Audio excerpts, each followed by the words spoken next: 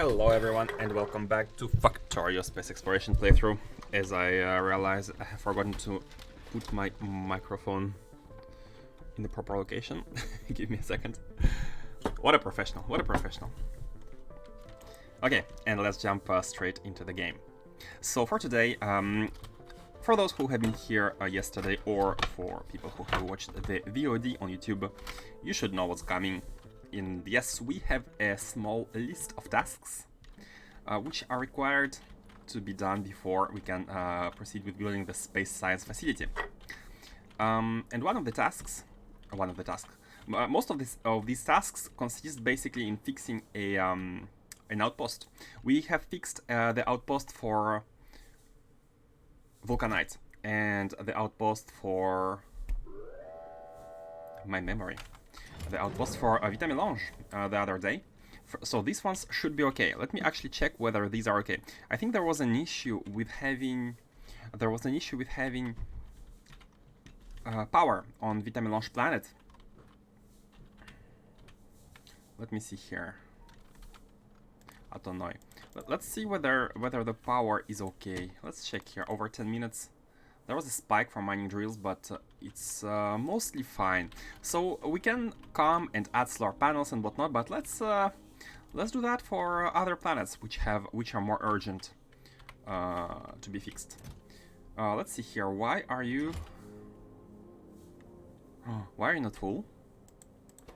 You cannot leave because you don't have fuel. You cannot leave because you don't have fuel. Why don't you have fuel? Is the cost way higher than before? No.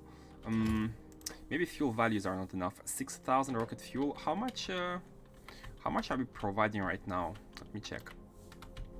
That's actually a lot of fuel values, fuel numbers, and I'm actually wondering whether we have enough of fuel production at all. No, not this one. Which one was it? This one. Do we have enough fuel at all? Oh yeah, there's a belt of fuel. So did we output stuff? The memory says we are lacking fuel. Minus 6,000, yes. And why are we lacking it? Set filters and read hand size. Hold on. The red wire here is not. I cannot see anything behind the rocket. Where does the red wire go? There is this. Oh yeah, there is this which should actually be removed. Ah, no. These are the features. The red wire should come at the behind of the combinator, and you can kind of see here. There's a pixel which gets lit when I hover the mouse over it, and that's the pixel which is connected to this red wire. So that should work. But this combinator has minus 18 as an input. So why does it have minus 18? Minus 18 here, yeah. But the memory says 6,000. That means we have inputted 6,000, but it has never been reset. It has never been reset. What's going on? What's wrong? It should be reset when this becomes empty for the first time.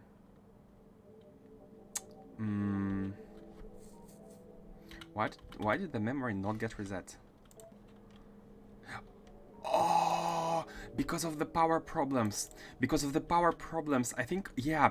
That's what's happening. Because we had some flickering power issues, this signal transmitter did not work during the moment when this landing pad became empty. And it was the moment when it had to work to send the reset signal. So power issue can actually lead to have an unfulfilled demand because of no reset. Okay, we can actually temporarily fix that. Let's temporarily fix that. Let's reset the memory manually. Let's say 1 here, and let's say 0. We have reset the memory. Just make sure it's. So now the inserts should be working once again. The rocket should be leaving. And let's see how the memory. Let's see how it goes. Let's see how it goes. In the meanwhile, so we do have cryonite now. We do have the cryonite once again. The cryonite amounts are not crazy high, I think. Let me check. All sciences decomposition. cryonite. Yeah, we don't need much. We don't need much. We do need cryonite for some other production though, like slash. But yeah, not crazy amounts. We do need it for the production of some things such as holminite. Holmium here. It requires some cryonite, I think, or the other one. Oh, actually, iridium. Iridium requires cryonite, but cryonite outpost it's actually also not a very important thing. The cryonite supply, I had kind of fixed it yesterday. It was the last action, we did, fixing cryonite. This is Iridium planet. Sethlans is a planet we have to go to in order to fix everything. So cryonite, we have a bunch of mines here. Cryonite has been doing pretty well. Like it has some old beacons, but we have a steady supply of it. And we have 10 millions to work with it, so it's not very urgent. Like we could make, of course, like mines and bring a lot of it, but I don't think cryonite is. Yeah, look at the crashed cryonite here. It's not being used. It's not being used because we have not enough of it. So let's mark this cryonite supply. It's not even fixed. It's fixed. Let's change it to improve cryonite supply, and let's move it all the way towards the bottom. Control move down. This is not something that we need to do right now. Iridium. Iridium is a real task. Let me check. Cryonite. Kyle. Do we have any blinking stuff on Kyle? Oh, we do have blinking stuff on Kyle, and that's mainly because of the construction materials. These, right? This is the red one.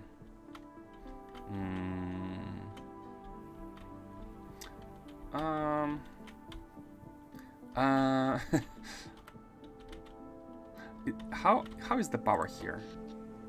1.6 gigawatt. I think it's good because it has a nuclear. No, it doesn't have nuclear. It has a bunch of accumulators. It has a bunch of stuff. So the only blinking of Kyle is the lack of solar panels. We can improve that when we get there. However, the one most important fix right now, in order of priority, is iridium. We need iridium. We need iridium. We need a lot of it, and we need holmium. So these are the two important parts. Holmium, we don't have it at all. We need to colonize the holmium planet. Holmium planet outpost. I don't know if solar panels and accumulators. It's also kinda not. It actually is important, but maybe not as important as bringing in holmium. This is also kind of not important. We can, control. We can put this before the science facility when we start building it. But for now, let's fix iridium. Iridium is coming in from here. And before going there, and this is Sethlans. Before going to fix iridium, let's actually swing by the space station and pick some more solar panels. And let's also see. Let's see the where is it? Here? Sethlans, iridium, the cycle, the net cycle. 18 minutes. Yeah, the iridium planet requires a lot of accumulators if we go full solar. How was the power? Here? So look, 10 minutes. Like the day has started. During the day, we don't have any issues. During the day, like meteor defenses are charging. But if you look over a 1 hour window, you can see that during the night, all power gets lost, and we have nothing. Despite having the nuclear reactors. We are simply not producing enough power. Yeah, these are offline. When do they go online? Is there any time they go online? When Steam is below 0, and what's what? Steam is always below 0. Oh, I think this has been kind of disabled because we have used the solar panels. But because of the long nights, this is not enough. So let's go swing by the space base, and let's take the the solar panels and the accumulators, and then go back and put them down. Power issues, just bring more solar panels, or in this case, actually accumulators. Okay, before doing that, let me place some stuff in a chest, so we have inventory space. Not even the chest. We could actually be using the, like, put them directly in the rocket, but the rocket is being used. Let's store it here. Let's store stuff here. Rocket sections, cargo rocket sections, Vitamelange. Let's yeah, let me drop off some Vitamelange, and let's go like that. Or should I empty the inventory completely? Should I empty the inventory completely? Yeah, let's bring as much stuff as possible. Let's bring as much solar panels as possible, because we are going to be increasing the iridium throughput, so we are going to be putting more mines. So let's just take that, and that's all we need. Oh, and of course, life support. Let's just do that. Go to space and bring all the solar. Oh, wait a second. Do we have the solar panels? Because yesterday evening, before finishing the stream, I have asked to place a lot of new solar panels and stuff. So, do we even have them? We don't. We don't have solar panels. We cannot. We cannot fix the power. Hey, Wandergraph. Nice to see you. Happy to see you as well. Happy to see you.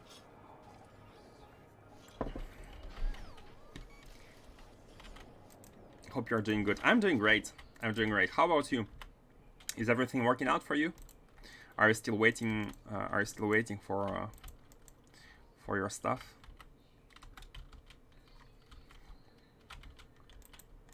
I'm doing well. It's yeah. In Japan, there is no big issues for the moment. Although we had some earthquake the other day. It's always a bit of a not panic, but it's a small stress. It's a small stress. But yeah, nothing terrible. Nothing too terrible.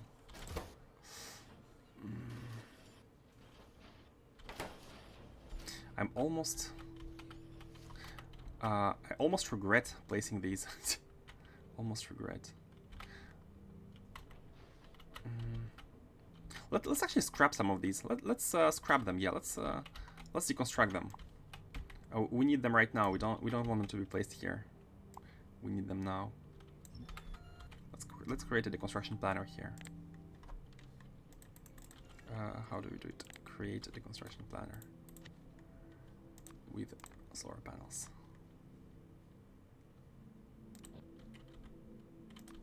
Like that, and let's deconstruct them from here. We want them. We need them. That's beautiful.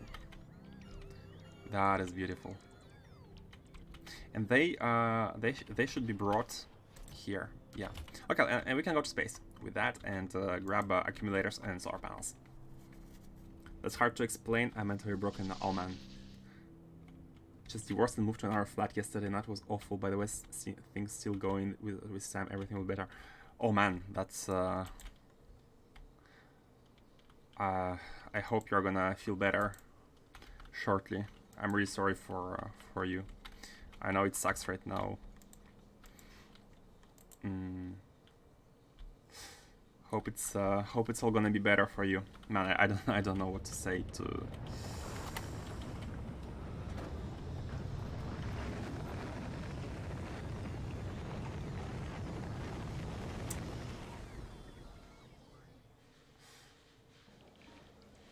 That sucks.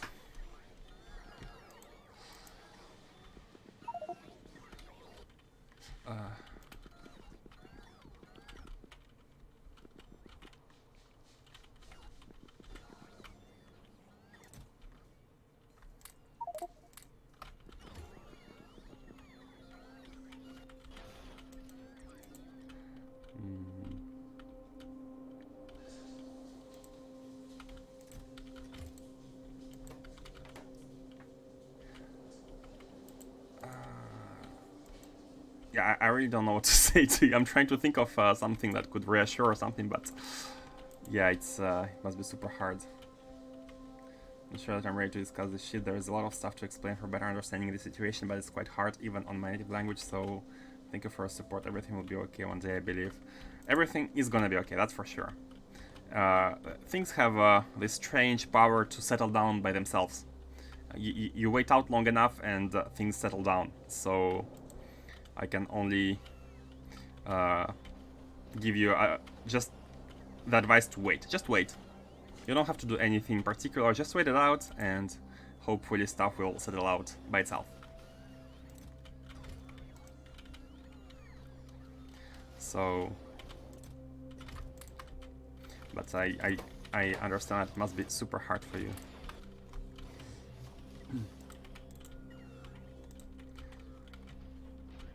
Maybe play more Factorio. How about that? Play more Factorio and try to find to do things you enjoy. At least to change the mind, to think about something else.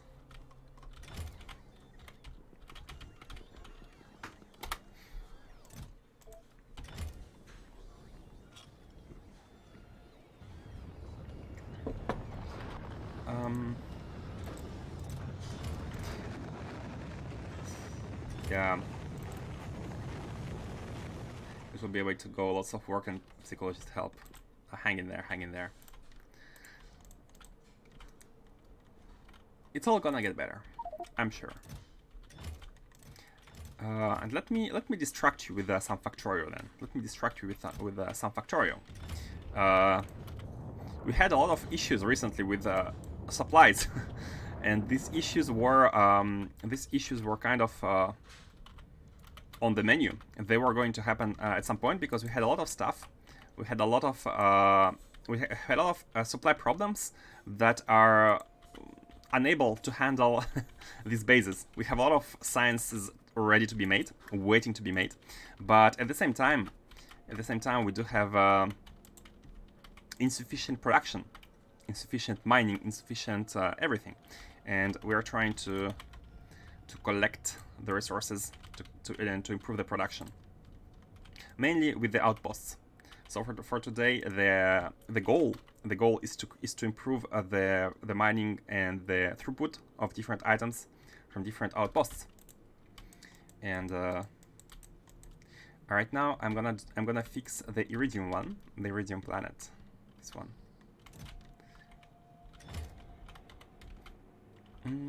And let's see here. Should we? You know what? Let me just drop everything, take back the items, and just go there. We have mine. Oh yeah, before we go there, let me disable here red signal when fuel full. Disable that, and no, go back. Ah, don't want your scrap, robots. Where is it? Huh?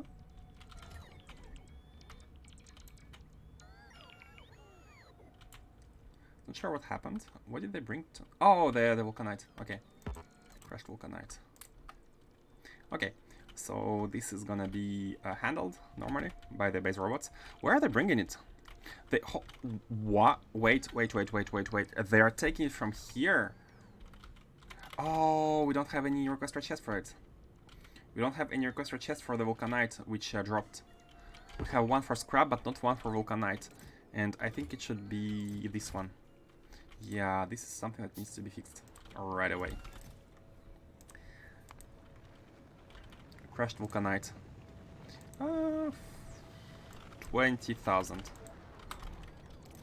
Just put it there. Put it there. And here we kind of want to replace everything with the superchargers. I think these are gonna be a bit better. These are gonna be a bit better. Somewhere like closer to the space like the robot super what's the word? Roboports are those are the places where the robots stay. But superchargers should be the ones where the robot fly to recharge, so they should be closer to the action as opposed to the roboports. So let me just do it like that. Good enough. So whenever a rocket crashes, oh, but if the rocket crashes beyond it, let's put it like this. Let's do it like that. No power. So if the rocket, even if the rocket crashes here, the robot should always try to fly to the supercharger instead of the roboport. Nah, okay. Should be working. Now, let's go to the mall. I want to go to the mall. Pick a bunch of items which are gonna be used in the expansion of Iridium Outpost, and expand. Wait a second. Do we also need to expand? Do we also need to expand the refinery? We have a very small refinery here to produce sulfuric acid to mine all the iridium, but I think it's unnecessary. I think we have enough. We also produce some. Oh, we produce rails here directly. It's actually very easy to expand this. Maybe make a better train stations for the for it. Hey, Twitching Dogga. Twitching. Is it Doge or Doge? I'm not sure how you pronounce that. Doge. Doge. Hey, welcome. Always learn stuff when I'm here. I'm glad you do. I'm also learning a lot of stuff with the advices right and left. That's really nice. Both depending where you are from. I'm from lots of places, so I don't have any rules set in stone rules for pronunciation. I'm trying to figure out what's the right way and learn it. I don't have any. You know, French people read some letters in a special way. English people read some other in another way, but in yet again a different way in some words. It's a mess. It's always a mess. Okay, do we need to pick? Oh, yeah, let's pick some belts. We need belts. That's something we always need. 900 belts.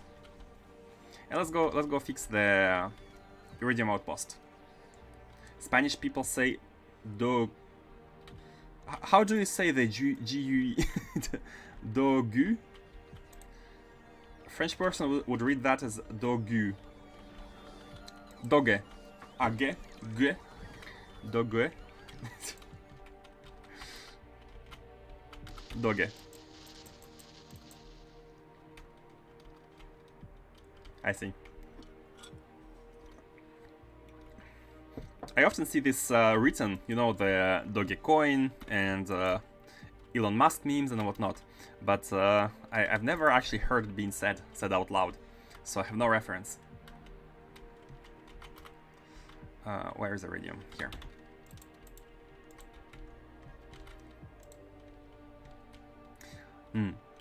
Before we go, maybe we should improve the. I was thinking about improving the setup here to be like this, with the improved variation of the way items are sent. But I think it must be done first on the outpost side. Man, that's really dark. Yeah. Much better.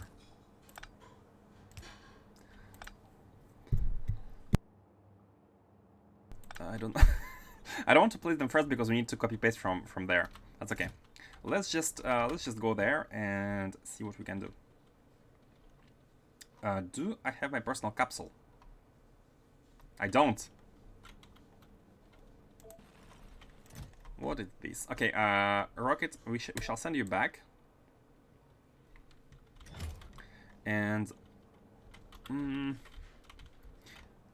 Maybe we can copy this already. No, we need the demand. We need the demand, but we can at least copy that.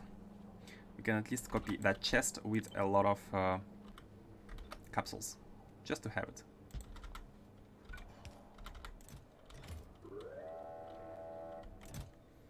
And let's just launch.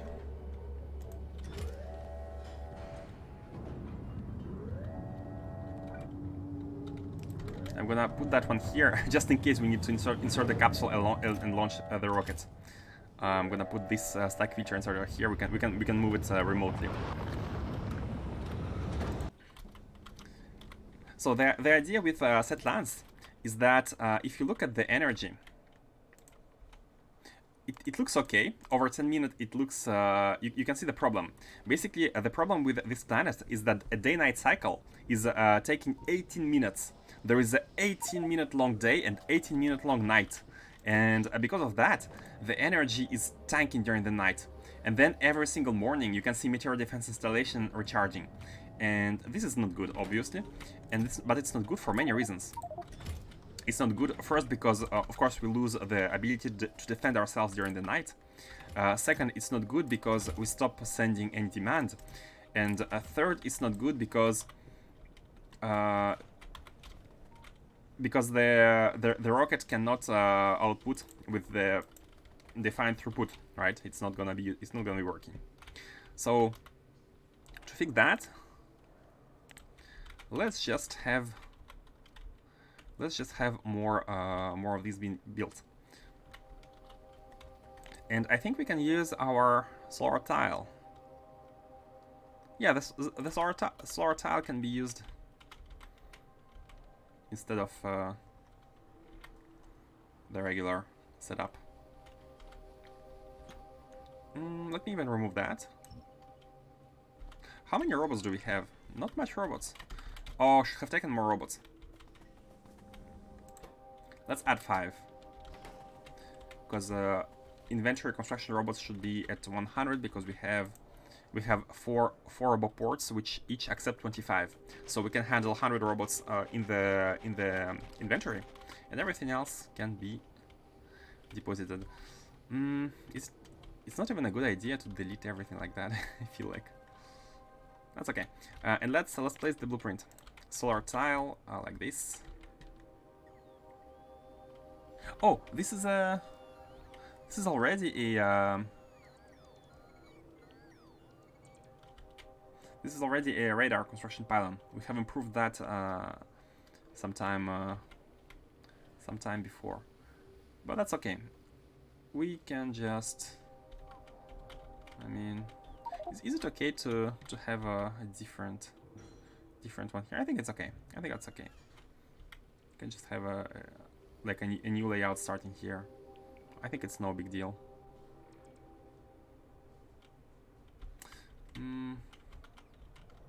No, you know what? Let's actually delete everything. Let's delete everything and let's place a better one.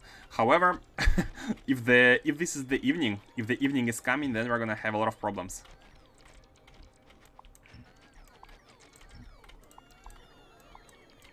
Let's have that one here, and let's have the normal one to the right. The normal one, the good one.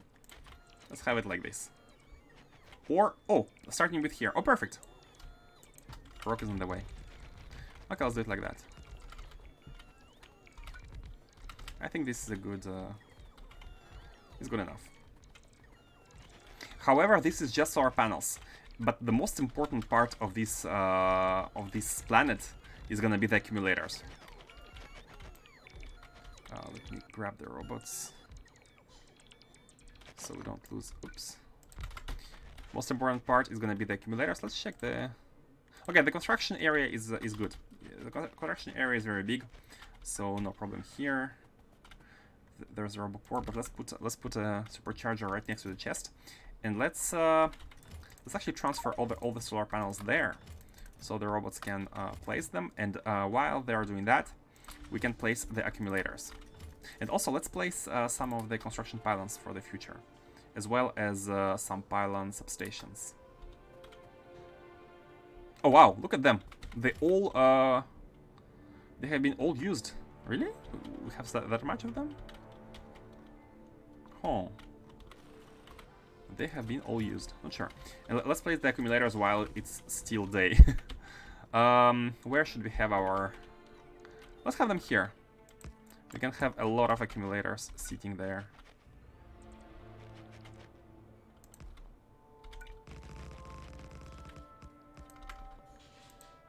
Wait.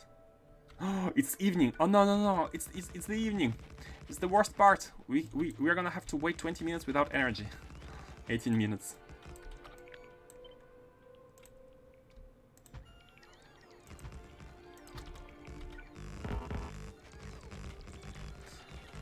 Without energy. But we're gonna have a lot of accumulators here. How much do we have into... Oh, we have a lot of them. No, we don't have a lot of them. So where is the... This is stone. Yeah, I really don't want to encroach on stone. So let's just... Let's do it like that.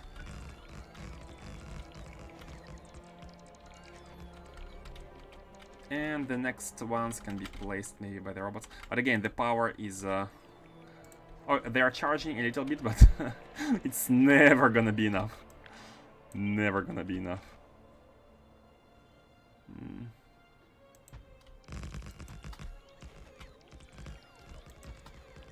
Oops, like that.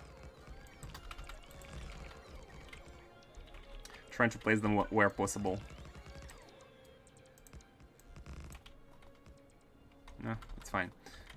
Do we have more? Yeah, we have more.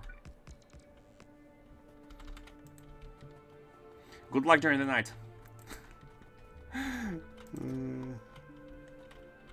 Okay. Maybe in the morning we can proceed with more placements. But before that, let's copy paste the setup from other outposts, well-oiled and functional outpost. So this is the new setup, and here we want to copy. We want to copy these, of course, and these. We want to copy that. Oh no, I think the Vitamelange one has an improved version. The Vitamelange one has an improved version here, and here we are. It's improved because the transmitter has only one wire. Before, for the other one, we had it like having 4 wires, and it's a bit more compact, I think. Yeah, that's the minimal. That's the minimal. Minimal layout. What can be placed here and what cannot? Let's check. These are okay. There is the rocket issue here, which is actually okay. Huh? That's really weird. What's that? What's that? There's an express filter mini loader on the top of the chest, and one is taken from it. What gives?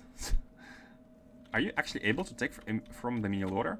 A mini loader can be connected to the side of the mini loader. Who knew? Did you guys know that? You can connect a mini loader to grab from the sides of the mini loader. I had no idea it was possible. This is actually it's kind of a mistake. I had no idea this was possible. So let's simplify here. This is for the lamp, I guess. I think only the lamp is having a problem here.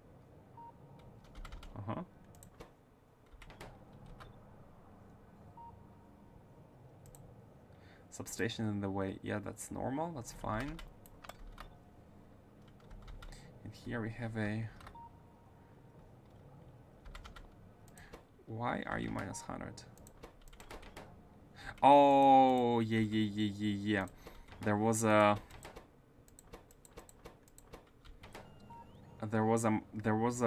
some special features here. I remember that, but I don't remember why. We are... Oh, to disable the... To completely disable the input. Okay, I think I did that to disable the input completely.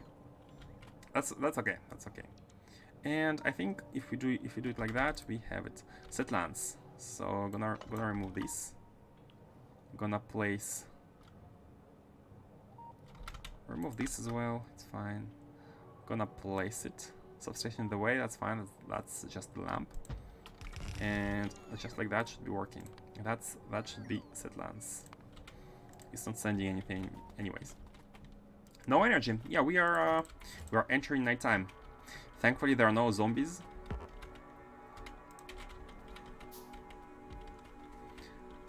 And here we go. Need to wait it out. Need to wait it out. Man, the accumulators are not gonna be enough. I'm already. I know that already. This amount of accumulators is not gonna cut it. Let me place everything we have. 18 minutes night.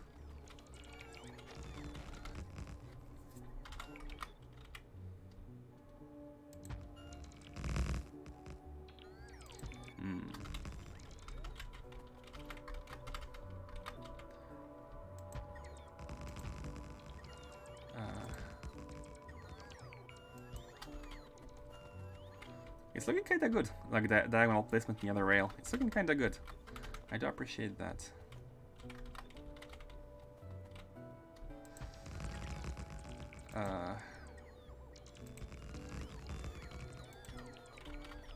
Okay, and we have 50 more left.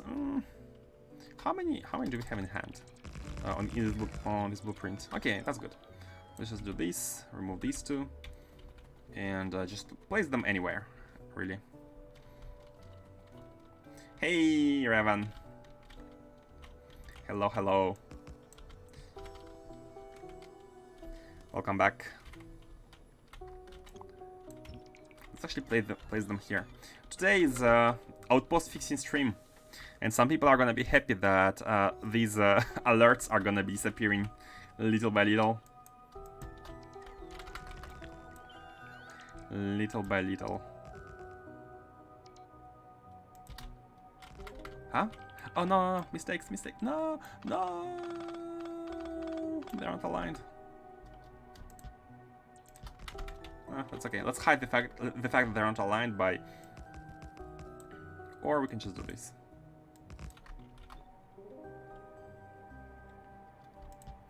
No one notices that they're not aligned. That's fine. Okay, so what are all blinking things here on this planet? We are on Sethlans, and we lack four pylons. So let's actually put all the substations here. Let's put all the 50 substations. Where are they going? I've put 50 substations here, and they are all gone. No? Oh no, I didn't. Now 50. Oh. Oh, they are going back to the inventory. They are going to the inventory. Let's disable logistics. They are being taken and put into the inventory. So, radar construction pylons and substation. I was like, I'm putting everything, but they disappear. Did I place so much ghost blueprints for them? No. They're just going back to the inventory. Okay, so 23 of these. 21 is too much. Let's have like 11. And, it's fine. 13. No more. Look, the morning is rising. The morning is rising. So these are... Oh, they were losing their charge. They don't lose it instantly. But because there is no power supply, they are slowly losing the charge. But when the power supply is back on, you can see that the percentage is going... the charge percentage is going back online. It's like your phone. When you plug your phone, if the power is off, well, the phone stays at the power and it slowly drains. But when the power comes back on, it's powered again. Maybe it's a bad example because I don't know how many people have their power getting turned off suddenly while charging the phone. But it's one way to describe it, I guess. Okay, good. So this one should be working. We should be requesting all the items. This should be sent back. Unfortunately, yeah, the morning. Even look at them. Like the morning is taking a lot of time to kick in. because the cycle is so, like, the night cycle is so big, the morning is taking a lot of time. Like, look at how slowly the production increases. Mornings and evenings are very low as well. How many solar panels do we have left? Can you place another? Yeah, let's place another blueprint here. Like that, I think. Wait. Yeah, this is the one. And I'm not sure if we're gonna be missing on some solar panels. We shall see. But we can deliver them manually here. We can deliver these manually here when we have them. Not you. You. Okay. So like we can just ask for them and deliver them into this logistics filter. Okay. This nuclear setup facility has been completely disabled. We are not using it at all, and we are trying to transition to solar panels. Now we need iridium. We need iridium. How are our mines going? They are going very bad. The mines are completely... Oh, this is for the uranium. Okay, that's okay. The mines are slowly mining. However, iridium is very hard. 500% hardness. So let's go to the temporary list where we are checking the hardness of materials. Vitamelange is very soft. Copper ore is kind of soft, only 110. But iridium is very hard. Iridite. And for one belt, let's see how many miners do we need for one belt. 35 miners. And how much iridite do we need in total for the sciences? Let's decompose the iridium stuff. Oh, and also LDS I think needs no, you need scaffolding. Which one was it? Oh, heat shielding. Heat shielding needed iridium. Iridium plates. So 12,000 iridium plates a minute. One belt of iridium ingots. Only one belt. One single belt. That's not bad. That's not bad. Iridium powder. So washed and 11,000 of crushed iridite. 11,000 of crushed iridite. So how much iridite does that make? 16,000 iridite per minute. Quite a lot, quite a lot. And let's see how many miners. How many miners do we need for that? 220 miners of iridite. But that's the future. That's the future. We don't need to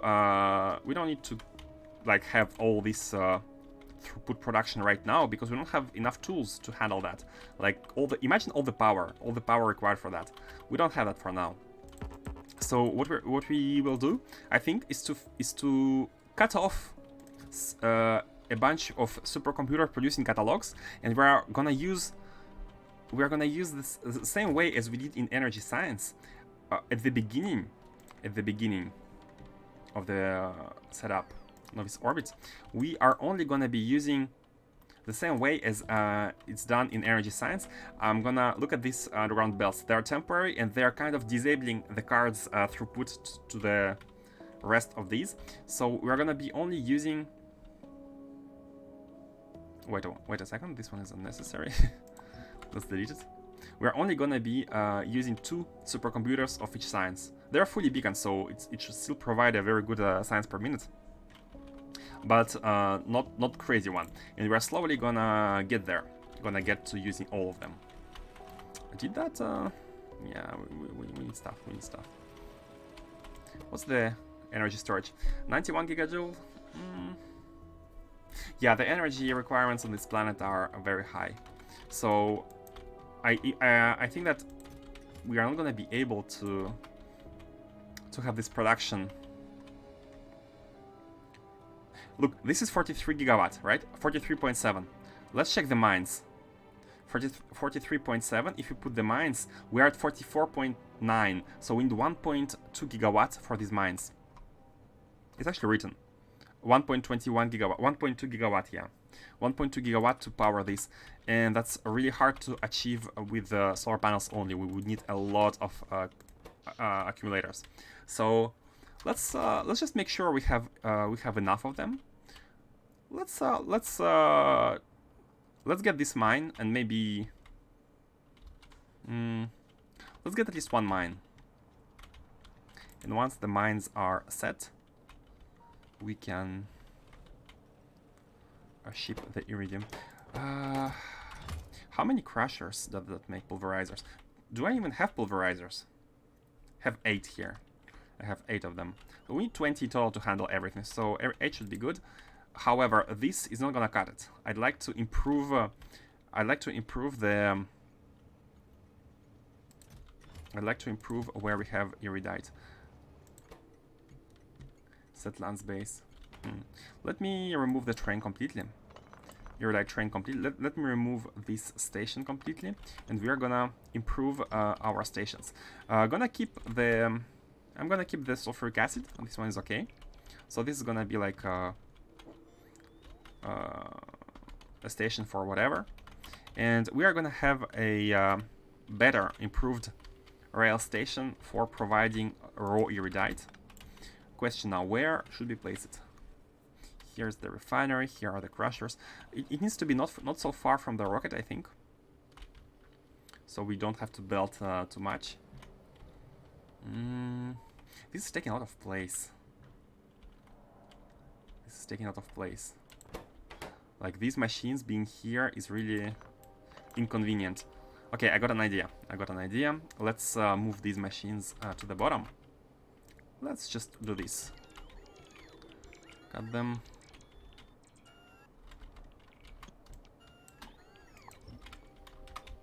Like that. Let's do something like this. Have this one go here. And let's try to make some space for the new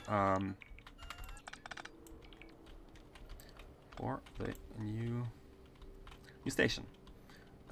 These are for the the fuel. Oh yeah, the fuel is actually important.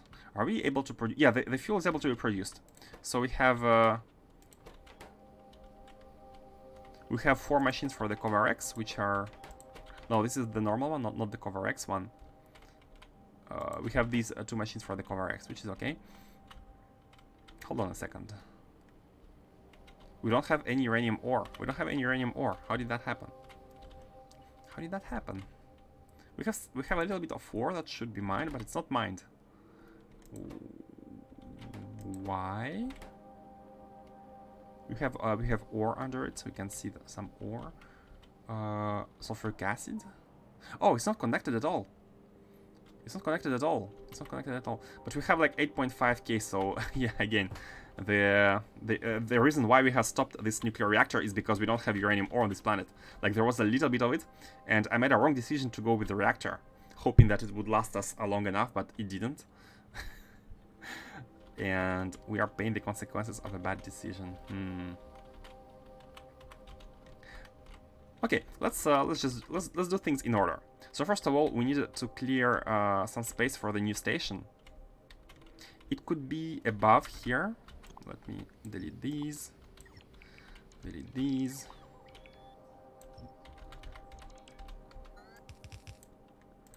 it like that. Get the ore.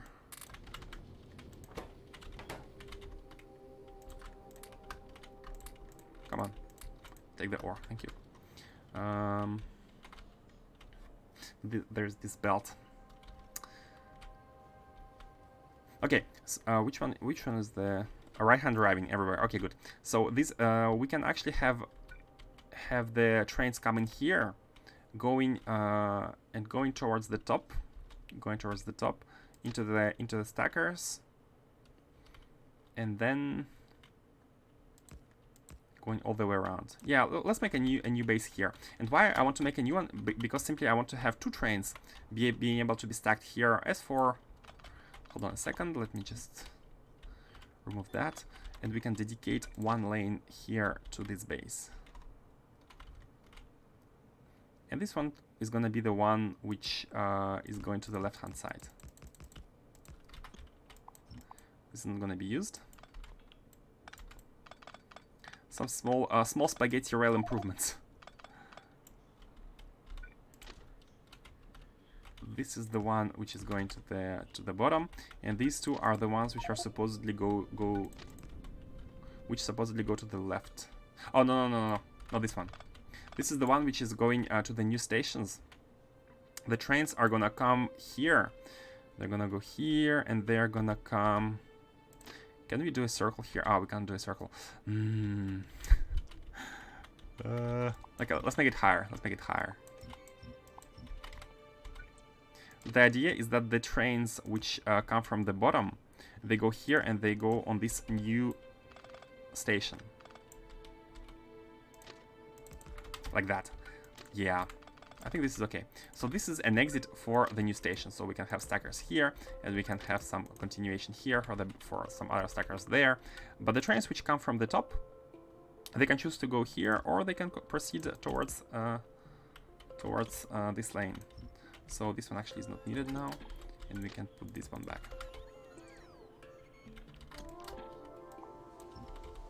Like that.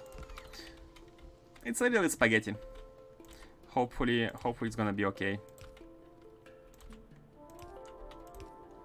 Hopefully it's gonna be okay.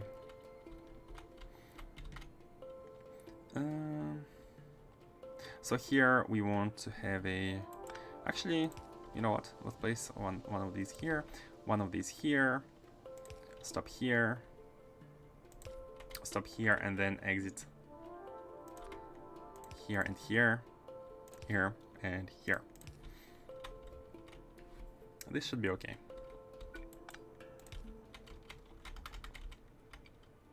Oh, actually, it's. I never know in these small in these small cuts. Is it better to have it at the exit or before the new zone? I guess it depends on where you want the train to be. But I think here is better because the train can be stopped here, and it doesn't have to. I don't know. I honestly don't know which one is better, but in all cases the gain is minimal. Let's now go to Shenong and copy any train from here, which is gonna give us the same the base train the train station kinda layout, the way we want it, and it's gonna be like this, coming from the rock in the way, like that. And this is gonna be the reception station for Iridium. For the Iridium requester, you are Iridium. Divide by instead of 4K, let's reparameterize it. M and M is 4K. M is actually not 4K. Hold on a second. What's the stack size of the Iridium? I know it's very small. It's 40. It's not 50. So M is not 4K. Is 4K is 50 multiplied by 80. So 40 multiplied by 80 is actually 3,200. That's how much Iridite a train can hold. And that's okay. That's good. We need to. We have removed that one station. Yes. And this one here is for the ore. Let's go make sure. Let's go make sure we can mine uranium. We need uranium for the nuclear fuel, anyways. Speaking of nuclear fuel, what's the Sethlans? What's the robot interference here? Oh, it's 5. It's actually 6. There's very high robot interference wind here, so we cannot really rely on our robots too much. Let's build the nuclear fuel. It's not very far. So here we have the fuel, but you don't have any resources. Here everything can be removed. These can be removed, this can be removed, and we actually need to bring the sulfuric acid here. Okay, good. Now these are working. We can keep the basic beacons, that's fine. You are just doing circles to get the uranium. You are fine. Here at the mines. What is these? What are these? What? How? When? Why? What? How did that happen? Oh, when the mines get deleted, for some reason they drop behind them these pipe chains. Oh, that's that comes from the mods. I'm using a special mod called. It's written here. Overhauls. No, there's a special mod. It's called the automatic deconstruction, I think. Not sure. And basically, whenever the mine ran out of resources to mine, it gets automatically marked for deconstruction for the robots to pick it. But for the drills, which also have like transitioning tubes, like which connect to the drills on its sides. Apparently, this mod also places the ghost of pipes, which I didn't know about. And that's really cool. Basically, if you have pipes in your global network, you could have them replaced and the liquid throughputs be preserved. I did not know about that, and that's really cool. That's really cool. Auto deconstruct, yeah, thank you. Auto deconstruct. I did not know that it placed pipes, but we don't have them in the network anyways. But hopefully these are connected. These are all connected. I mean, that's okay. That's okay here. So, supply. Here we have only one train that can come and take the Iridite. Let's also replace the names to have them proper. This is gonna be a provider of Iridite. Iridite. Oh, this is the provider. The other one was supposed to be a requester. Kinda old feature. Recently an author added the feature to select which kind of pipes it can place and deconstruct. Oh, that's cool. Does it integrate with advanced fluid handling? Because if it does, my respect for that mod is gonna skyrocket. I mean, that's okay. I don't expect every single mod author to integrate with advanced fluid handlings, but they really should, because it's a great mod.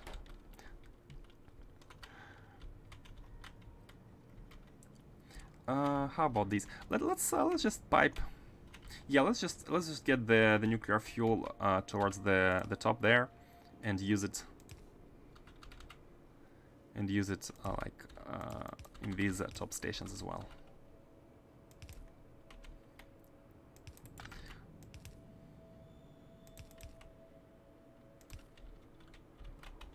Hey, Glendening, welcome, welcome. So I just got here and question: what is the craft you are in? Is it just a high-end jetpack? Oh, it's a jetpack mod. It's called the jetpack mod. Basically, you craft a jetpack, you put it in your equipment, and you can fly. And it comes as a dependency, a required dependency to go with the space exploration mod. I'm playing a space exploration game, and it requires you to use the jetpack. And it got new graphics update recently, like 1 month ago, I think, or a couple of weeks ago.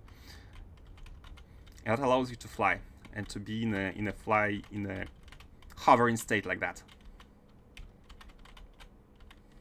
Yeah, it had a graphics update, but that's the standard jetpack mod. Nothing special. It's really neat. It's really neat. I do like it a lot. Like before, you were kinda moonwalking, like running in space, but now you're the model is static, although you have sprites, I guess, for all different angles. But it's looking really neat.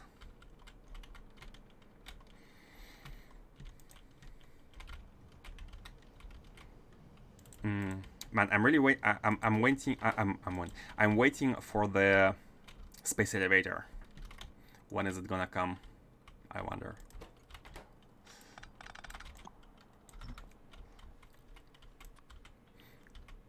Like space exploration is a mod which has been here since maybe it has been here for a long time already. I think it's been something like a couple of years, and it has been improving more and more. But this space elevator feature is something that has been teased. I've read a bit of a change log of it. It has been teased a long time ago, maybe a couple of years, 1 year maybe. And the author is busy because he was recruited by Woob. He's now part of the dev team. So I think he's very busy, but I kinda wish this feature would receive some love. Man, I really want it.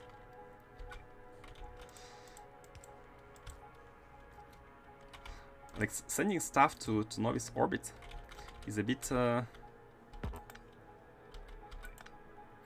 costly, even after all the technologies. But I haven't unlocked spaceships yet, so I'm not sure. Maybe with the spaceships is gonna be way cheaper to send stuff to orbit, just to the orbit. Yeah, we definitely don't have enough. Stuff here. Oh wait, why these are not taken? Why these are not taken? Why these are not built? We don't have balance substations. Why are they not getting built? Like, this one is built. It's within the network. Why these are not getting built? Balance substations. Hold on. Then, yeah. Why not? Yeah, the robots are here. The balance substations are here in the chest. That's weird.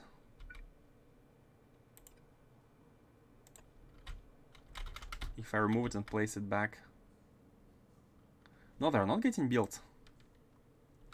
I have no idea. I have no idea why they're not getting built. And these as well. Oh, because this is not connected. Okay, I see now. For some reason this was not connected. Oh, because these are not connected. But this one should be in range to build them, right? This one should have the range to build these. And these now as well. Or maybe I haven't. Oh, okay, I got it. I haven't placed the superchargers in the storage chest. That's why the superchargers could not be built, and therefore the network could not be extended. So let's go ahead and place some superchargers. 9. Need to go restock on these in space. But we don't have the solar panels, which is okay. So I'm not gonna spend too much time on this planet. Let's just settle on this outpost. Like, put some miners here and have a secondary iridium mine, and we can be done with it, I think. Unfortunately, every iridium mine requires the sulfuric acid, which is okay, I guess. Let's just get it. It's a bit strange the way it's built here. Let's let me move it and put it like here, 1 tile below. Okay, so always draw from the bottom one.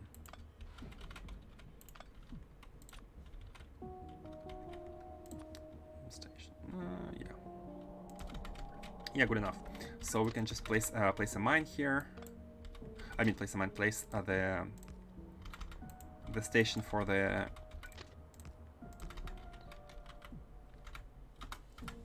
for taking the iridium. Let's also copy from Shannon. It has good stations with latest design. Have adjusted the placement of these, so let's just put it here like that. You are gonna be a requester, no, a provider of the Iridite, like that. Here should be the Iridite. Okay, they are not the. This is again not parameterized. Not sure why. How could I forget to parameterize it sometimes? And this is gonna be 3,200, the maximum capacity of a train filled with Iridite. Oh, and of course it needs to be connected. And I think I had forgotten to do that for that base. We need to connect this information for this upgraded variation. Okay. How many stations you think we might need? So looking at the requirements, one full belt of Iridite, which is 2,700 items per minute, is handled by 35 miners. 35 miners. I think we are not going to be able to place the 35 miners here. Or maybe we can. Maybe we can. Let me... do we have any miner disposition? Maybe no. Need to copy that, but it's okay. We start placing them like that. By 4, and then by 8, and then scale. That, let's... oh. By 8. So 35 for one full belt. So we can try to make them as compact as possible, considering the hardness. We can remove this one, and here we can have let's do something like that. Here all the tiles are... oh, not all are covered. Now all are covered. Here we need to place a little bit of... maybe 2 miners. Yeah, 2 miners to cover this. So this is... how many do we have already? We have 44. Oh, we have 44. We have more than one belt, which is cool. Which is actually perfect. So we can have this side, which is 29, and this side, which is 16. So about 1.5 belts of Iridite. So combine you and get you. Like that.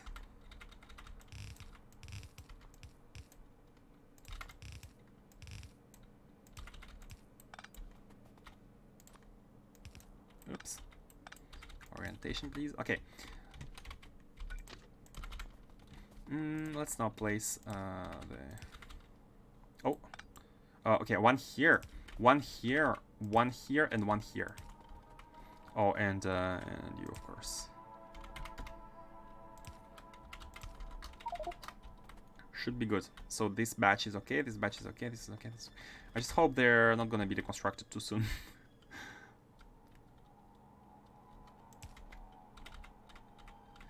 Wait. You turn to the bottom, you get connected, and you get connected. And you go here. Let's actually put a pump.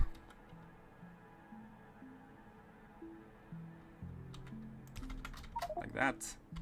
And you get out. So, why are you not being requested? Oh, because there's no path. There's no path. That's my bad. Let's bring in the belts. And let's connect them.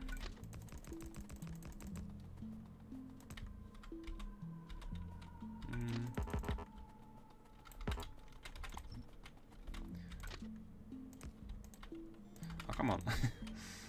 It's gonna be an issue here as well, which is fine. Let's try to dribble in between the rocks. Almost. These are fake rocks. Okay, and we can connect the belts. The bottom one is the input one.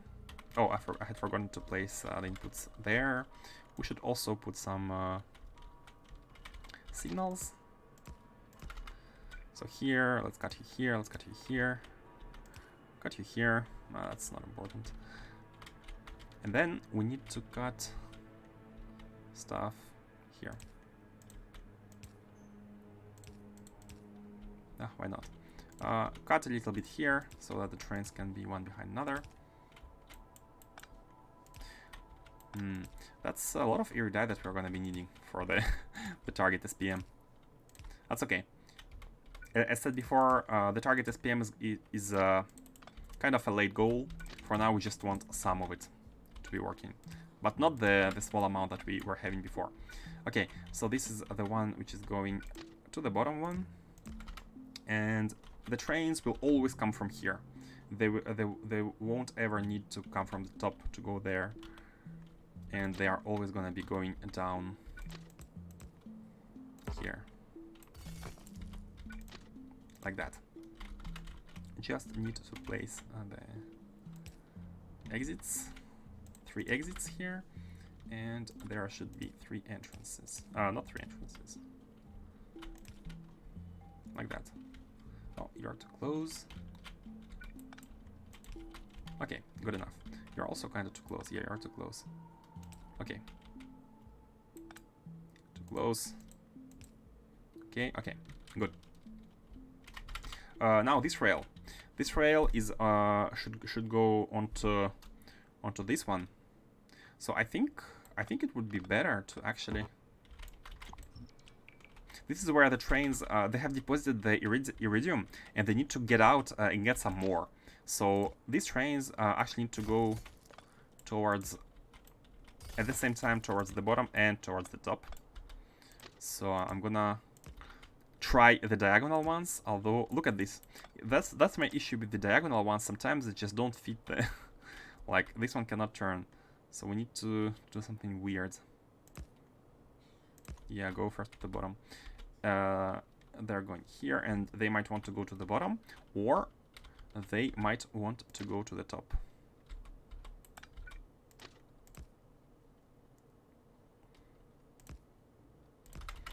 Like that.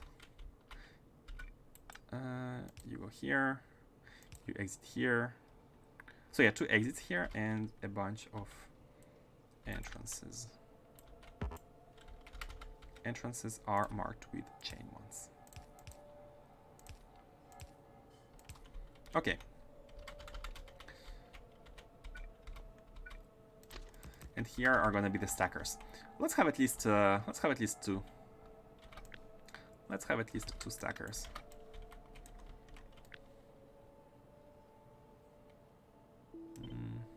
Yep.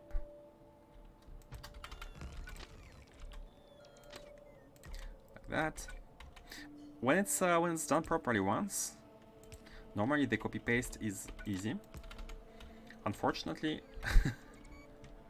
this once is something that has been there have been attempts to make it multiple times, and I find myself redoing more often than copy pasting for some reason. Go figure.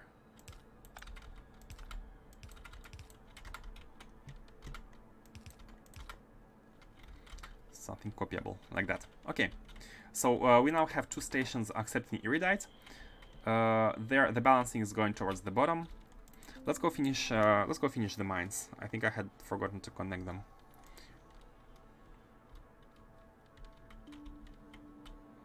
Oh no, everything's connected. They just need. Oh, they need beacons. I had forgotten the beacons completely. Let's place the beacons. And we are nighttime. Let's see how how these accumulators are gonna hold. Actually, we can calculate it. It's hard to calculate because we don't know the duration of nighttime, like the morning and the evening. But 300 megawatts. So with 300 megawatt consumption, we are gonna consume 1 gigajoule every 3 seconds. 1 gigajoule every 3 seconds. So for 90 gigajoules are gonna be consumed in 270 seconds. 270 seconds, that's less than 5 minutes. That's less, like, nighttime, like 5 minutes of nighttime is not gonna be, it's barely gonna be achieved. Man, the cycle here is, on Sethlans, is 18 minutes. So cycle means it includes day and night, and morning and evening. So night itself is maybe, it's at least 1/4, right? It's at least 1/4. Like the full night without any single solar part. So it's below 5 minutes, but yeah, the morning and the evening. I'm gonna bet that this is not gonna hold. I'm gonna bet that we are gonna lose all the charge. Actually, we don't have to bet. We can just check the history. This was a long time ago. Let's see. Let's see the recent one. How does it hold? But then again, I'm about to place beacons, and we're about to power all the mines. So I'm asking for trouble. This is actually asking for trouble. Beaconing everything. This is one of the cases where it would be very smart to use efficiency models. But I don't have any. Not very smart. Let's see now. Now it should be way worse than 300. It's at 600. even if this were to hold, now we are 100% sure it won't hold. Solar panels. We need yeah. Let's go back to space and bring more accumulators. We can actually have them placed automatically. Just put them into the rocket and have them placed. And for that, we just need to specify, get the accumulators out of here and put them in a storage chest, and they can just be placed. Which is okay. So there is this mine, which can also be colonized, but until we have power, we cannot expand on this planet.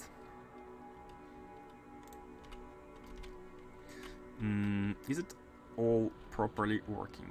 Yeah. Should be working. Oh, there's stone. What? Hold on a second. Are you mining stone somewhere, or is it just some rocks? Stone. Oh, look at this. Look at this one. Oh, the evil stone patch. Evil stone patch. I have to say, I'm kind of proud of having spotted it. But it's actually 22 stone. If you can mine it out, let me try mining it out completely.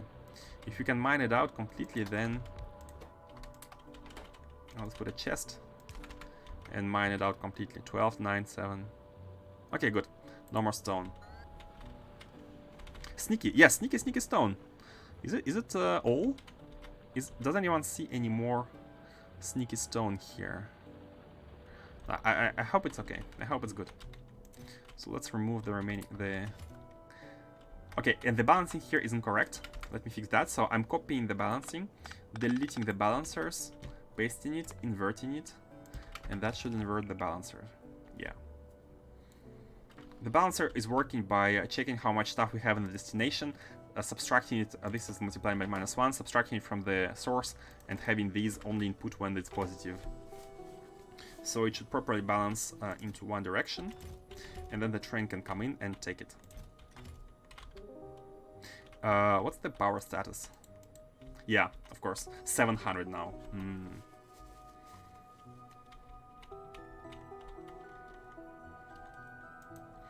Yeah, we definitely need at least twice as many accumulators. At least. But the sun, yeah, the sun is rising. We can see slowly production increasing. Yeah, not a huge fan of solar on planets with a big cycle. Yeah, that cycle. And I think this one is the worst. 18 minutes. Let's check others. 11 minutes, 10 minutes. What's the norm? On Novice, it's 7 minutes. The norm is 7 minutes. 2 minutes.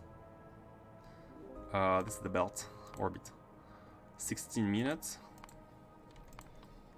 So yeah, 18 minutes. It's almost among the worst. 16 orbit. Let's disable the orbits. Include planet orbits. 9 minutes. Yeah, it feels to me that it ranges from 1 to 20. Oh, never mind. Never mind. Guys, if you see Morse, never go for solar on Morse. But that's like a moon. It's actually a moon of a moon. That's weird. It's a moon of a moon. Oh, we do have some moons of.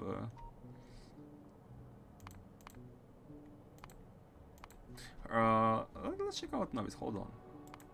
No, it's not a moon of a moon. No, it's not a. Okay, it's not a moon. It's a moon. It's a plain moon. It's not a moon of a moon. A second column is are the planets, which are directly on the orbits around the sun. These are the suns. These are the planets, and third column are the moons. So the moons. Wow, 53 53 minutes for the cycle. 22 minutes. Okay, so 20 is not the worst. There are worse. But those are not from our solar system. This is not a moon. Is it a quote from somewhere I don't understand? It's actually our moon. Morse is our moon. It's in our solar system and it's our moon. And it's 53 minutes.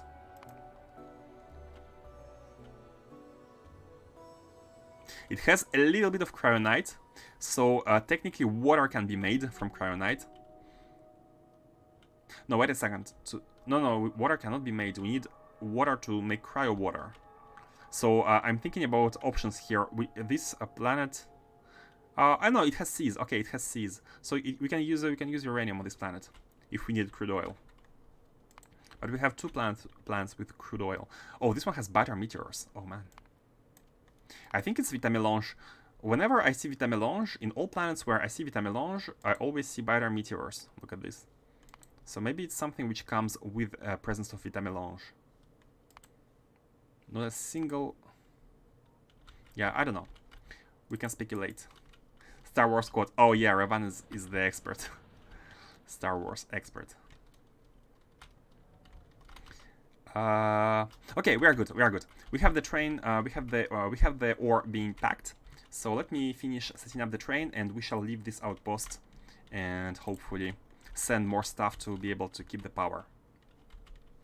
Let's configure the trains. Very simple, very easy. Let's have 4 of them for now. So you are staying at the requester until you are empty, and for 2 seconds of inactivity to refuel, and then you are going to find yourself any provider. You go there until you are full, and off you go. Off you go. Destination full. What? There is no provider? And enable train limit 2. This is a provider. So why can't you go here?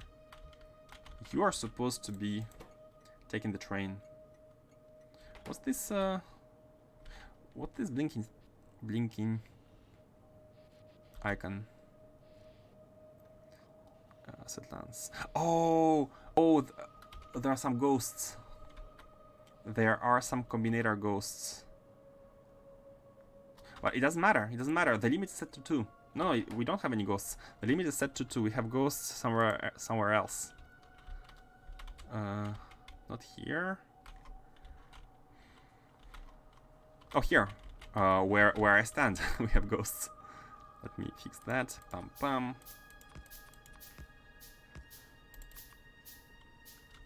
Okay, ghosts are fixed, but why are you not going there? Why are you not going to...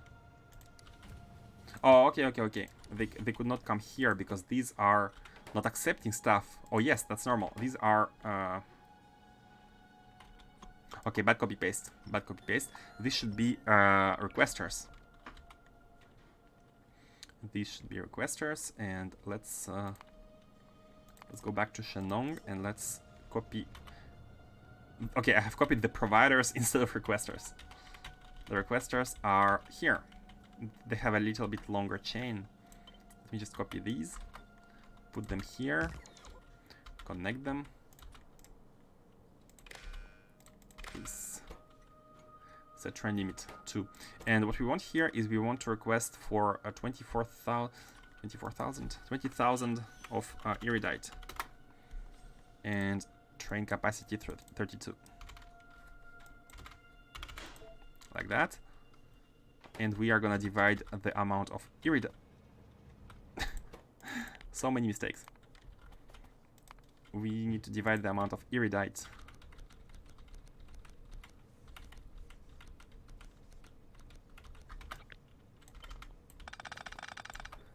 Okay, we need to divide the amount of Iridite in this train in order to accept more trains. And let's do the same. Let's do the same here. Connect, and we are good to go. Yeah. Bum bum. You go.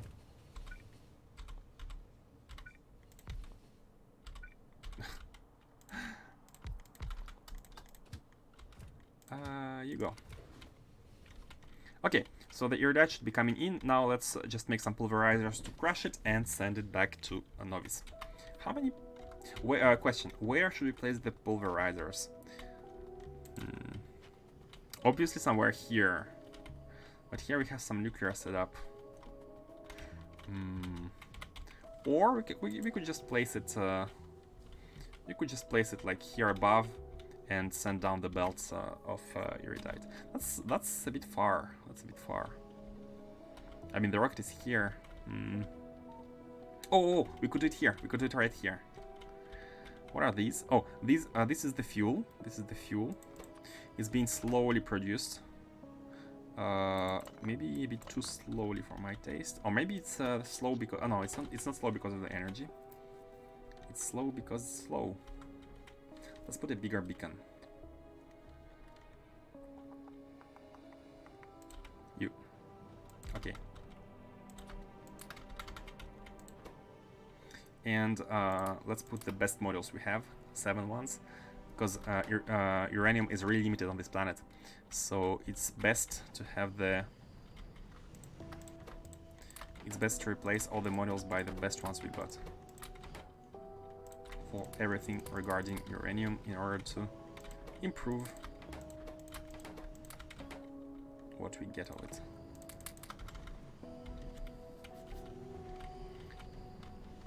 Maybe that's too much. That's okay. How many?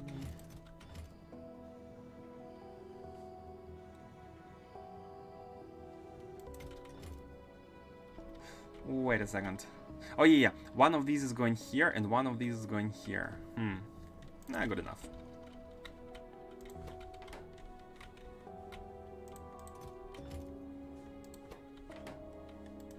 The issue is not even with the Covarex, the issue is with the raw uranium to power all the trains. Man, that's actually hard to power the trains. We don't have we really don't have enough of it.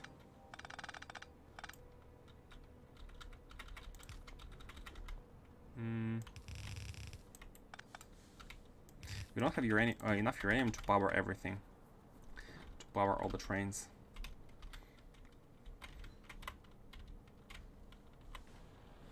Maybe we need to have a backup production of normal oil, of normal processed fuel. If we had some coal, for example. We have some coal, but it's there's a lake above it. I mean, we could find some coal, I think.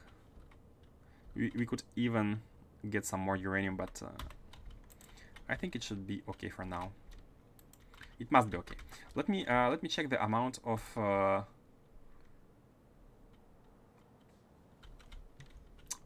crushers we can use. I think we can't use too much of these anyways.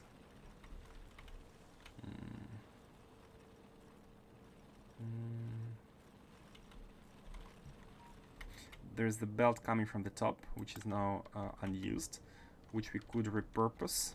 Yeah, let's do it like that. Let's do it like that.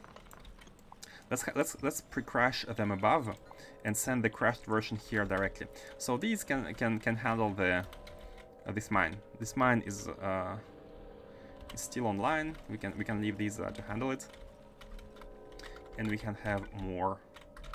Again, let me check how many do we need.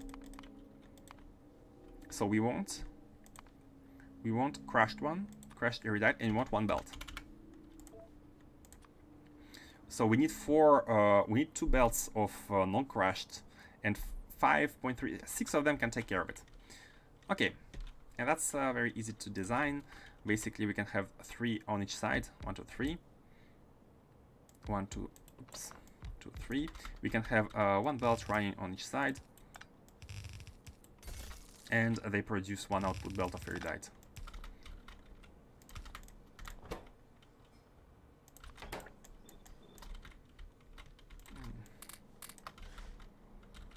Just like that. Yeah.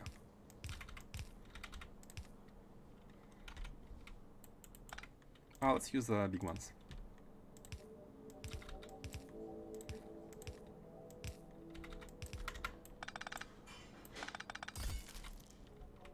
Yeah, good enough. I think that's good enough. Question is, do we even have two two full belts? I'm not even sure. Oh, maybe we do. Maybe we do. Okay, let's have 4 belts of input for now, and we can have more later.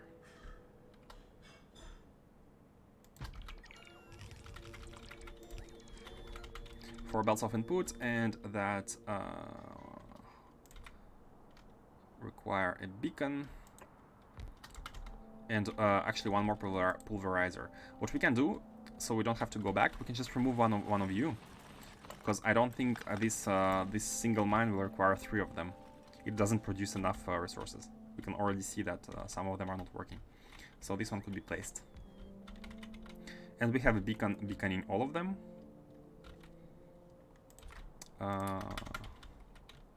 Let's place a substation in the middle. Perfect. Good enough. And let's have 4 belts of input. So we can have 2 belts from this one and 2 belts from this one.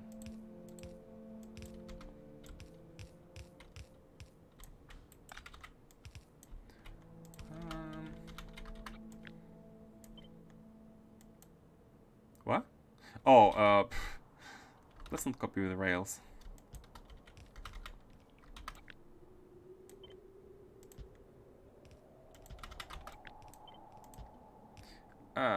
Yeah, let's do it like that.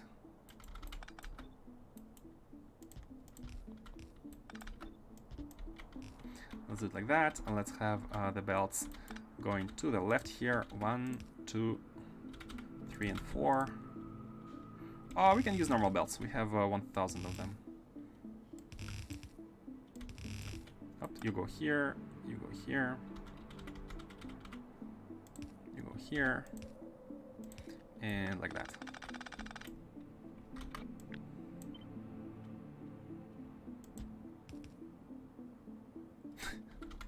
Man, I hate copying the rails, but I can be bothered to make a proper copy.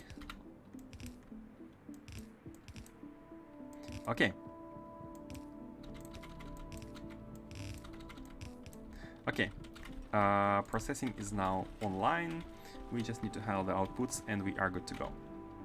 So 2 belts of outputs. 1 belt is coming in from here already. We can have a second one running next to it.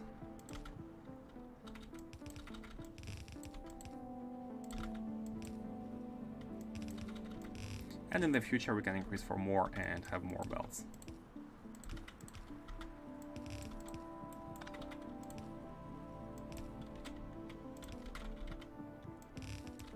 Oops, other way around.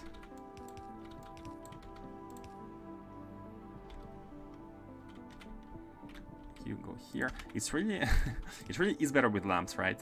Like having lamps to light it all up is so much better.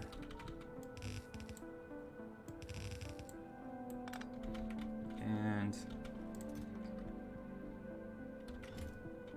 let's place these. Okay, good. Now everything should be going there. We don't have the capsule. Oh, launch on cargo full. Launch on cargo full. It had launched once, but we haven't received the rocket back. I had forgotten to disable the the outbound rocket, and the inbound one is disabled. But that's okay because we can just send it like that. Yeah, let's send it for now. Let's send it for now. Let's disable here. Launch on cargo full, no. And this is gonna be our trip back home.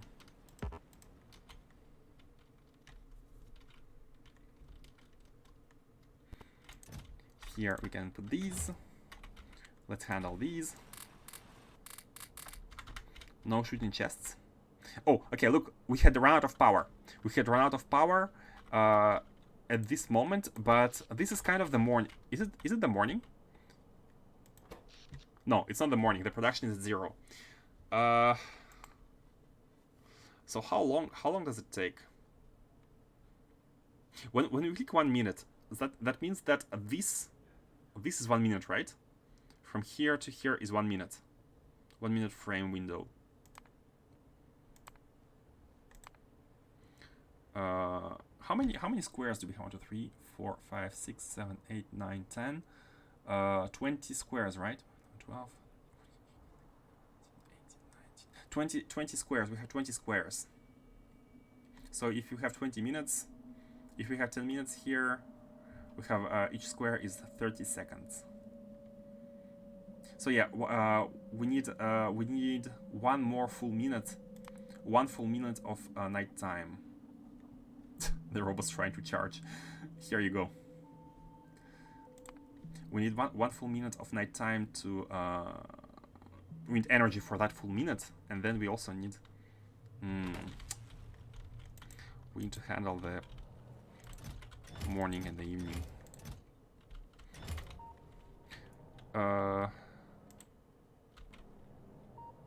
Oh, the new way here is that the fuel is coming out from the right-hand side, not from the left one.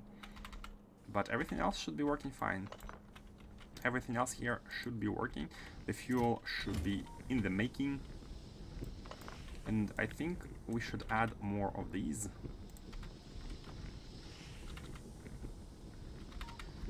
Let's move this one. We should add more refineries just in case and place a beacon. Look at me doubling on production without having the energy for it.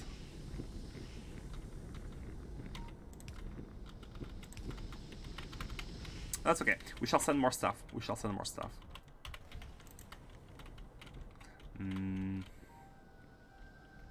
Or we can just go build the space science. Build the science machine and start working on Dyson Sphere, right? Because what were the requirements for the Dyson Sphere? What were the requirements for the Dyson Sphere? I think it must be somewhere along the line of energy science, right? Energy science 4. So where is the Dyson Sphere? The dynamic emitter. So it's energy weapon damage? No. Robot speed? No. Probably dynamic emitter? No. We only have shield projector. Do we need deep space science for the Dyson Sphere? Let me check. Because if we can get it fast, we can make it a priority. So we don't have to be worried about energy anytime soon. I'm not seeing anything. Dynamic emitter is, I'm guessing, a... Yeah, it's an intermediate item. Nanomaterial. Do we need nanomaterial? No, nanomaterial. High temperature heat exchanger. That is buildable without. That is buildable without deep science, right? Yeah, deep science is here. So this is something buildable without deep science. So what are you? A large heat exchanger designed for high temperature and high capacity. It consumes water and it consumes heat and it generates steam. Oh, so some next tier of steam turbine, right? Not turbine, the steam generator. Next tier, right? High temperature turbine. Consumes steam, generates electricity. Okay, so this is the new tier of nuclear. You consume water and heat and you are producing power. 1 gigawatt, cool. Cool. So where is the Dyson Sphere? Where is the Dyson Sphere? What do we need for that? It's weird that it's not in energy. Material fabricator. You are also. No, you are the last. You are the last of the tree. How do we send energy to planets?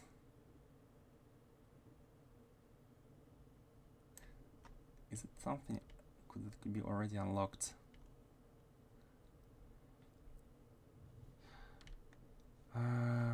I'm not sure.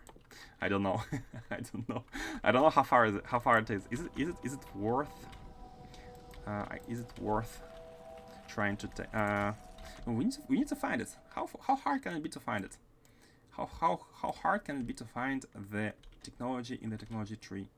So let's try material. Let's try material science. Material science 1, material science 2, 3, and 4, I guess. So what do we have here? The exchangers, yeah. The relay turbine, and I'm gonna discard everything with the deep space science. These we cannot make yet. Yeah, we cannot make these. I can't find it. Is it tier 4? Maybe it's tier 3 actually. Maybe it's tier 3. Tier 3. Superconductive cable. Energy beaming. That sounds about right. That sounds about right. The central building that generates an intersurface energy beam can be used as a weapon or to transfer power to an energy beam receiver. Okay, this is the thing I was looking for. This is the one I was looking for. And how to make it? Rocket Science Pack, Astro Science Pack 3. Okay, it could be made at level 3. So we can already be making it. We are ready. We are ready to make it. We are ready. We just need to take the superconductive cable and then do that. So how does it work? There is the emitter, can be placed on spaceship. It consumes energy, which I'm guessing it's sending. Basically, consuming means sending. So there is the emitter, there is the receiver. And what are you? Energy beam chamber. Must be connected to an energy beam emitter. Other chambers can be connected to the end or middle or either side. Energy beam injectors can be connected to the sides only. Max consumption, 100 megawatt. Wait, you are the consumption. You are also consumption. Must be connected. Chamber, and you are injector. Must be attached to the energy beam chamber and connected to an emitter. I think I'm gonna craft one of these, one of each. And we shall see how it works. Because if you can already be using that, then we are struggling without any any real need for that. We don't have to be struggling. If you can already start building the Dyson sphere, that could be really cool. So let me get it. Okay, this one, right? So we need the cable. Can we make it? Can we make the cable? We can. What have I been doing? What have I been doing? We can be starting. The Dyson sphere. The Dyson sphere program is about to begin. Oh, we can also make supercomputer. Kinda. We need the cable. Dyson sphere. Here we go. Here we go. Cable. Get the energy beaming. Yeah, get it. Oh, cool. So what do we need to craft it? We need the cables. That we don't have. Everything else we have. We have the aeroframe bulkheads. Yes. Yeah, we have everything. We just need the bulkheads. Could this be built? Could this be built in normal assemblers? I'm guessing production. We need to finish the tech for it. So we can go to the sun station and start building the Dyson sphere. Oh man. Because I'm like all the outposts here. Our biggest problem is the energy. So look at all the spam of solar panels and accumulators. Caution, incoming Star Wars quote: "Unlimited power." Is it the quote of the bad guy, the Emperor? I don't know Star Wars in details. Okay, let's go back home, and before we do all the tasks, make Dyson sphere. This is gonna be the priority task, and we shall start doing that right now because in energy is the problem is the problem everywhere right now. So let's go there and let's make it. It's from Palpatine.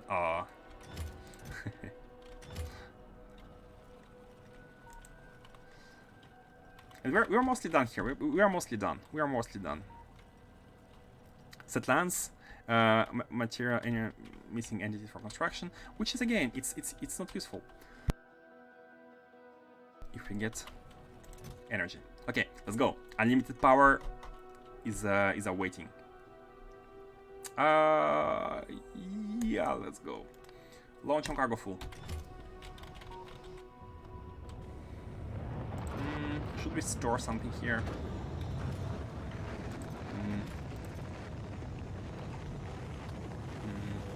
Not sure. And it's researched. It's researched. We have it. Man, why didn't I look it up earlier? I was thinking it's kind of a late game tech, but it was not it was just an assumption, not exactly a fact. So here, let me move everything one tile to the right, and we shall improve. Oh, you go here and you go here, and we shall improve this layout by copying any existing layout.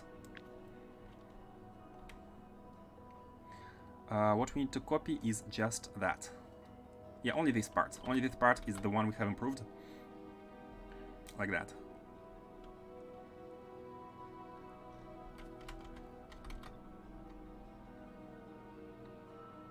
Yep. Stack inserter, where? In the way, oh, no. Which stack inserter is it? Oh, this one. Okay, that's fine. You know what? I'm gonna remove everything and it's gonna be placed. It's gonna be placed anew.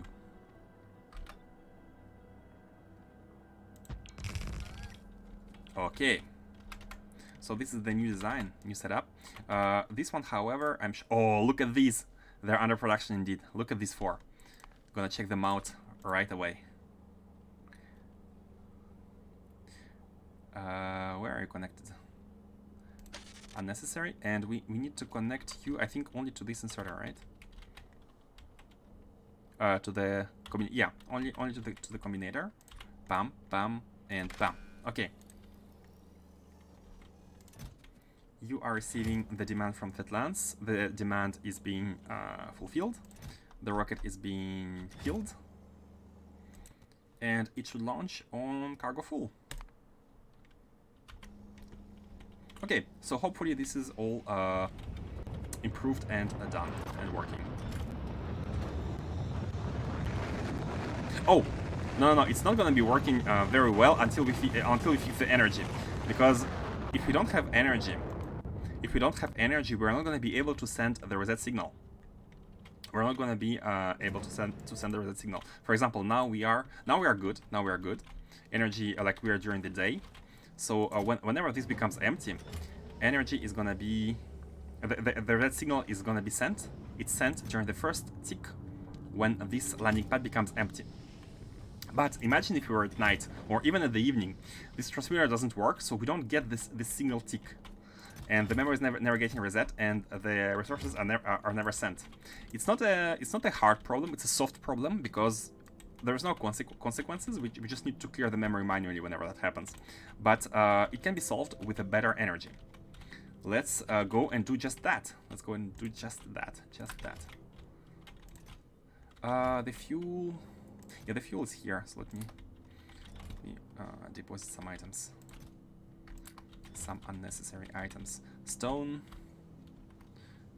Stone. This is sand. Do you have any stone? I mean, we could make landfill and just put it here. Okay, everything is dealt with. Now let's check. Can we make everything at novice in the assembler? Production. Yes, we can make all of these items. We can make all of these items in novice, so we can have them built at the mall. We can have them built, or should we build them at the space station directly? Because we like, the idea is to have a Dyson sphere which expands on its own. So we want to be sending stuff to the sun over the time, and have the sphere expanding.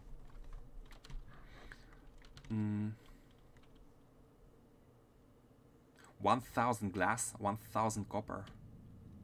I think the receiver is not something we need to be mass producing, right? As well as the emitter. Looking at the resources, like you need to place them once, maybe. I don't know. Let's build one of each. Let's go to the space station, and let's. Oh, before that, we need to build in cables. Let's see the cables. They can be built. Oh no! The cables can only be built in space. The cables can only be built in space. Oh, these are special. They require holmium cables and granite rods, so nothing crazy. Nothing crazy at all. Just the cooling setup. Oh, this is a bummer. This is a bummer. So we cannot build everything here here on Earth. But there are buildings, right? They're all buildings. I'm sure they don't accept productivity models anyways. So we might as well build them in space. Yeah, you can see allowed models, no productivity for all these. Yeah, so they have to be built in they can be built in space.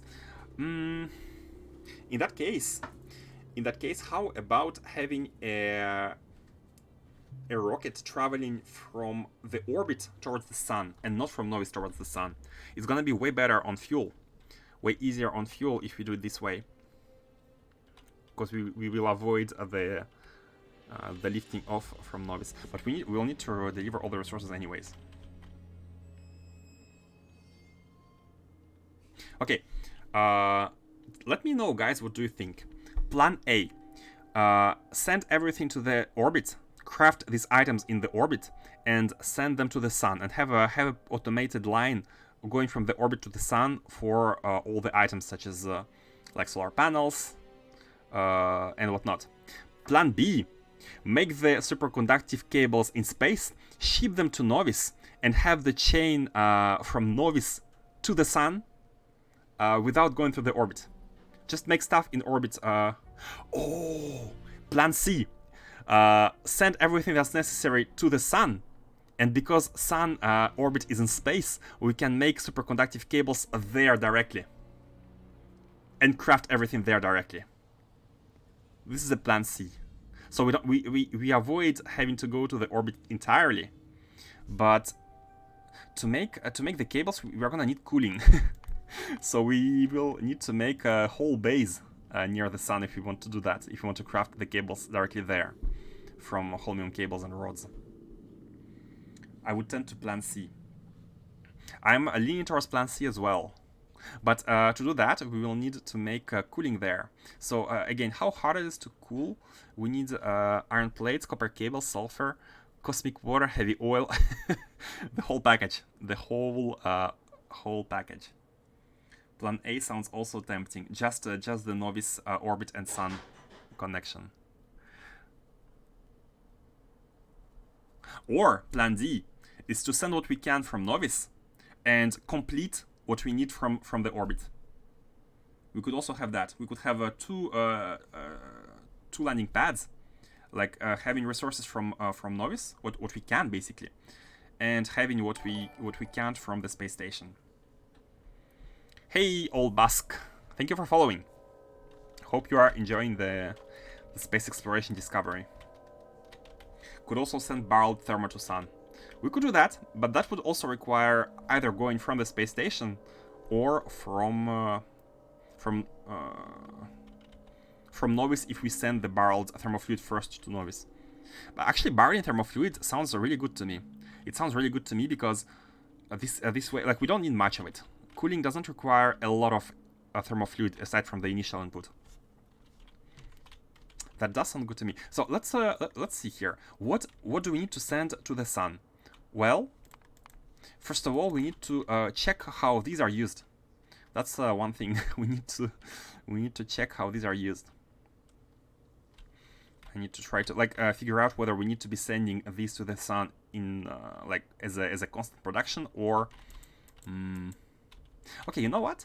I think the idea of sending stuff directly from Novice and from the space station is the best one, maybe, because we can send what we can from Novice and we can complete.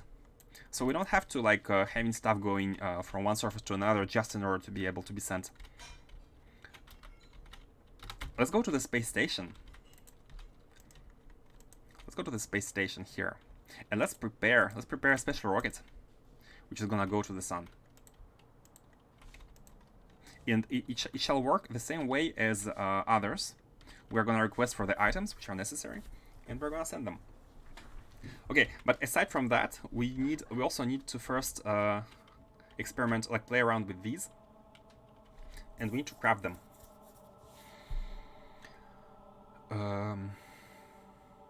Because the other thing is that we are gonna be needing to send scaffolding and solar panels there. Oh, and not also that, we also need to be sending these radar construction pylons. So there are a lot of items that we are already building in the orbit that we need to be sending there. So I think it does make sense to have at least one rocket going from the orbit, and we can complete with raw materials from Earth, from Novis. I think that makes sense. So let's go grab the silo and the pad, and let's establish the first line going from the orbit to the sun. Let's start with that. And while doing so, we can already try to make a factory producing the cables. I think we're gonna have a small factory first for them all, just to produce the items. And we shall see whether it needs to be expanded or not.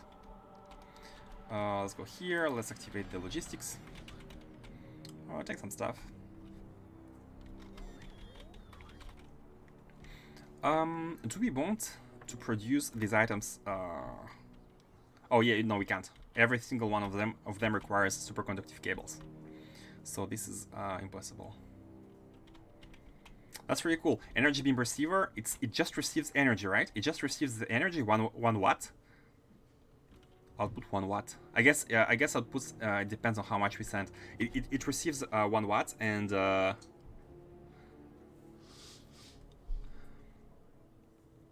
captures an energy beam as heat.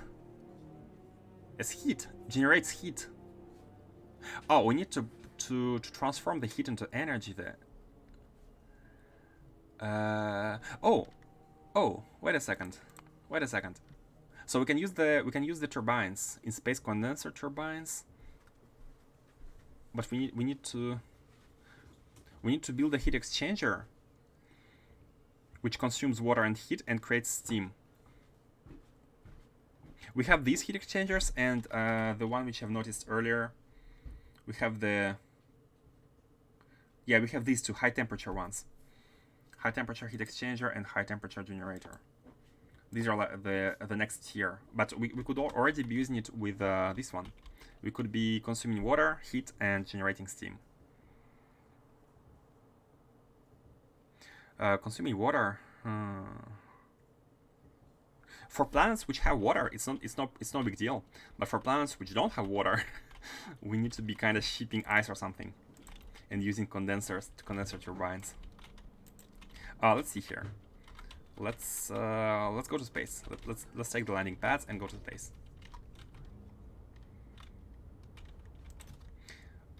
So we need 1 silo from Novis, 1 silo from the orbit, 2 landing pads. No, one landing pad at the sun. But how do we go back? I think we will have to. Is there anything which we need to send back? I mean, at least we need to send back our body. We need to go back ourselves. So we need to have a silo on the sun orbit and a landing pad to get back. And I think we should get back to space, to the orbit itself. Okay, let's have the main two-way traveling from Novis orbit to the sun, and if necessary, we can feed the sun with materials from Novis. I think that's good. I think that's good. If we need some more resources, we can just directly send them to the sun from Novis.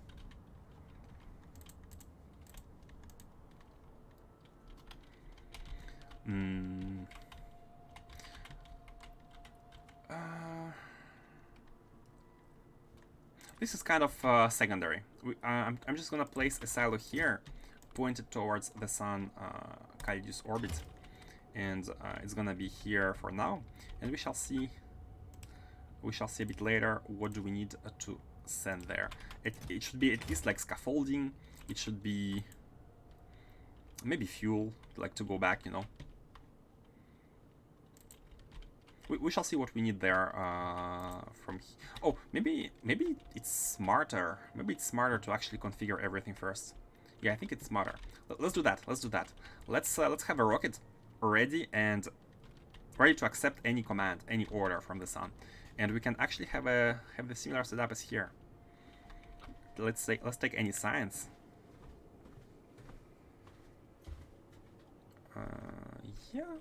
Yeah, that works.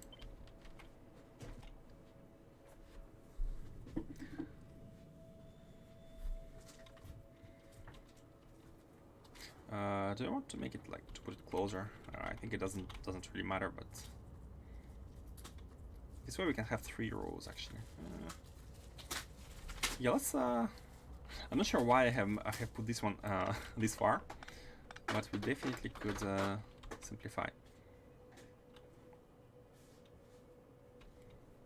We could actually reuse. We could reuse these ones. Oh yeah, let's do that. Let's do that.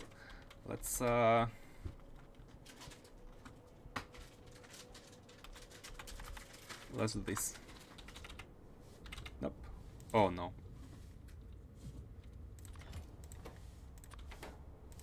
Fixing. Okay, fixed. Now we should take, but without the bottom one, without the top one. That's okay. We can fix later. Yeah, let's place it down here. I'm gonna go a bit further, and I want to remove the receiver as fast as possible. We don't want the receiver. Okay. So this is gonna be the silos. This is unnecessary, and we shall just put. Oh. Wait. It should kind of be rotated, right? It should be rotated to make use of this one.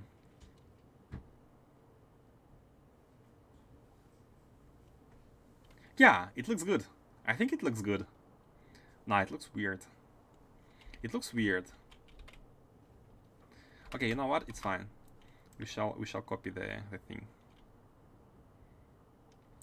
I think it's better. It's more aesthetically pleasing if they're all oriented the same way, like that. Yeah, I think it's better.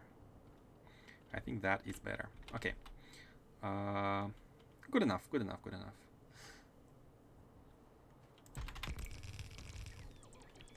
Okay, so you are the rocket going to the sun. Calibus orbit. Let's have the 6 requesters.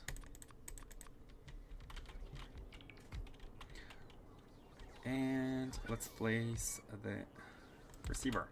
So you, how are our channels? X is for the base producing sciences on orbit. Let's have another one. Let's say S for the sun station. S.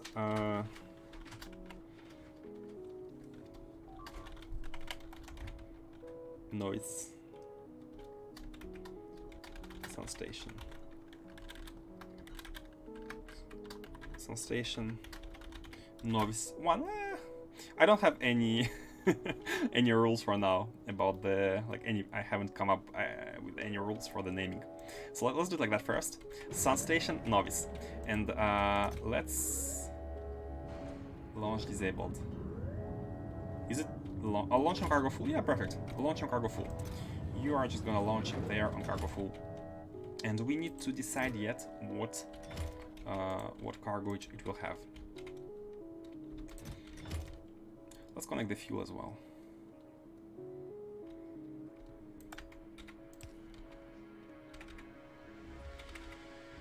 Yeah, good enough. I mean, this fuel can be expanded a lot.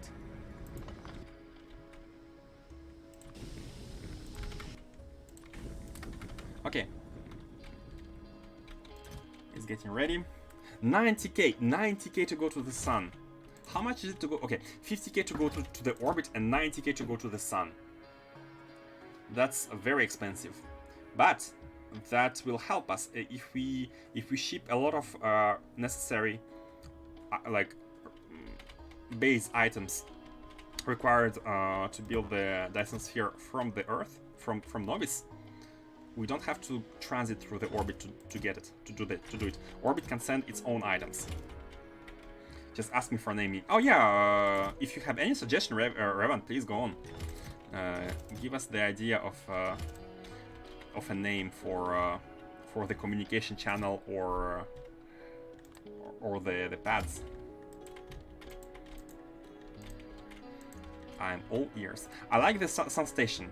If keeping some sun station in the name is really cool. I like this small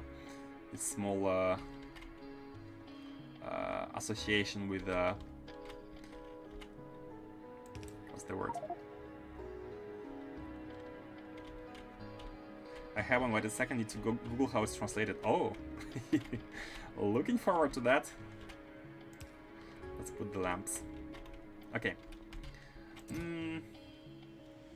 Yeah, we don't need to go there manually.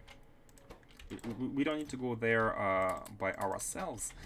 But let's at least let's grab all the landfill or all the space landfill we have and put it there at least for now. Disable logistics. Put you here. Get you. And where is the space landfill?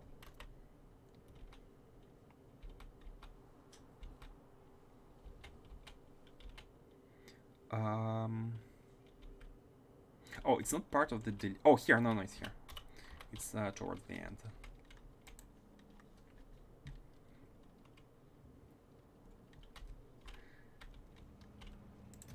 Is it you?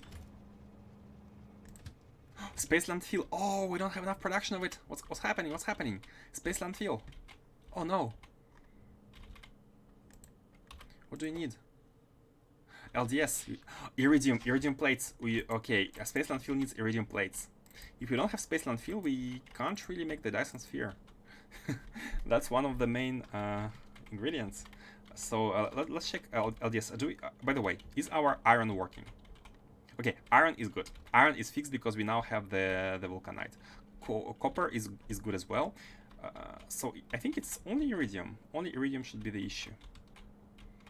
Where was the line? Huh? Here. Our frame scaffolding. Oh, beryllium.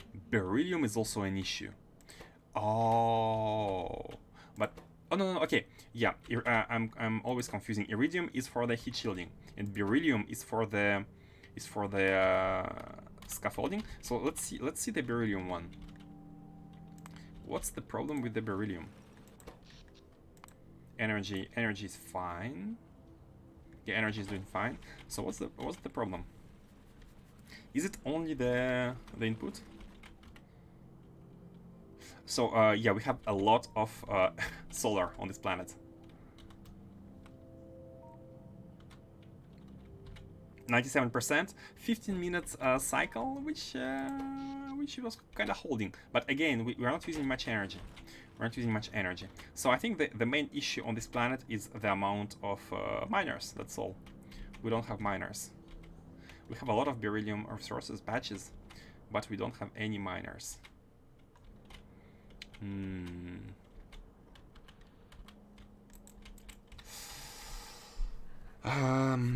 What to do? What should be the order of things? You know what? I'm gonna send.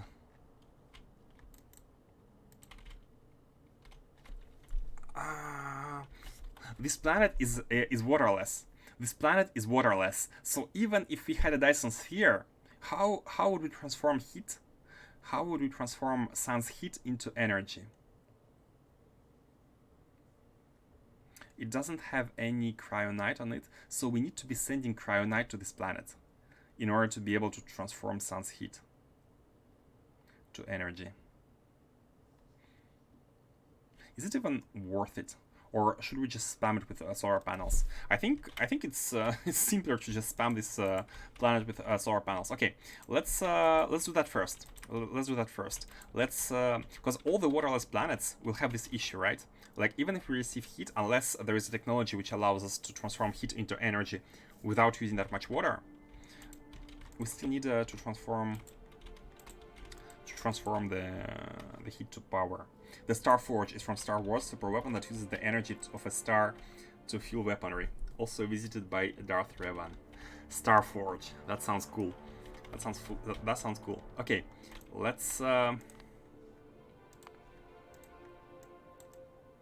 So you want to change Sun Station into Sun Forge. The Sun Forge. It actually, yeah.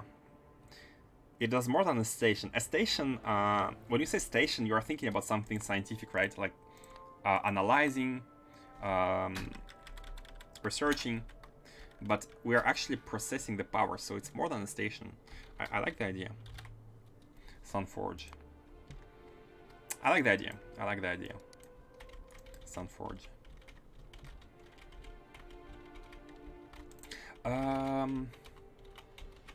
Let's see. Okay. We have one thing. I know that there is a secondary. There is a secondary production of beryllium. Yeah, no. Let's do that. Let's go fix beryllium. Let's go fix beryllium. First things first. Let's fix beryllium, because even if we had the heat, it will be hard to transform it into electricity. So I think for beryllium, we might be going with the. Where's my stuff? Where is my stuff? Here. We might be going with all the. We might be going with sun power all the way there. Let's. I'm not sure why I have taken it. Let's take these. Bring them to the orbit. And the left support. Let's go say hi to the orbit.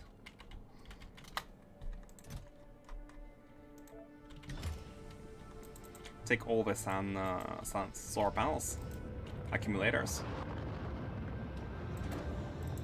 and go to the beryllium planet. So this list, this list, I don't even have beryllium here. Haven't even noticed. But let's go fix it. No. Okay, no logistics. We have a bunch of solar panels. Oh, we have a lot of solar panels. You need mirrors. Let's take the solar panels. All of them. We don't need solar panels as opposed to, like, oops. We mostly need the accumulators, not the solar panels. But it doesn't hurt. It doesn't hurt to take all of them. It's fine. By the way, what are you missing for your production? You are missing the multispectral mirrors, and for that you are missing LDS. Who would have known? Okay, so fixing beryllium is actually incredible for all.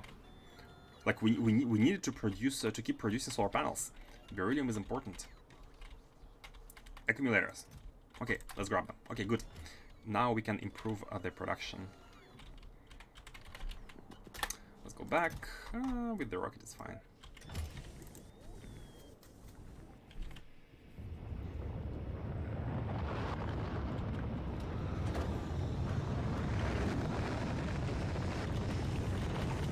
This is me moving inside the rocket. You can see the... Never mind.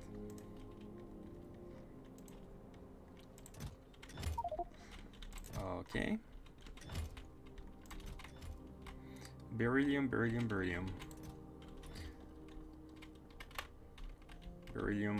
rocket is here. Oh, right above. Yeah, right above. It's right here. So... This one, right? Yeah, this one. So let's go there and fix it as we did for other outposts. Now we have fixed 3 outposts. We have fixed Shanong, we have fixed Iridium, we have fixed Vitamelange. Now we are fixing Beryllium.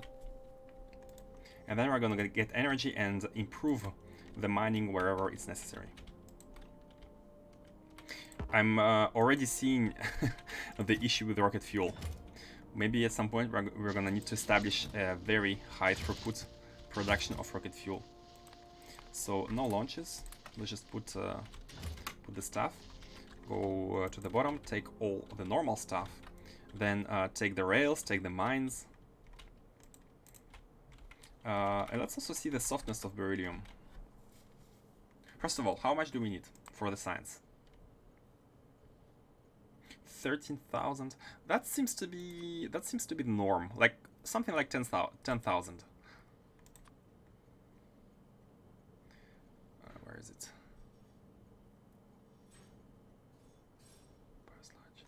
Where is it? Oh, this one.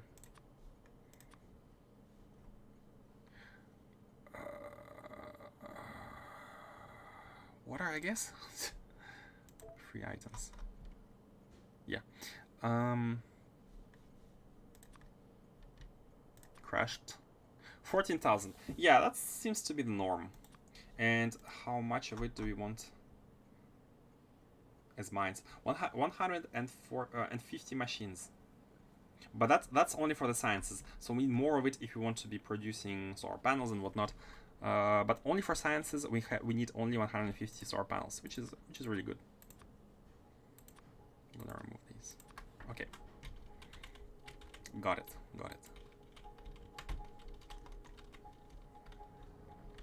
Starforge. I do like the Starforge. Sounds really awesome. Let's say hi to the mole. Take all the stuff and by all the stuff I mean rails. Rails, mining drills. We have 142. Let's have 50 more.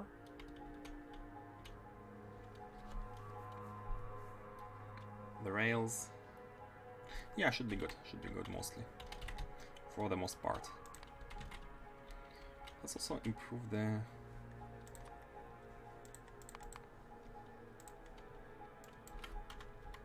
Let's have 100 of each...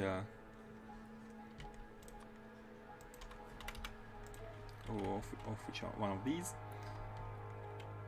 Combinators.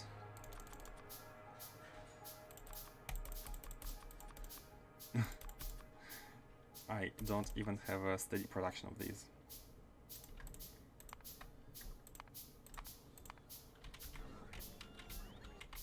Yeah, grid modules. What else? Let's think. Oh, rails, yeah, of course. And we don't have any rail there. Rails, and with the rails we need trains.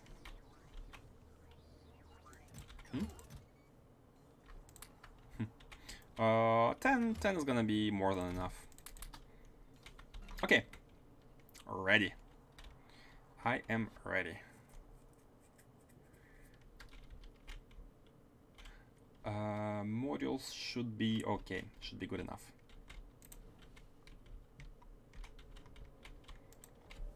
Beryllium planet is number 4.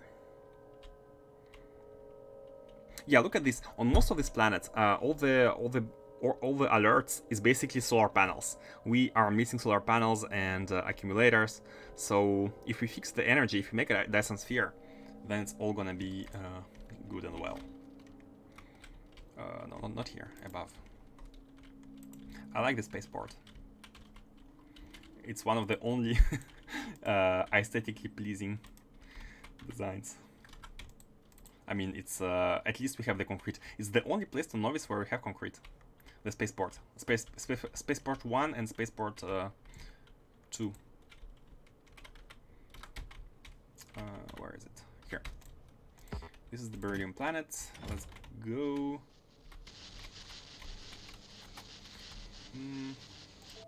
How far are we from the rocket? That's fine. Let's go there with our own capsule. Not a big deal. Let's take these. Oh, should have taken. Hold on a second. Hold on a second. We need to take balance substations and radars. Let's do that. Let's do that. A fast back and forth with the space station. Replenish our substations and construction pylons. And maybe even take more accumulators if they have been made.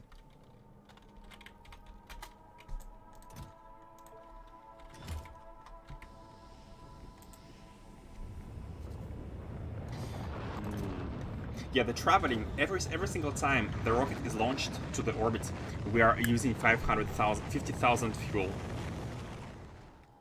And there's no alternative. There's really no alternative until we get spaceships. Like, lifting off from the planet to the orbit is such a high cost. No. Logistics, thank you. It's gonna give us space stuff. Let's just manually take the...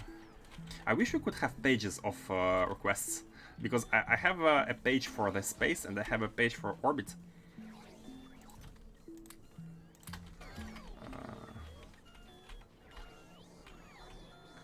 Pylons, where are the pylons? If someone sees any pylons, by the way, we could drop these. Here. Pylon and pylon substations. Okay. 150 good enough. Let's have 50 pylons as well.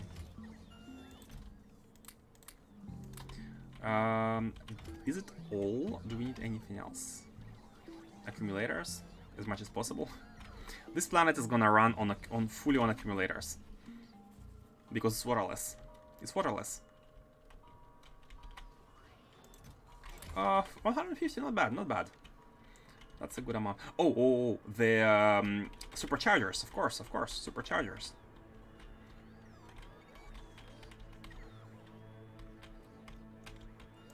These ones were missing from the blueprint. And the robots. Let's make some more construction robots for the scaling. They are built here, so we can just grab a bunch of them. And even add some more logistics to that planet. Okay, good. Now we can go back and pick more solar panels. We don't have LDS for that. LDS is a bottleneck until we fix beryllium. Okay, that was the last trip. Now we can go fix beryllium.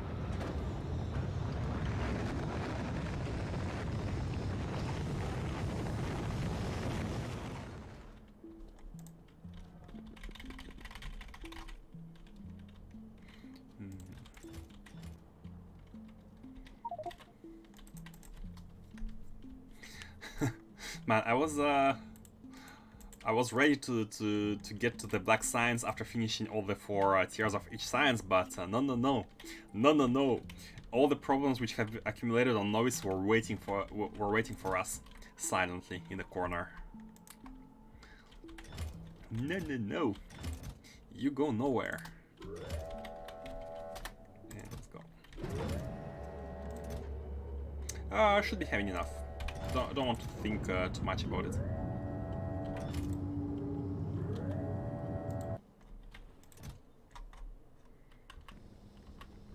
And let's not forget to take back the capsule. We have used our own private capsule for that.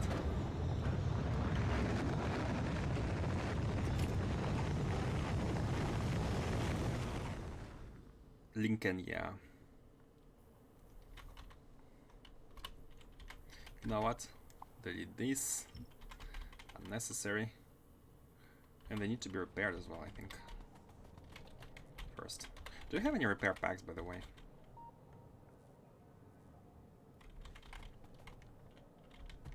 It's fine. Well, let's actually make some of these. And put them in the roboports. Okay.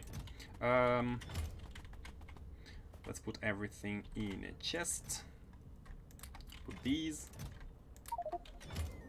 Where do they go? Oh. Get the capsule. Inventory full. Okay. Put you. Get the capsule. Must not go home. Take you. And this is empty. Good. Now, what we could do is collect all the solar panels, all the basic solar panels, and ship them to the orbit. And transform them into better solar panels, but it doesn't hurt. It doesn't hurt having the basic solar panels. Like, we're not running out of space or something on this planet, so it's not a big deal. But the fixing, the improvements of this outpost is something that we need to do. So we have the radar, we have everything. Let's start by checking the network. We don't have any superchargers here, only the basic roboports. So the placement of the panels is gonna be a bit of a pain. We need to choose a location for these.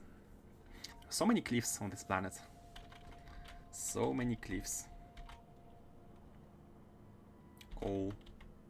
Oh, we don't need coal. We have coal here. We could let go about it.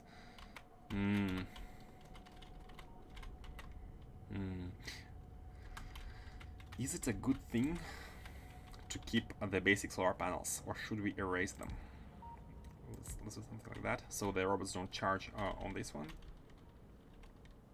Is it a good thing? I have no idea. I truly have no idea. Like, we could improve them, but it's also a bit of a pain to having to move them all the way there. Let's improve the roboports.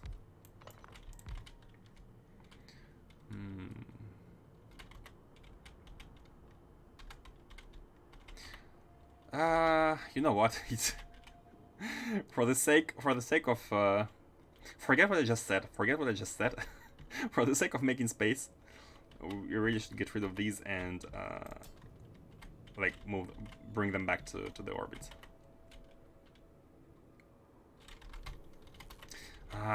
I'm lazy. That's bad. That's not good. Being lazy is not a good thing. Let's at least replace these. Not everywhere. And let's also be smart about it. What should we do? What should we do, guys? Should I clean up everything and place the better one? Because we can still produce more. It's not a big deal. Like, producing more is not a big deal.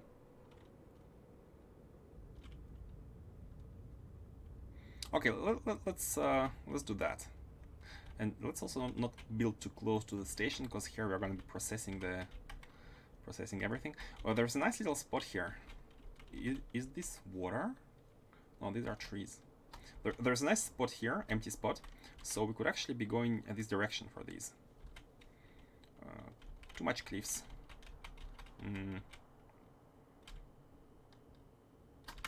Yeah, you know what? Is there another spot? There's a spot here, and again cliffs. Yeah, okay, got an idea. We can just build below. Let's extend using the superchargers, and let's also improve, create an upgrade planner, improve the roboports into superchargers, if possible. Not possible. Okay, then we have to manually upgrade them, because we're going to be placing a lot of blueprints, and the robots must be charged faster, if possible. Again. Oh, the sun. It's the morning. It's our chance. I'm not gonna change the top ones, but at least this side. Okay, and the idea is that we are gonna leave this like that, and we are gonna leave some space here, some place for the rails, and the blueprint is gonna be here, the first one. So we can have rails going in between, coming back to the base. Is this like water? What's that? Oh, no, that's just a tile. Oh, this planet is waterless. What I'm saying, there is no this planet is waterless, and that's convenient in this case. There's no water anywhere. So again, let's not be too close to this. We will have a rail network, so we can start somewhere here.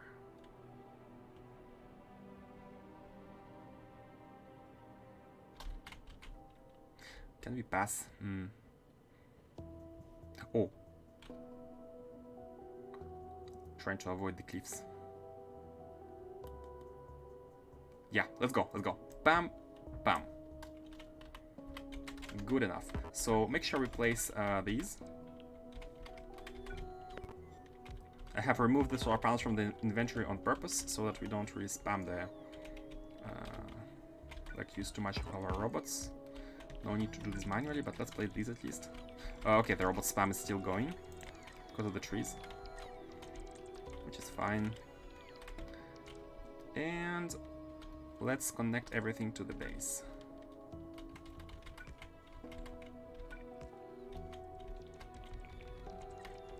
Okay, good enough. And connect the networks. Where are you connected? Okay, they're going to the supercharger. Let's make sure there are superchargers all around this this radar, because I don't want robots to be charging at the radar. It's really bad for them. Okay, and now just place more.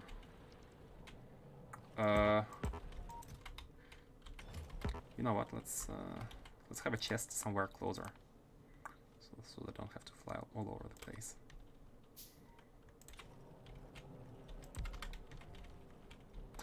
And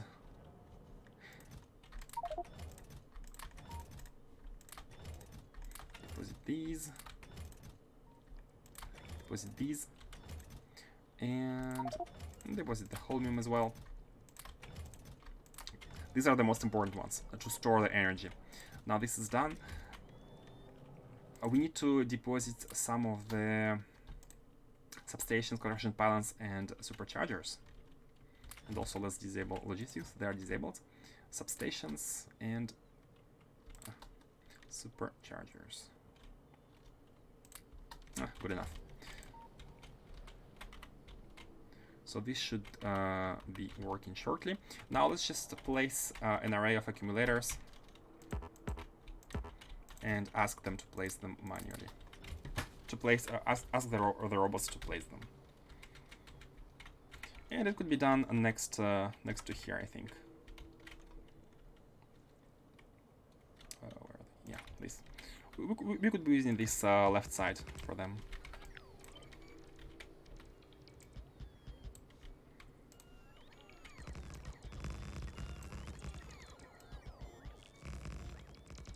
Oops. Okay. Everything else can be handled by the base robots, and this is where I'm gonna add the construction robots that we have brought. All of these can be added to the workforce. Good. Look at them go. Maybe in the future we can remove the old ones, but for now we need all the energy we can get, I think. Should we place more? How far do you... you are not going very far, right? This is as far as you can go. Not sure how far these can reach, but...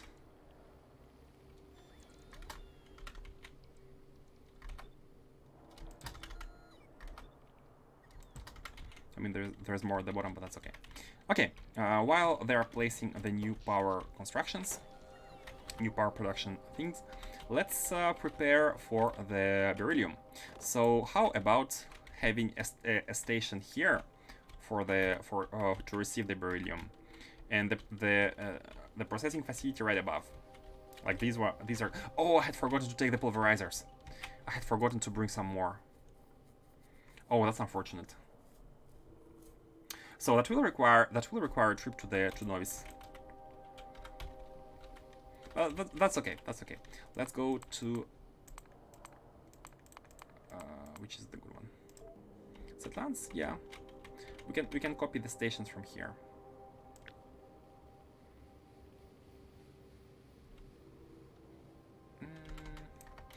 What should be their orientation? I think it's fine. Have something like that. And have the rails go, could be anywhere.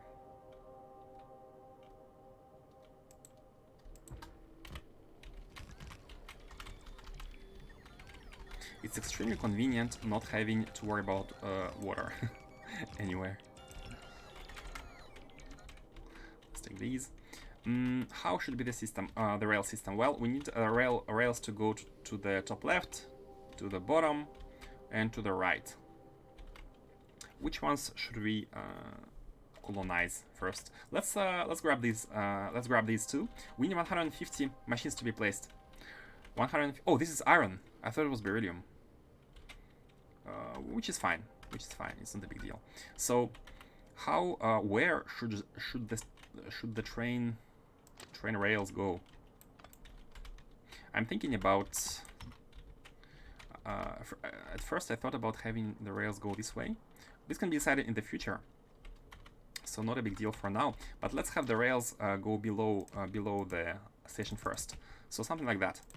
We can take from these patches. We can go all the way to the bottom and have mines around these patches, which I think is good. Like if we mine out these patches, we can have more space to expand the sun stuff later. It's fine. Let's go to the bottom. Let's take from these patches.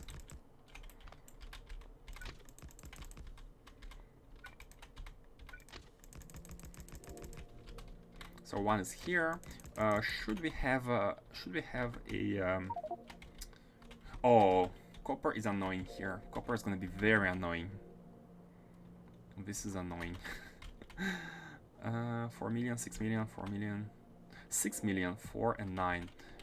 And there is a small patch here. It's fine. Like wherever we have a mine, we can just branch out and build a station and provide. Not a big deal. Let's put some pylons as well.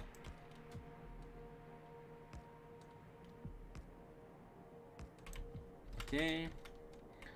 Let's put some pylons on the way. I know that some people use spider drones and whatnot to construct all of this, but I don't know. I like to build stuff manually, and maybe improving every time. Not sure why, but I like building. Hold on now. Right-hand driving. Right-hand driving means that this one needs to go here, and this one needs to go to the bottom. Let me fix that.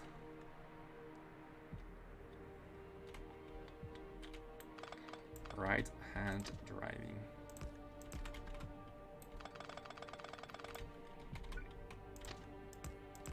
It's a bit weird, I have to admit. Have them cross. Not you.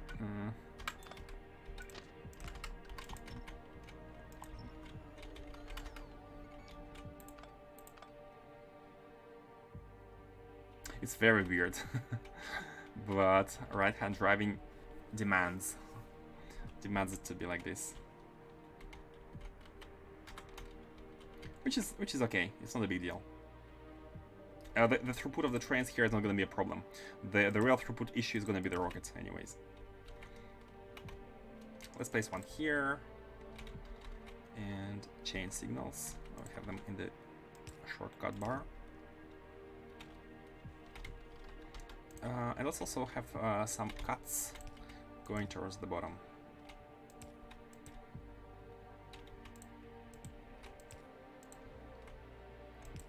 It would seem easier to have the top turn to the left and loop around on this crossing. Top turn to the left. You're right. You're right. That's easier. Thank you for the suggestion. Siakon. You're right. Way easier. But this way.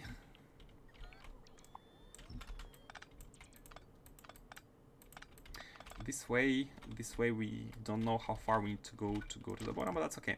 And that's actually very good because it's gonna enable us to go to the top easier as well. Like if we have something like this and then go bottom and then go all the way to the bottom.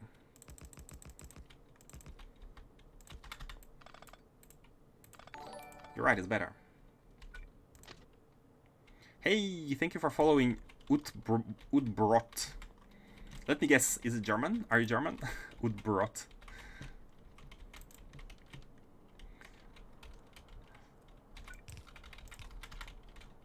Hope you are enjoying the outpost expansions.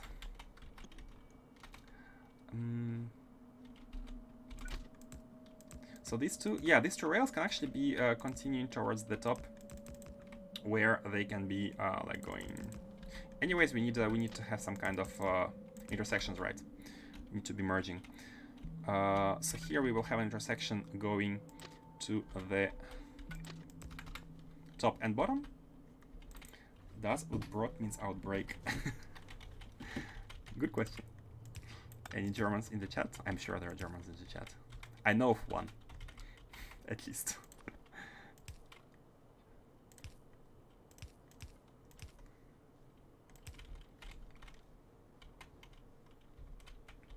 Okay, looking good. So this is the intersection. We can add more stations. I think I have accounted for.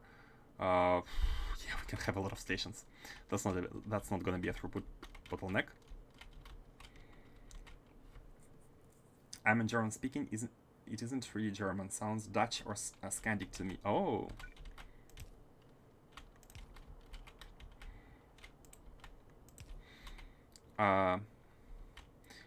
My German is.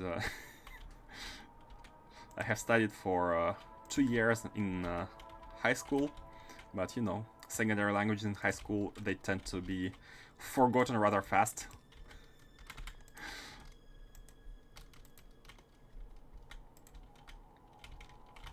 So yeah, unfortunately.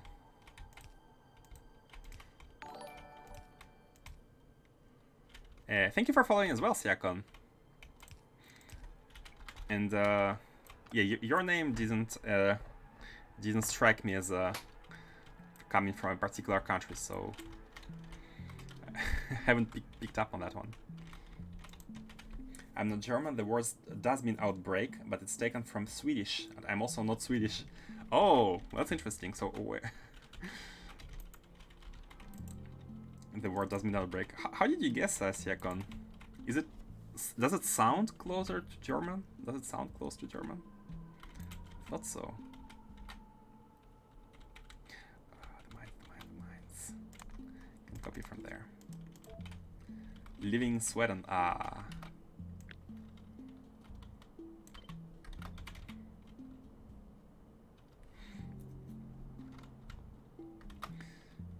I always wanted to travel to the Scandinavian countries. Never had the opportunity, unfortunately.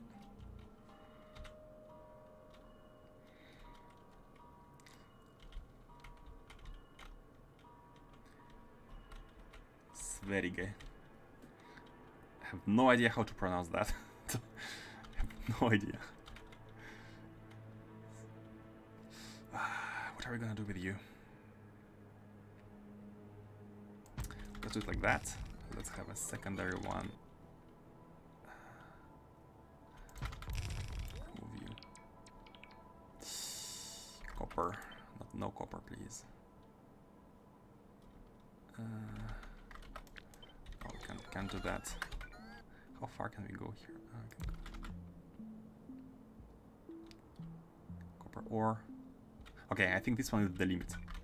We cannot go any further than that. But then it doesn't help me. It doesn't help me. Pronunciation was spot on. Oh, cool. Would love to study Swedish and go there. Sverige. Sverige. Again, pardon my my lack of cultural knowledge.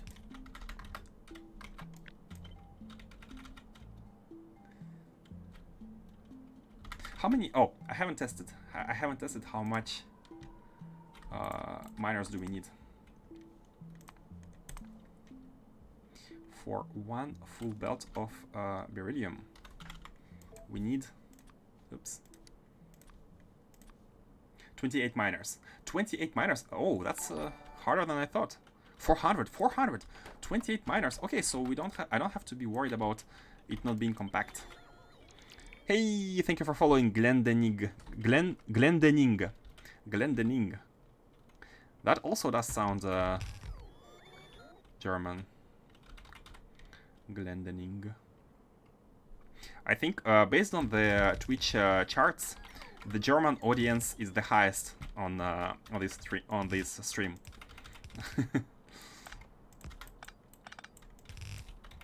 Which is not surprising, to be honest. I think Factorio player base is the highest for German people.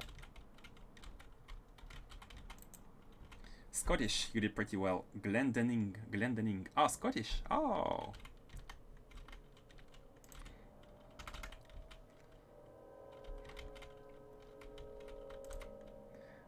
Welcome. Have you guys all played Space Exploration and watching a new player struggle, or are you discovering with me?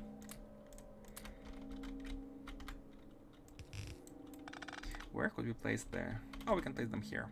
So coming from the top, going to the...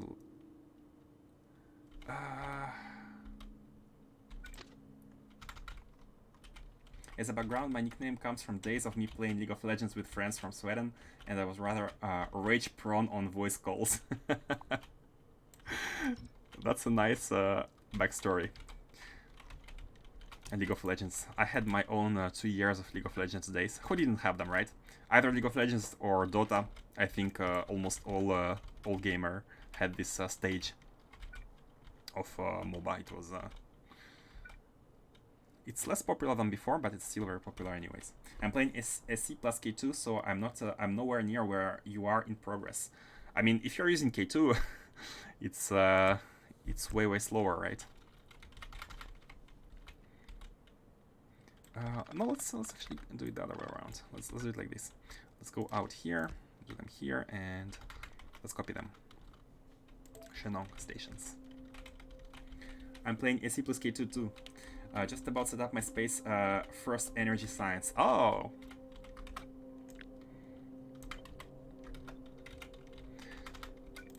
I have been playing on this playthrough since January. Actually, January... It was my New Year resolution to try to stream Factorio. So I have decided to do this playthrough on stream. And since January 1st, almost, I'm on this playthrough. It's very long, definitely. It takes a lot of time. But I'm enjoying the ride. It's incredible. Struggling with setting up nuclear setup. Hey, if you'd like a Cover X design, I can provide a Cover X design. A Cover X design which does not require 80 uranium sitting in your centrifuges. A Cover X design without any cost of uranium sitting there. I think Revan is a big fan of my Cover X design.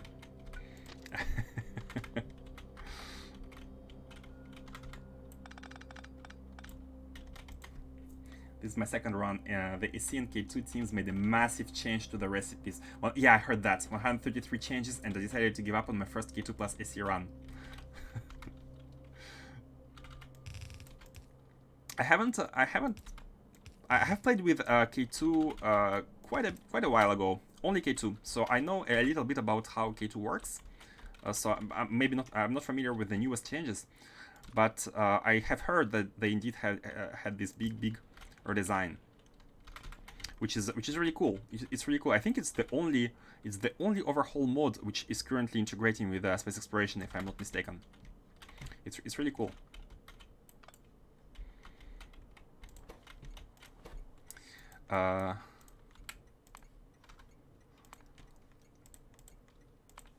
I'm enjoying the SE only playthrough because it's my first experience, my first discovery of SE, and for that I wanted to have something which was as close as possible to the not this one to the designed experience by the SE creator, because I heard it's very polished, it's very well balanced, and I have also heard that K2 changes a lot the balance, like not in a bad way, but in a different way. Like some things are harder, some things are easier, but it's different. So I wanted to have a pure experience first. No, I want to do stuff on my own on this playthrough. My first one was done with mostly blueprinted stuff, and I ended it early because I didn't like where it was going. I have never liked using blueprints for any playthrough.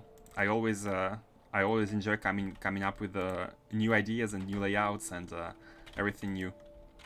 For this playthrough, I have only prepared some intersections for trains. That's all. But even then, let me show you the novice orbit.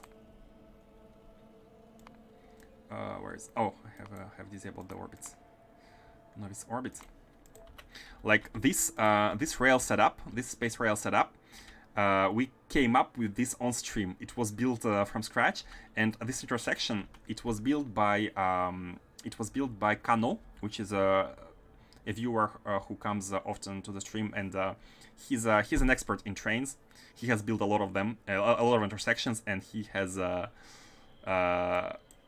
designed this big intersection which fits the spacing which I have decided to go with. This spacing is very long, but it's 64 by 64 basically, and we have a big intersection and T-junctions, and it has been designed during this playthrough. I have originally went with some prepared blueprints for novice trains, like this. You can see here the intersections like this. But that's all, like literally all. Everything, every single factory has been done from scratch. Looks really spaghetti. Mind me asking if you are Polish. Your accent sounds rather Slav. I am indeed. I have Slav origins, but I have been raised in France, so my accent is a mix of Russian, I guess, and French. Some people spot the French accent more. Some people spot the Slav accent more. So it's a bit weird. But I have learned English before learning French, so maybe I have more of a Slav side in my accent. More of a Slav voice. Was close, yeah, definitely. Definitely close. Should we belt stuff from here too? I think, yeah, we should, because of their hardness, 400%. Because of 400% hardness, we don't need. We can fit all this in one belt.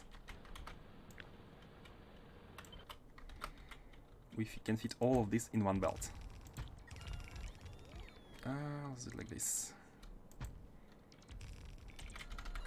And here we can just do it like this, I guess. And this is 27, and we need 28. Oh, perfect! Perfect. We need 28 for one belt, and here we have 27. This is exactly one belt. Exactly.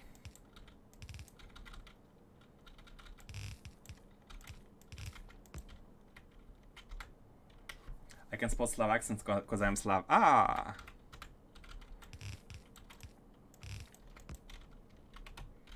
I grew up with my English mother tongue and got German in kindergarten. Now I'm told my Swedish accent sounds more German than English.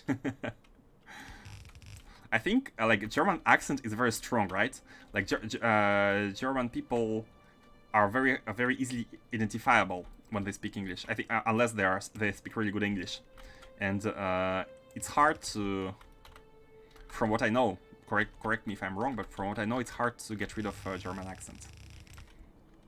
But also I know that I know a lot of German people who speak very good English to the point where it's really hard to even hear the accent.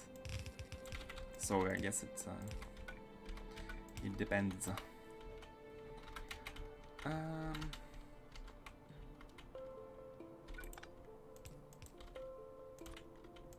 How should we do it here? I guess depends on the region. Ah, depends on the region. Makes sense. Makes sense. Bavaria, the gnarliest of German accents.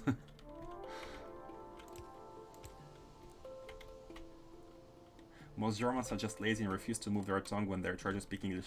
That's what they make sound so weird. Don't worry. French people, as everyone knows, are the laziest of all to speak proper English.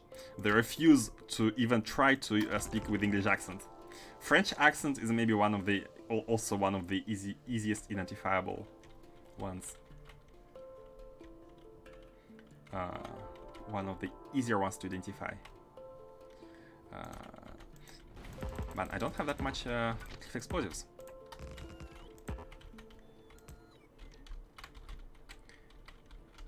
Swedes do that too.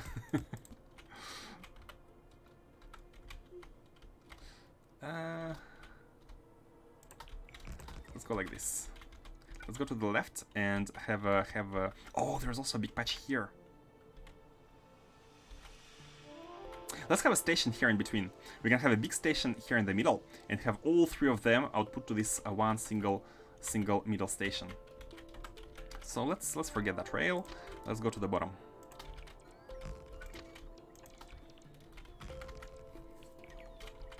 I mean, French hate English because of all the beef they had with English in colonial days. Oh, I'm sure there's more than beef. There are so many reasons of disagreement between English and French.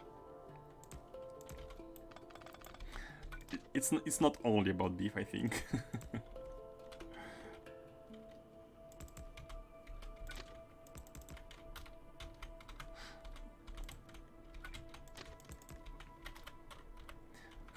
How should we? Let's make it here. Let's make it here. Oops.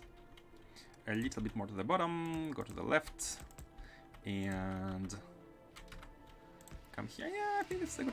I think it's a good location. Let's copy the station from here, and I think this is already properly configured. 4K.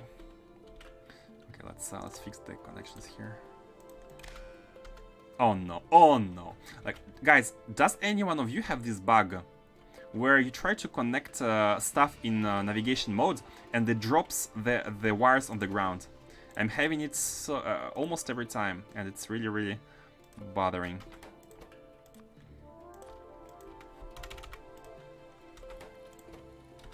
And let me check whether M is actually 4000 beryllium. Oh, no. Beryllium is going by stacks of 100. It's going by stacks of 100, so M is actually 8000. That's quite unique to beryllium. It's not like the English and French for the 100-year war or anything. Yeah, exactly. 100-year war is one big reason. Why don't you? Oh, you are not. No, definitely not. Never seen that bug. Maybe report it on AC Discord. Yeah, good idea. Could report it. But I don't know which mod does. I mean, yeah, of course, AC because it's navigation mode. But I would need to provide some way to reproduce it, right? Because I have no idea what causes it. But I also know that when I open N mode, if I press N without doing anything, I have already some items here. Maybe that's the reason. Maybe. I haven't tried. Let me remove these items. I have the construction planner, and like I have 2 green wires here. Do you guys have anything in the inventory? A clip of your stream can help.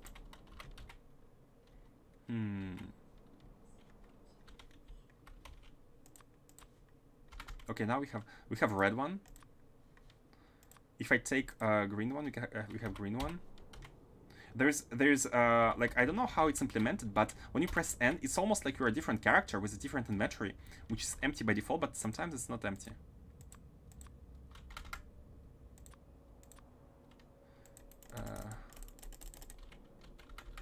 It's almost like right now when I press on green wire, I'm taking these items from the inventory. Sometimes not. Can I get rid of them? If I press enough times and then change. Okay, I've gotten rid of them. Maybe that's like I need. Maybe it's best if I try to reproduce the mistake. If, for example, if there are wires in the N inventory, and then if you do specific action, it bugs out. Maybe if I can help with that.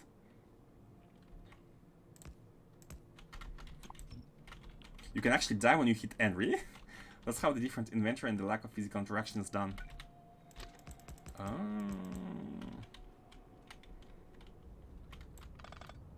Sounds, yeah.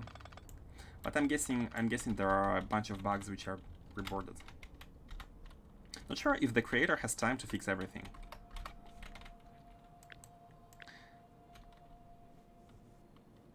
Let's do it like that first. Let's place it here. I'm waiting to be able to produce it consistently, and when it's done, when I'm able to, I'm gonna post the issue, I think.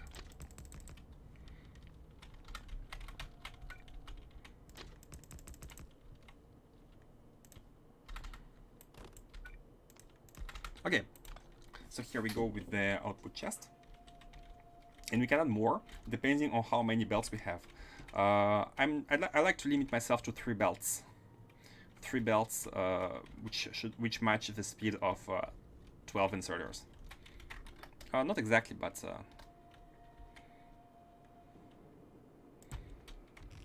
okay. Let's do these. One thing, we don't have to build these like as compact as possible. It's actually even better to spread them. If we spread them, then the ore is not gonna run out that fast. But again, how should we do it? Let's go 4x4. Yeah, let's do it like this. Let's have like a coverage here. Let's have a coverage here. So how many of them? 32. 28. 4 more than okay, let's remove. Oh no, we can't remove that one. Let's spread these out. It's gonna be a bit weird, but like place to here and to here. So now we have 30, so we need to remove 2 more. So let's actually remove these 2 and place like here. So we are covering the whole patch. Man, I'm loving these drills. I'm loving these new drills from AI.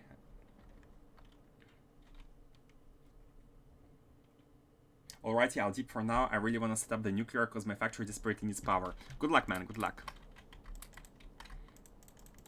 If you need any help or ideas or anything, don't hesitate, come and ask.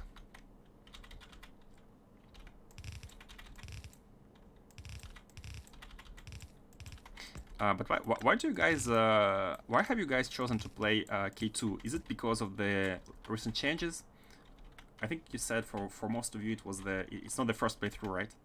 So it makes sense. Is it a better experience with K2? I know it's different, but is it a better experience?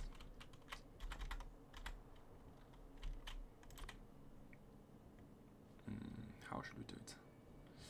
I think 1 here and 1 here. Yeah.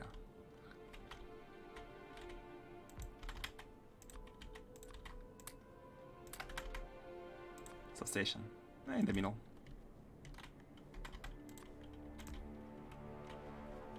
I decided to play with K2 because that was the mod that I played before and I love it so much. It's definitely very good. But it's an overhaul pack, right? It's a different experience technically. I did with K2 because I hate myself. That's a good reason. Tried SC, but that run ended quick. SC only, but that run ended quick. Why did you end it? Oh yeah, because you had all the blueprints, right? For me, K2 feels like Factorio Plus or Factorio 2.0. Yep, I do agree. Because it's having nice changes and good content addition without overwhelming stuff. I do agree. It's one of the friendliest overhaul mods. But SC as an overhaul mod itself is different, right? Like combining the two is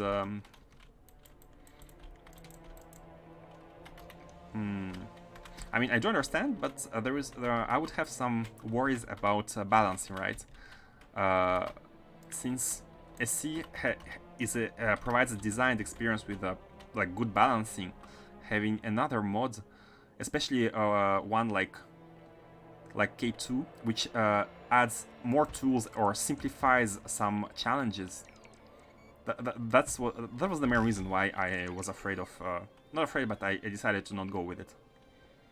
Because of the, I was scared about simplifications that were brought by K2.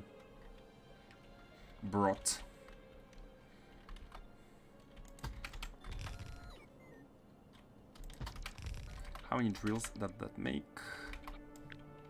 42. Oh, we can have 2 belts. That's not a big deal.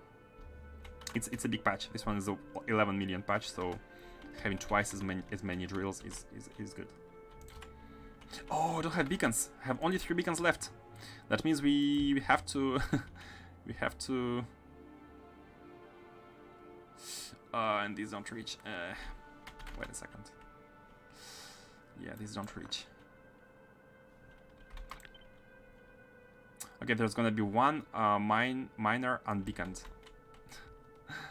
Oh, that's unfortunate. Or should we go to the should we go home and quickly go back in order to take more beacons? Oh, and we can also if we do that, we could be improving the. We could be bringing all these back and maybe trying to make more. Oh, we need belts. Anyway, yeah, we need to go back home because we need belts. We need a lot of stuff. So let's have a trip back home.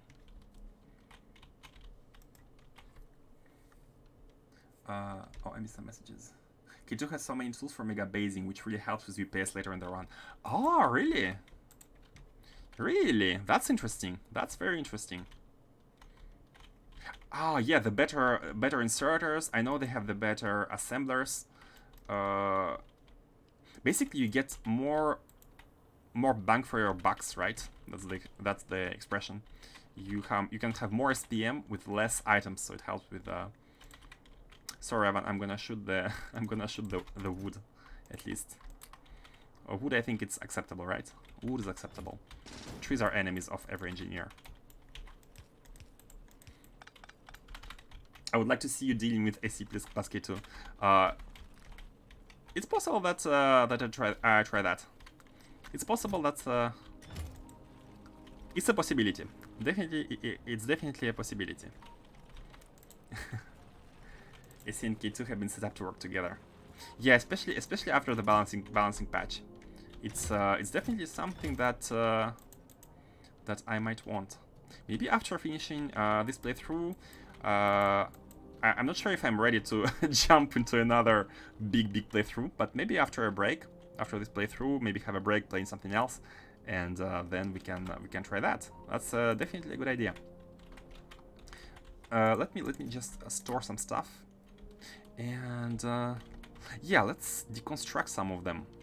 Let's deconstruct these. Let's deconstruct these and replace.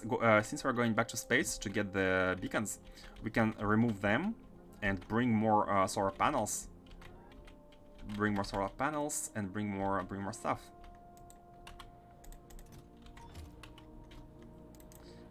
And we also need to not forget pulverizers. That's the most important. Pulverizers, belts, beacons. Everything else is kind of optional.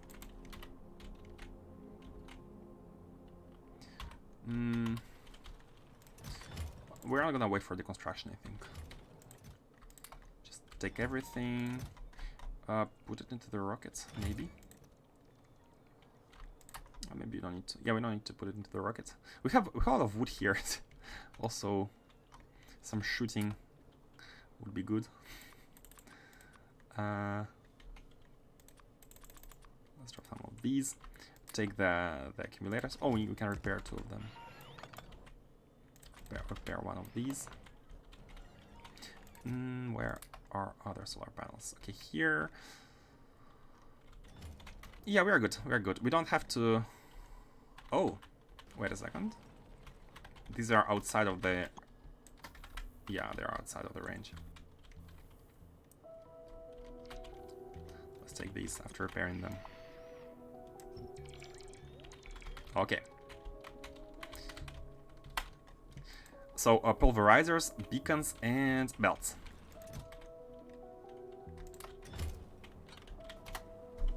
Oh, before that, we can also already be requesting the items. We can be requesting all the items already, and that means we can change this to be like, I don't know. Yeah, this setup, the improved setup. We need to take from here and all the way here. Not even like that, like this. With lamps. Yeah, lamps are important. This is unnecessary, but that's okay. No. Like that. And this is the new design of the base. Oh, it's funny how they fit now. Okay, let me. So you are Linken. Gonna remove you. Gonna remove you. Seriously.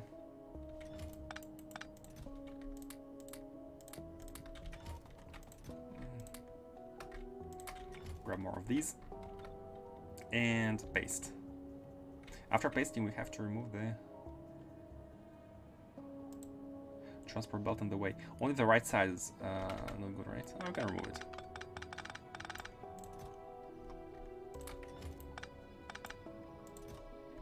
Remove it and paste.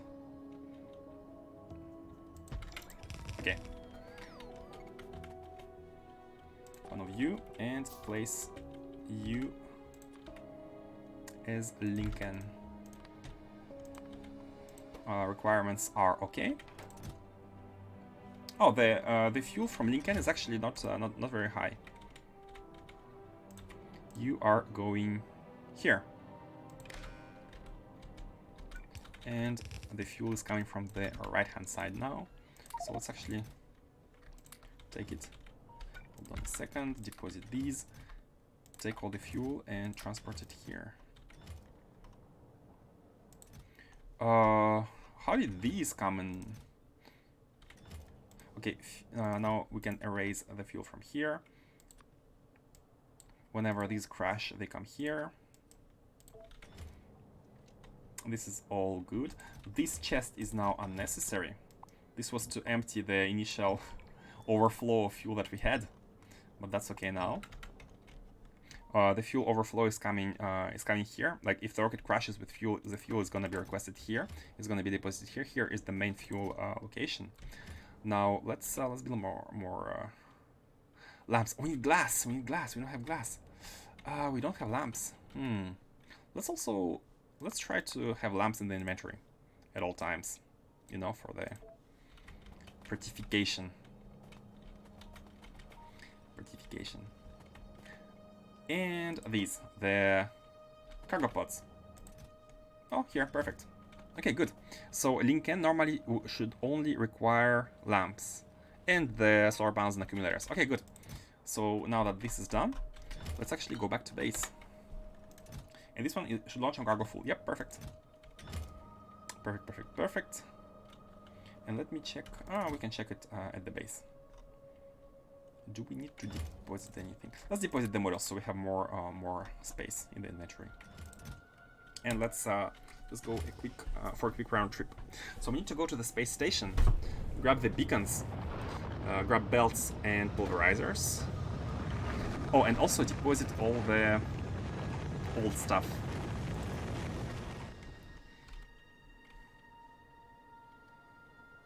Oh, I had forgotten to take the. Oh no. Oh no, I had forgotten to take all the...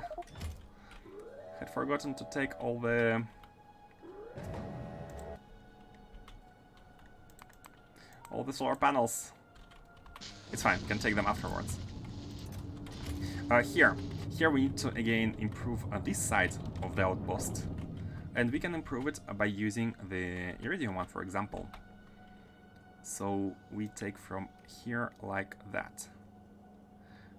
That's a really good squared blueprint of the outpost. And in order to copy it, we need to move. Sorry for the noise. We need to move these one tile to the right. Okay. Now it's copyable.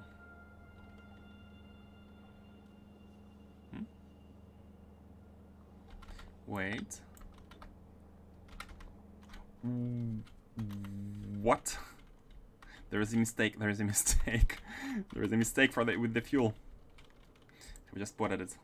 What is this hissing noise? Hissing noise is coming from a mod called Repair Turrets. It's a mod by Clonan, which introduces the repair turrets, which, as their name indicates, they repair automatically the walls.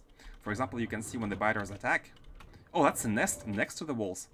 When the biters attack, you can see the turrets here. They're gonna like repair using the lasers. And the lasers, basically what they do is they go find any repair packs anywhere in your base. If you have a logistics chain, and they take the repair packs from the base here. We have a mold producing repair packs, putting them in this provider chest, and that's a global chain connected to every single wall and the repair turrets take from it using the lasers. They act like roboports in some way, but instead of having robots taking item, they almost instantly take it, the repair pack, and repair it. They actually do act like roboports. They have a construction zone. For example, if you place some item, some entity, it can construct it, also taken from the global network.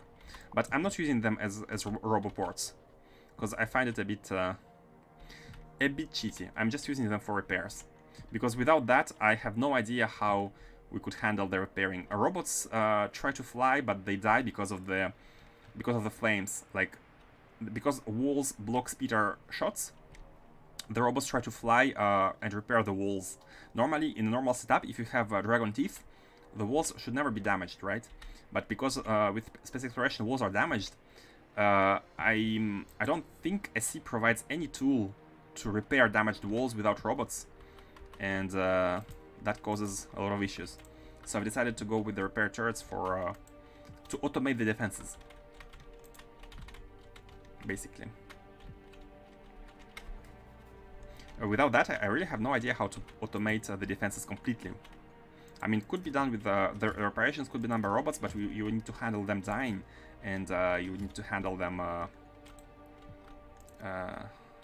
the replacements. So here is the mistake. We have no output of the... Is it also a mistake here? No, here. Oh! Okay, let's remove that one. Let's actually do the same. Instead of having you, we can just have you with the fuel. And let's copy you. And let's put it... Let me check. We have fixed this. Have you also fixed Vita Melange? Yeah, Vita Melange has also been fixed. So only the mistake was only here. And now we can remove the mistake from this one as well. Like that. I have bots in their own logistics network at the outposts. When the inventory at the outpost falls below a threshold, a restocking train goes out that has all the ingredients a wall wants. Oh, interesting. Yeah, that enables you to avoid having a global network, right? In this base, every single rail blueprint, be it a T-junction, a straight line, or a crossroad junction, has roboports. So I'm having a global network over the whole base, but it's not used for most of items. It's only used for a select amount of them, such as walls, repair turrets, and turrets themselves, repair packs, lamps, because why not? This one was a bug fix, I think, at some point. And that's it. Oh, and rocket fuel. Rocket fuel is also provided, I mean the nuclear fuel for the trains. It's also provided on the global network, but that's all. Everything else is delivered by trains. That works in complete vanilla, though I use larger chests. Yeah, big chests are definitely very helpful, especially with trains, ones which have at least 6 tiles of width. That helps a lot with unloading trains. Not sure how to play without them anymore. So this blueprint, I think now should be working. Let's just paste it. Stack filter inserter in the way. Where? Here? Okay, let's remove all this noise.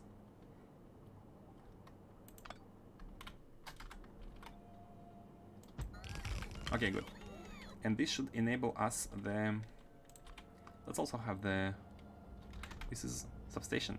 I'd like to replace it with the construction pylon. Let's put it here. And storehouse.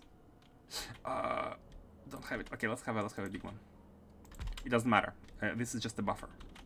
And the modules. Oh, we need the modules. Speed modules? Speed modules. Do I have a chest? I think I have a chest somewhere with the modules.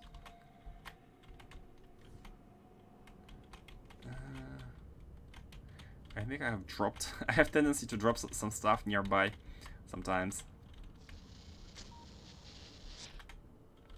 Not really. That's okay. We can insert them at a later time. 2 tile chests and filter inserters that unload off the train. 2 tile chests, only 2 tile chests. So you have do you use 3 2-tile chests to unload the train completely, or you use only 1? Like 6-tile chests are so good, so good.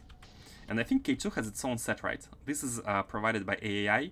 AI containers and warehouses, it's a separate mod. It's not required, but it's very useful. But then there is a special... now, why?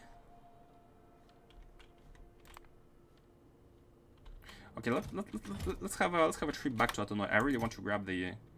I really want... Not Autonoy. Linken. I really want to grab the solar panels.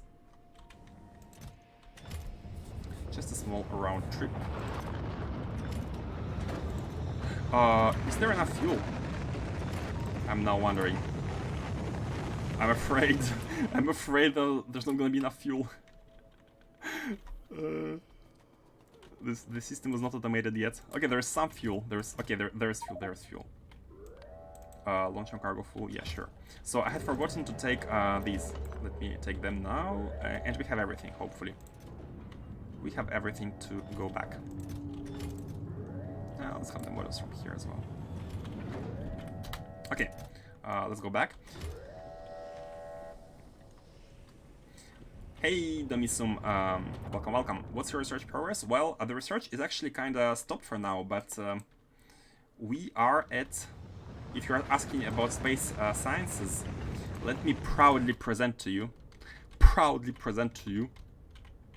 a space science research laboratories which produce catalogs. So there is a space station for astroscience which produces all 4 tiers of astroscience here, done and dusted, with 1 KSPM technically. There is the same one for material science, 1, 2, 3, 4, done and dusted. Bioscience, 1, 2, 3, 4, done and dusted. And energy as well, done and dusted. I have 16 catalogs being ready. The factory is producing them. So you have arrived at the time where all the space sciences are ready to be researched, but we don't have the throughput of all the items that are necessary to research them. Notably, like beryllium, I'm fixing some outposts right now. Incredible, thank you. And the goal is to fix the outpost throughputs. So we need to have more beryllium for LTS, we need to have more stuff. So we have fixed vulcanite. Vulcanite is okay, we have 16 belts. We have vitamelange is kind of fixed. What else? This is the space station. So the way it's done is basically we have a separate rocket silo for each of the sciences. I'm leaving you as a guesswork which rocket goes to which science. Pretty self-explanatory, I think. And it loads basically a mix of items which would be required by this particular science. It's all set dynamically, stored there, and everything else is being delivered by trains. For example, blank data cards, they have to be produced in space. So we have a station producing blank data cards here, which creates them, pushes them into the stations, and they are being delivered. Also, all the liquids here are handled by the refinery. We have a space refinery here, which produces a lot of liquids. But again, the amount of buildings is minimal, and we'd like to expand these a little bit when we need, when we check the requirements. So we are at a turning point where, after fixing all of this, we can create the sciences lab, which processes all the catalogs and does the research. And then we can discover what's next. The mysteries of space. Let me go to say hi to the space base. This is the first sushi rocket which handles the mole, space mole. And at the same time, it does some basic work. There was a bootstrap setup. We have a bootstrap setup for all the sciences up to tier 2 and energy up to tier 3, which was kind of localized and being built using 1 single rocket. But we had hit the rocket throughput thresholds, so at that moment I've decided to build separate stations to produce all the catalogs. But we need to create a station to process them. That's a massive production. Is there a practical reason for such a high SPM? No. Nope. There is no reason. I just went like factory planner. Okay, what's the SPM do I want? 1024. It's a round number. It's a programmer's round number. So let's go. Let's do it. Let's do it. Let's go. I mean, the items requirements were not that high. As you can see, each to hit 1k SPM of each science level 4, it requires 235 SPM of each 235 items per minute of each catalog, and each of these, like this whole science, like for each base, is handled by one single rocket worth of throughput. So it's not that high, right? We don't have many silos aligned to handle that. We have only one rocket. Except for the material science, where we have a separate rocket dedicated for the packs. Because the packs have only 10 stack size. They're very annoying. And we need 3 full belts of them. Yeah, 3 full belts here. This is for the buffer. So it's not that high. But the amount of raw resources that we need is very high. Especially for Vitamelange, we need, I think, 40k Vitamelange per minute, and that's very high. So I'm not gonna try to hit the production capacity of these science facilities for now. That's gonna be the end goal, like the mega base with all the core mining. For now, I just want to be able to have this option available, and I'm trying to increase the throughput to handle at least somewhat partially this production goal, target. I understand the space factory must grow, exactly. The space factory must grow. Yeah, LDS is now the biggest limitation, and the biggest limitation for LDS is the beryllium. So this is the one we are fixing right now. And I went to space to grab some more accumulators and solar panels, as well as beacons. Yeah, beacons were the ones the item that we needed, but we don't have any solar panels. They're not being produced because of, guess what, LDS. So let's grab some beacons. Hopefully beacons are available. I think they are. We must have had a stock of beacons here. Yeah, we have a stock of them. So let's grab 50. And do we need anything else from space? Yeah, we have pylons, we have construction pylons. We need nothing. We need nothing. So we can go back. We can go back for now and swing by the mall, take transport belts, pulverizers, and what's the third one? Oh, the beacons. Yeah, beacons are okay. So transport belts and pulverizers. And then go finish fixing the beryllium. Yeah, like 1k SPM, I've looked a little bit into the infinite sciences, and almost all of them require at least one tier of the specific science, and over, right? Like if you look, for example, at not sure what it is, but this science, you need one of each last tiers plus the deep space science one. So looking at the infinite sciences, we don't need to have 1k SPM of every single tier. Having only the tier 4 is enough, I think, but we shall see. Oh, we can make canisters of this kind of stuff, but I'm not sure why. I'm not sure why this is a thing, because it's very simple to create the plasma stream in front of the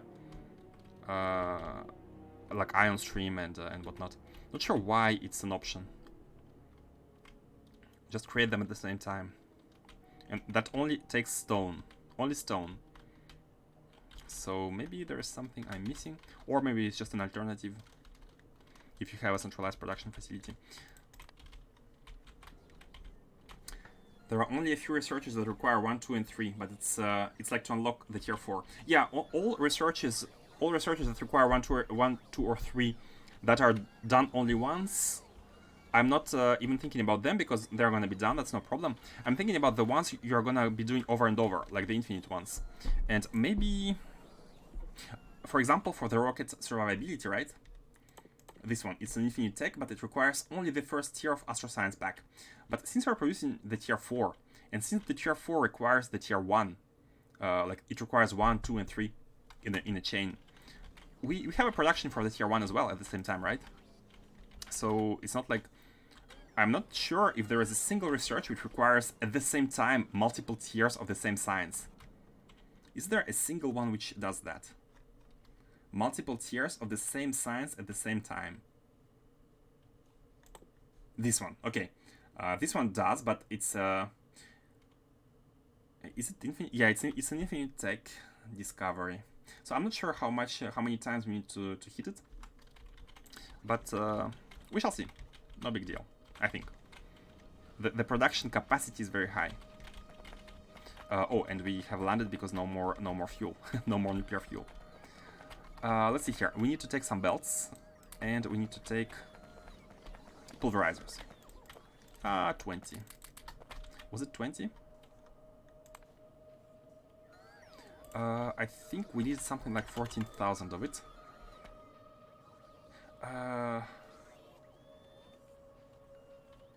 Let me check. Energy. No, all sciences. Sciences. I have here a sciences to blank the Takar's decomposition to check the raw resources that are necessary, and I think it was 14,000. Just checking how much pulverizer we might need.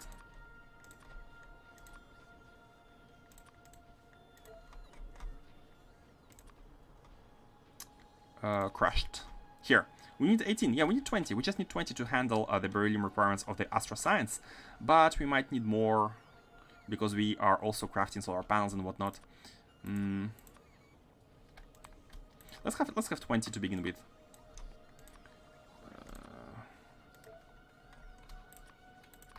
Okay. So we're good. Since the last jetpack update, it chews the fuel like no tomorrow, right? I have often the impression that I'm trying to refuel almost every hour, every 2 hours. And what fuel do you use, guys? Are you also using nuclear fuel? I feel like nuclear fuel is the best option.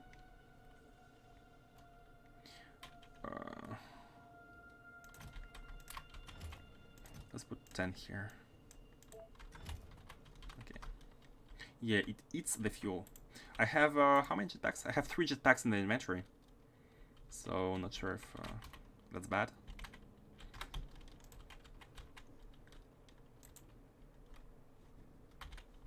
We have belts, we have undergrounds. Do we have more mines? Not really. Not really more mines. That's okay. Now, why are you not full? Let's check the requirements. What does the memory say? The memory says 6K. The memory says 6K. Oh, Iridite Melange. Sorry, Iridite Melange. Here. Is there any issue with the logic? You're empty. Why are you empty? Oh, because you're not connected. Of course. We have not connected this one with the red wire. Okay, now it's connected. And the rocket is being filled, and we need to get in because we are gonna go to the planet. Launch on cargo full. Yeah, good. This is the latest variation of my cargo rocket automation, where we basically ask for enough fuel to have a destination and like 200 back cargo rocket sections, so that we can have one single outbound trip and handle multiple inbound trips and have everything like circulating. The capsules are circulating, the rocket sections are circulating. It should all be handled normally, if there are no mistakes. But of course, there are mistakes. Cannot be without any mistakes. Let's have some fuel here. Although we don't need much fuel. It's always good to have it. And let's place a beacon as well. Okay. Now, let's finish the. Oh, we have a lot of unused stuff here.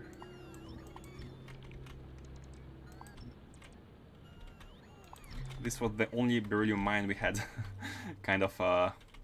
It's kind of sad that we only have that. But it's all gonna change. It's all gonna change once the Fire Nation attacks. Once we finish connecting all the mines.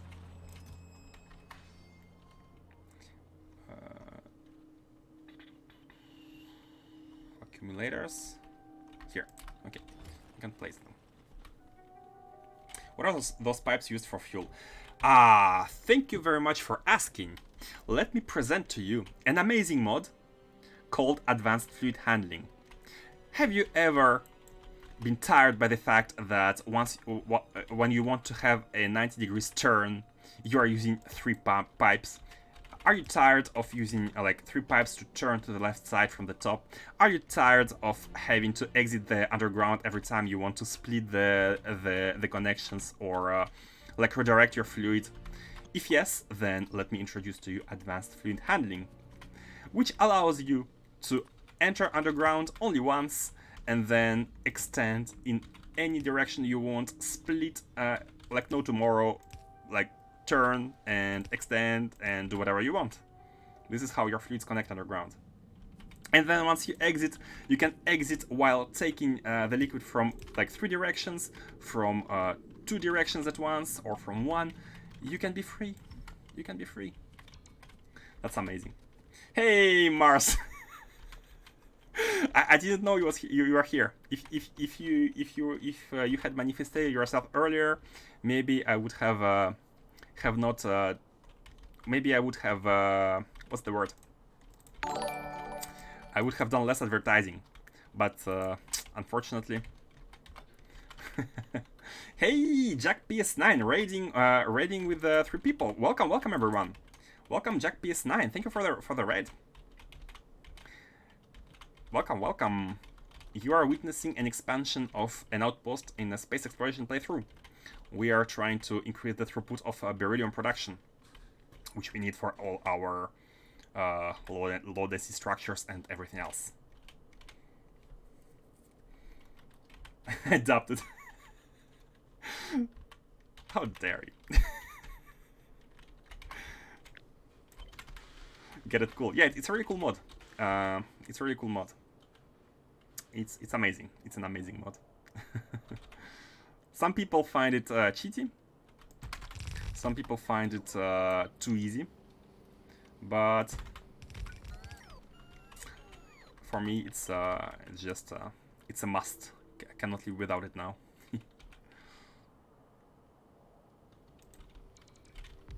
Let's do something like that. And here we can have them be a little bit more to the right. Like that.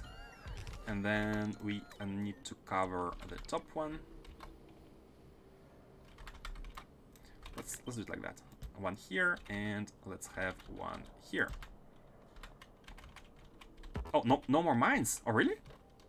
Did I forget to take the mines? Mining drills? I think we have some at the base. Trying to get the logistics system research right now so I can start to organize better. Logistics system research. Oh, the robot logistics, these ones, the buffer chest, etc., etc. Are you also playing space exploration? Oh, we have some drills. Oh, cool.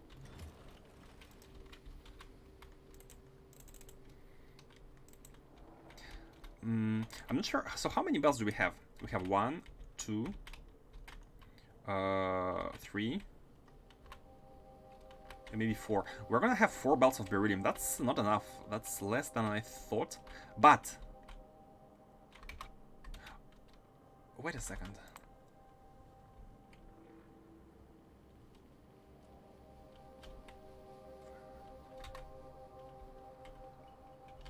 A C plus K2 is how I'm currently playing. You're from the club of people who integrate K2. I see, I see. Definitely need to try it out at some point in time. Yeah. It has a lot of... I know it has a lot of quality of life stuff, but someone earlier said that it allows for better UPS for the same SPM in endgame, and that's very interesting. That's very interesting. But also you need to create more stuff, right? You need to create way more sciences, because it has a lot of its own science cards. Hold on, why are you not working? I'm guessing it's the...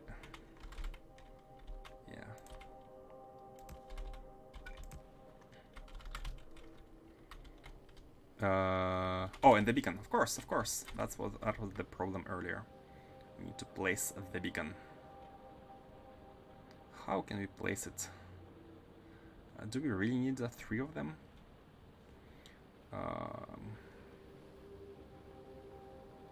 These are not covered. Okay, we can do one like this. It's gonna cover everything on the right side. So we need to cover everything on the left side. Oh, perfect. We can have 2. I think now we have a perfect coverage. Yep. It's yeah. Let's also have a radar here. I think it's quite far without seeing anything. Okay. And let's have a power. Power overwhelming. So one thing I'm not understanding is we need 14,000 items per minute. But to handle 14,000 items per minute, we only need 150 drills. For Vitamelange, we needed 100 drills. Oh no, that makes sense. Yeah, for Vitamelange it was 40,000. I thought it was kind of the same number. But yeah, it's a very high number, but we need 3 times less for 4 times the hardness. That's where the confusion comes from. And how many drills again for one single 14,000? 28 drills for one belt. So 28 drills can fill one belt, and we are 26. Perfect. One belt again. One full belt to the bottom. So let's connect these.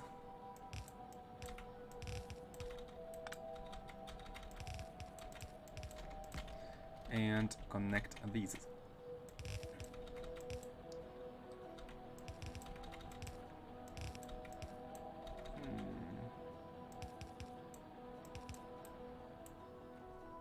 This is good, I think.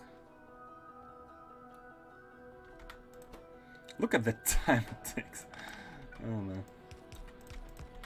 Okay, so the mining is operational. Let's now place the beacon. I wanna copy. Can we place... Oh, perfect. Unperfect. One can go... Let's move this one tile to the bottom. So the beacon can go here and power all the top side. I'm really loving the way space exploration beacons work. In vanilla, it's almost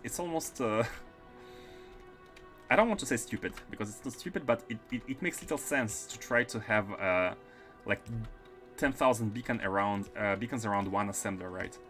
It's really weird.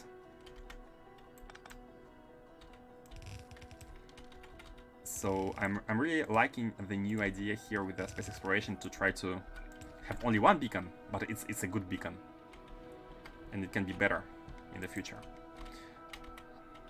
So is everything here working? We have this mine, we have this mine. We have this mine, 2 belts again, and we have this mine, which we just need to connect. And that's gonna give us quite a lot of belts, and these are actually can be merged. 35, 26. Okay, perfect. We can merge these 2 into one belt. And this is gonna be a secondary belt here. Oh? Oh? Oh no! Oh no! Is there a bad blueprint? bad direction everywhere.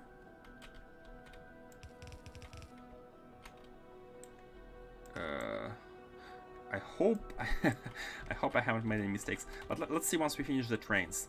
So we have 2 more belts, which are. No, let's not worry about. Let's not be worried about the undergrounds. Come here, and then you can come there as well.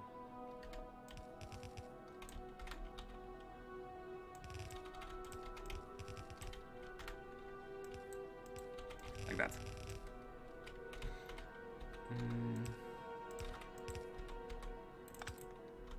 And then you are going there. Here we have 4 belts in one single. That's okay. I think that's okay. Or should we have a secondary one? I think it's better to maybe have a secondary. Although, just in case, let me follow my my rule of having 3 belts per station. So this one can actually, it can be the first one to go to the bottom, which is fine. Oh, no more train rails. Oh, that's a bummer. Man, I should be checking more thoroughly the requirements. But that's okay. Okay, let's have only these for now then. Let's have only these for now. Oh, we don't have much items here. Should be okay. But then this station is gonna cry for rails. Linken need rails. Can we craft them? Oh, we can craft them. Oh, perfect. Can we craft enough of them? That's the question. What do we need? Stone? Stone. Okay, cool. It's easy. Stone, please. Stone, please. Anything. When you need the most, it's gone. No, seriously, no stone here? Is there a stone patch? There is some. Okay, good enough. Just to make some rails. Back to the beginning.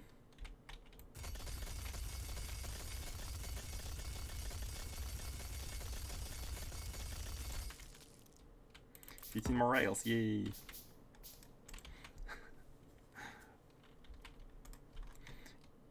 You thought that when technology is high enough to make us go to space, we don't have to mine manually anymore. No, no, no. Nothing, nothing is excluded. Okay, so now that we have the rails, let us redirect this one. And we can also have, because we have 2 stations and 4 belts, let's have them 2 by 2. I think it makes sense. So to here and to here. So we have, this way we have a lot of stations which are able to provide the beryllium. And let's check their names. Yeah, this is 2 and this should be 0. The stations, basically how they work is they calculate the amount of trains that can take the items and transform into integer value. So you can see limit here at 0 because the station does not have enough beryllium to fill the train. It needs at least 2 rows here, 4 rows. And when it has enough, it kind of gets limited to this value, which is 2. Here we have T at 2, and this is how much trains we can allow, maximum. And because here we have a lot of beryllium, right? So maybe 10 trains can come in, but we don't want to block all the rail with 10 trains. And we are limiting this station up to 2. And this is the reason of these combinators. Now this is done. We can simply set the delivery stations, the requester stations, create the trains with the schedule, and done and dusted. One thing is that the trains are going to be needing fuel, but we can exploit the coal here to fuel the trains. Do we have miners? Oh, we have 20. Okay, good. Good enough. 20 miners. Yeah, good enough. You can just mine this coal and not be worried.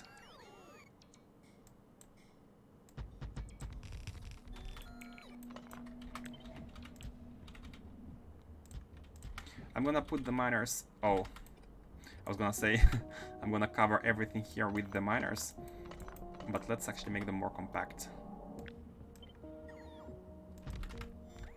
So that we actually cover all the patch, and that is gonna ensure us the call for the longest of times.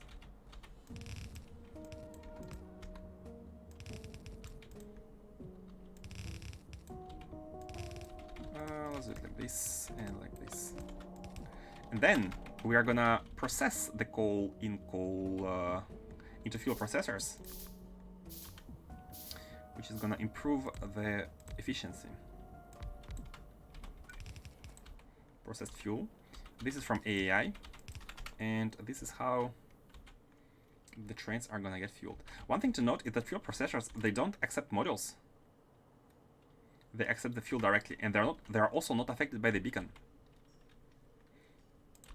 for a reason which I don't really understand, but I'm not gonna judge.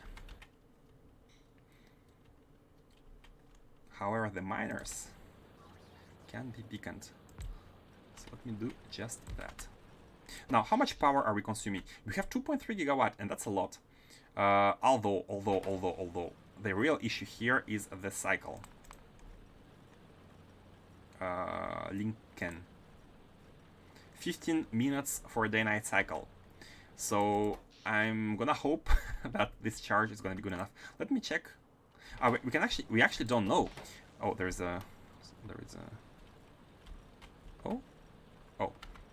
we actually don't know if this is gonna be good enough, because we are not mining everything yet. So let's first create a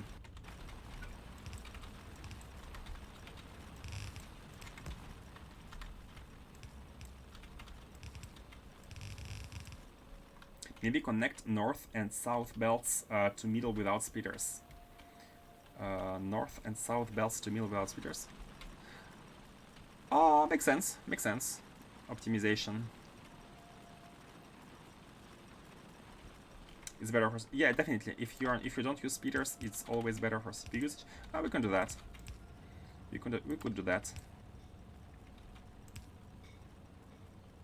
Or even here.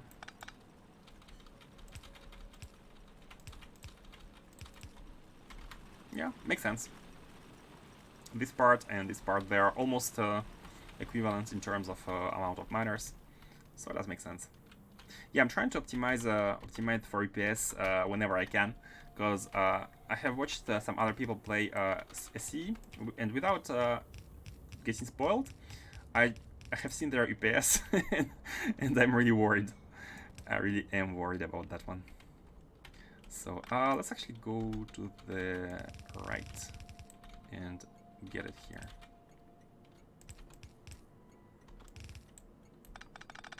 So this is for the fuel. You can see my UPS here is good, but remember that we're not doing any science. Everything is kind of on hold. So yeah, not sure how it's gonna be. Just don't use 24k bots and you should be good. I mean, if you're playing on 10 times science at the same time, it's not helping, right? Because of the requirements that you need. Do we need more? Yeah, let's have a third one. Because now this is really easy to scale. This is really... and for some reason it's not beryllium, it's iridite steel. So let's replace it with beryllium. Oops, at the beginning. Here is gonna be the demand of 20k of beryllium. Oh, not 20k, because it's 100 now. So how many trains do we want? 4, 5? I think the more the better. So let's have minus 100k of beryllium. Not 100k. 4 trains, 8k is 1 train. 4 train is gonna be 32. Let's have 50k. And yeah, beryllium is by stacks of 100, so 1 train can accept 8,000. So what we are doing here is we are creating a demand. We are gonna divide the negative number of the demand by the amount of items that can be transported in train, 8k. And that's gonna give us the maximum train limit after we properly set the division, we are gonna have a limit of trains that can come to the station, but it's always capped. It's always capped to 2 because we can only accept 2 at once. But that's okay, because if we need more throughput, we can just, let me copy that here first. Yep, we can just do this. Do this. And do that. That's all. That's how we get more throughput. Parallelized creation. We need more stone, guys. Hold on. Give me a second. Where's the stone? Oh, there are rails. There are rails in the chest. That's convenient. Give me. I think I have stored them here. Yeah. And we can just expand here. And we need more. Oh, I had forgotten. Maybe I had forgotten to put some of the signals at the bottom. Let me check. Let me check. I need to go. No, they're here. Oh yeah. Let me fix the signaling issues. By the way, Mars, how is your new playthrough going? What did you change? Or are you not playing it yet? Because Mars had I'm gonna tell your story if you don't mind. Mars had a playthrough where he played on a 10 times science cost with space exploration, and Mars is the person who goes big, always go big. So the blueprints were crazy, the creation, the production was crazy, and there was a lot of buildings.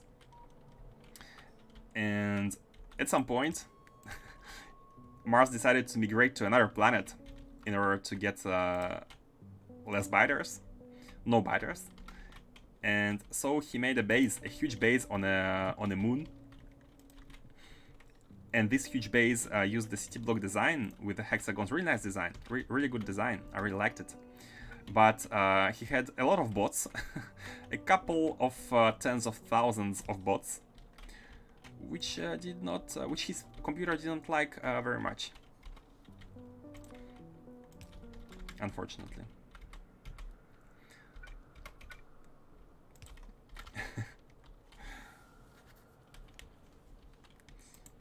Building rockets in Kerbal Space Program instead. Well, you don't have the issue of having too many bots in this case, right?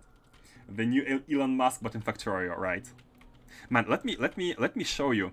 Let me show you one blueprint that Mars made for the rails. Look at these guys. I have saved it because it's really impressive. But look at this blueprint. Let me put it somewhere. Look at this rail blueprint. Isn't it crazy? Crazy in a good way. It's looking like a spaceship. And I'm sure it's handling a lot of throughputs. Mars is the kind of guy who goes big, very big.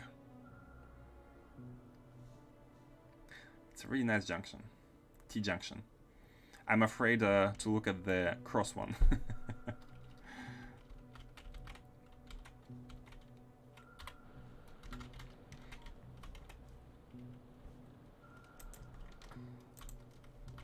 Yeah, really cool, really cool.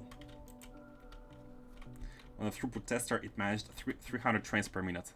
That's amazing. The one which we have, the cross junction one, this one, Kano made it, and he tested it on his the throughput tester, and he said this one handles up to 130 trains per minute. It's a cross junction, 140 trains per minute.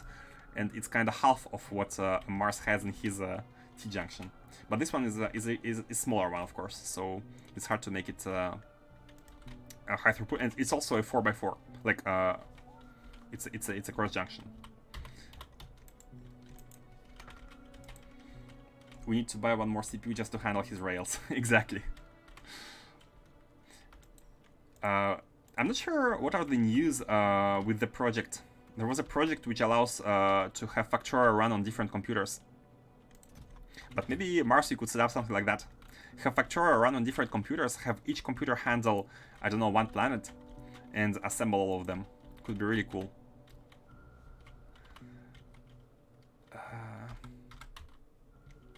So the signaling here is correct.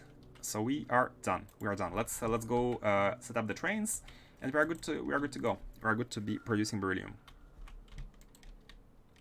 Clusterio, yeah, that's right. Clusterio. I wonder if it's possible for one person to set up his own like computers if he has multiple, or do you need or is it some kind of private stuff? Not sure if it's public, if it's available for everyone to try.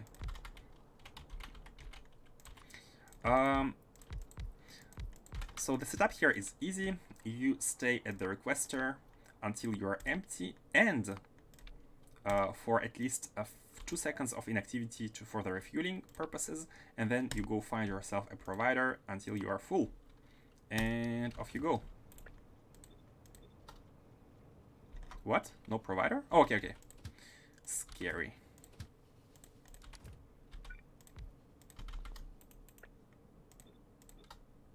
And let's have 6 trains. I'm usually doing 2 per station, so. And here you go. Okay. They are gonna get and look, they're coming 2 at a time. So the next group of 2 is gonna go down. You can see one of them went down because this station can only accept two trains, and this is how it works basically. With this, you can have a logistics network of train stations, which I use a lot on this playthrough. And we don't need to manage each station every time. We need to add some more throughputs. Just maybe add more providers or more requesters depending on the bottleneck, and maybe more trains, and that's it. Very convenient. And here we just need to create a chain of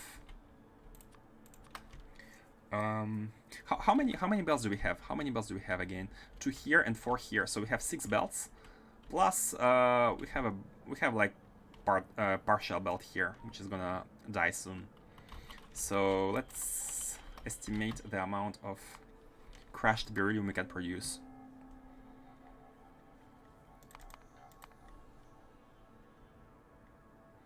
Crashed beryllium. Let's go belt by belt. No, sorry, not this one. Crashed one. Crashed. This one. For 1 belt of this one, what do we need? We need 6 pulverizers and 2 input belts. Easy, same way as we did it for can even copy paste for here. Let me take everything, and this one handles 4 input belts, so we can add more. Let's have them go here. And this is 12. This is 12, but we have more than 12. We have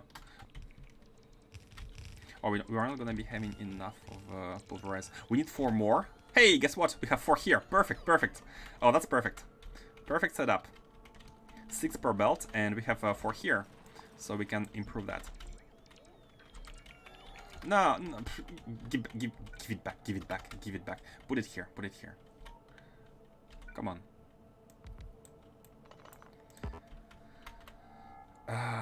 Is it not reaching? No, it's reaching. What? Why can't you put them here? Oh, now you can. Now you can. Oh, maybe the robots came from somewhere far. Okay. So this is done. We need 1, 2, 3, 4, 5, 6, 7, 8 input belts. So let's have 1 input belt go. You know what? Oh no, we don't really have enough belts to handle. That's fine. What we can do is basically have 1 belt being handled here with input priority. So we're gonna consume it in priority, and then we can have 8 belts coming out of these 8 belts? Maybe we can have 7 belts actually. It's fine. let's have 3 out of each of them, so have kind of 9 belts. Oh, we don't need 9 belts. We need 8 belts. So let's have 3, 3, and 2. It doesn't matter. It doesn't matter. Everything is dynamic here. It doesn't matter if we oops. If we are not if we don't have the same how should we copy paste it? Like that. Let's call them 2 by 2. That, and then here. Ancient scientists that dream about high tech. Next generation's gonna be real gods with this tech. We are literally with unbelievable techs. We can't reach 60 FPS in Factorio just because of rails. True.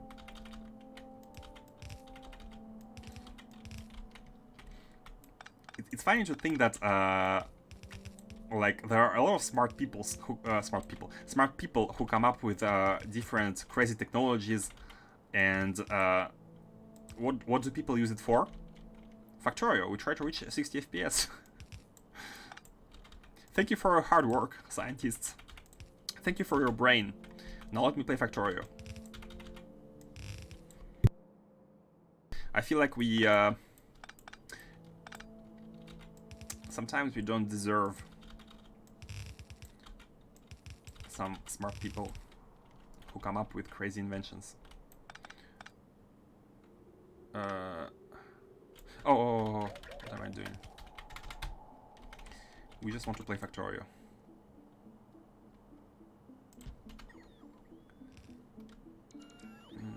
You know what? Let me do it like this.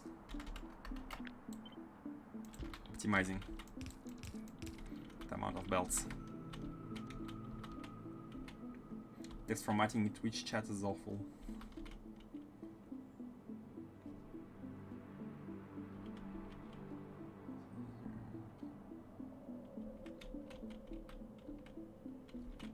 Yeah, I see what you mean. You had you meant to put 2 sentences.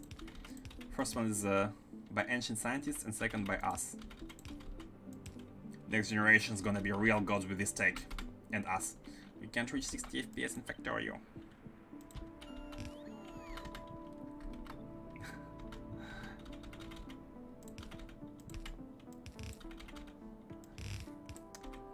But it's fine. I don't feel like we are. I don't truly feel that we are wasting the technology, right? We're not wasting it. We are putting it to good use. The factory must grow.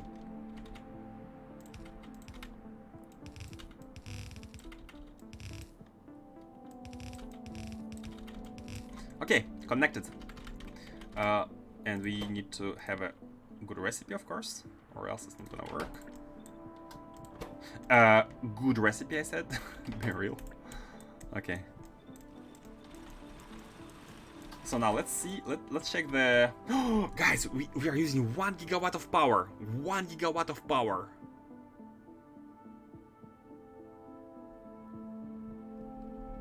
That's too much. That's too much. That's too much.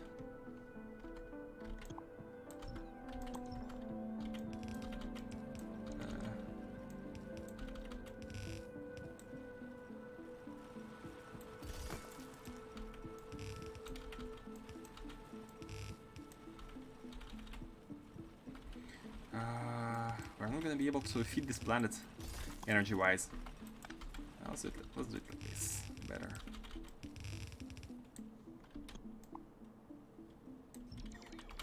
How many crushers will it take without the beacon? Without the beacon? 85. No, actually, you know what? Look at the energy. 85 pulverizers would use 180 megawatt.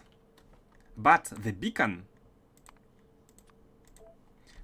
makes it so we need only 5 of them with the beacon, and it gets down to 27 megawatt. So beaconing is actually power efficient. Beacons saving you power for the same throughput. I mean, it depends on how much the machine, the base machine consumption. With the basic beacon, let me check.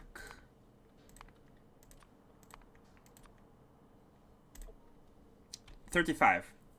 Also power save, but not as big as the one with the big beacon. Full prod without any speed is obviously terrible. Oh, let's check without any modules. You're right. Oh, 11 megawatt. Okay, without any prod modules, it's 11 megawatt. So basically, you are doubling your power if you use prod modules and beacons for the same throughput. But who wants to do it without prod modules, right? Prod modules are a must.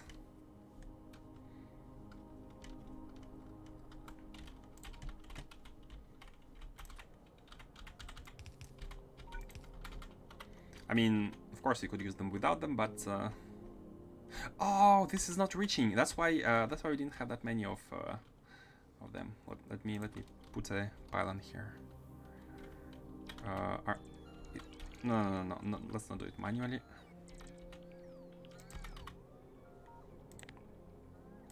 And still not reaching as far as I wanted it to. Let's put one here. Now, okay, now it's good. Just to collect all of this. Are the inserter able to handle the throughput of the crushers? That's a good. Yeah, they are because 6 inserters are good enough to fill one belt. Like we have 6 inserters here, and the 6 of them are good enough to fill one belt.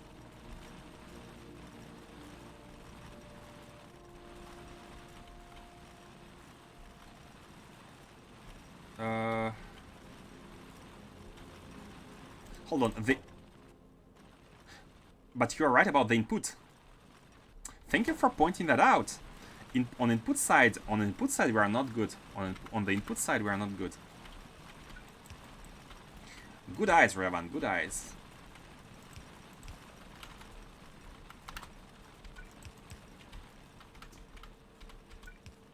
Okay, let's do like that here. Shh. Don't say it. We have missing. That's fine. Let's have 2 here. 2 here and 2 here. Just copy paste.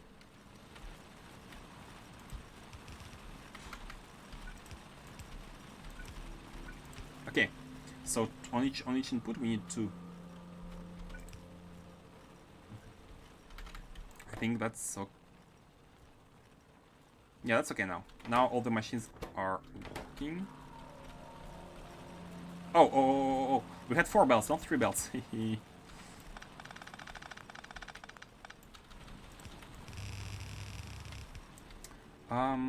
Yeah, that's good. Okay, and now the rocket can be properly real. Let me drop that in the chest. Good eyes. So we are ready to go home, I think. Yep, we are ready. So this should at least enable us to build the low density structures.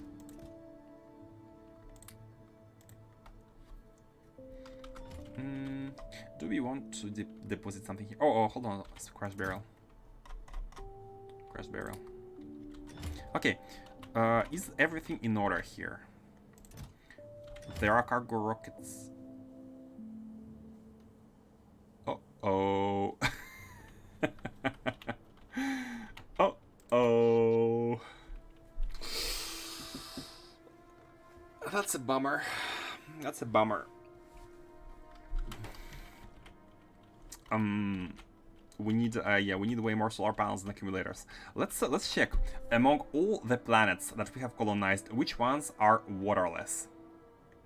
Shenong is waterless, but that's okay because it has a good solar power and it has only 1.36 minutes cycle, so it's really easy to put solar panels and accumulators. Atonoi, it's not waterless. Kyle is waterless. Cryoplanet is waterless. There are so many planets we have which are waterless. Cycle is 10 minutes, which is medium. Solar is medium. On all these planets, we are unable to use use solar power because we need water. RIP indeed. RIP indeed. I'm worried about this. Why do we have so many?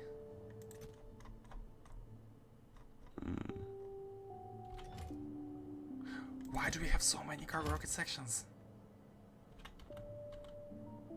Do we count them? Do we really count them?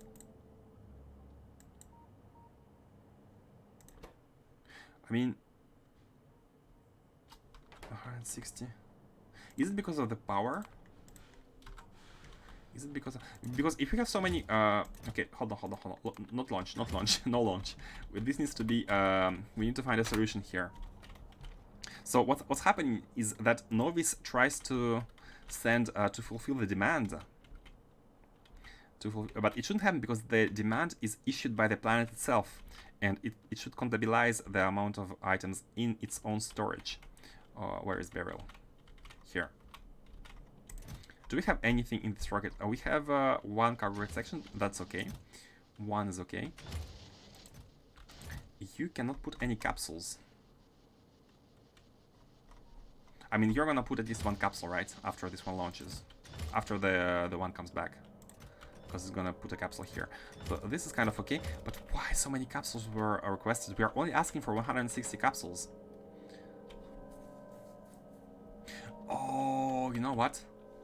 We need to connect the red wire. This is our container with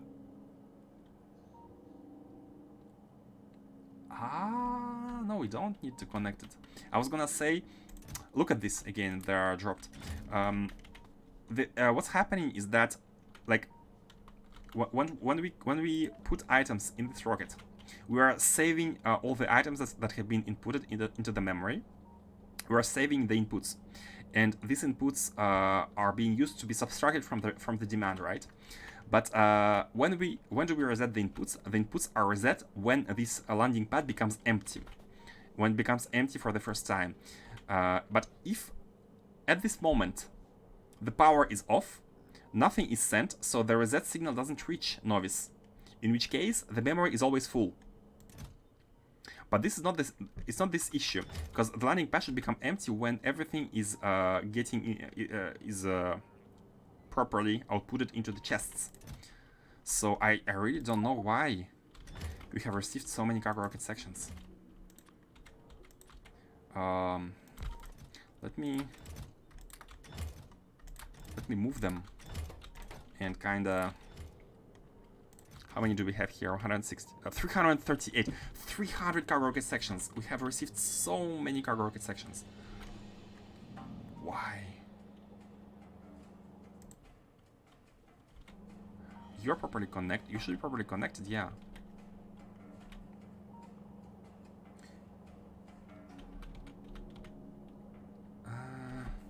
How did that happen? But now I cannot see. I cannot see any cargo rocket sections inputted because we have only one. So that's working fine. Why wasn't it working before?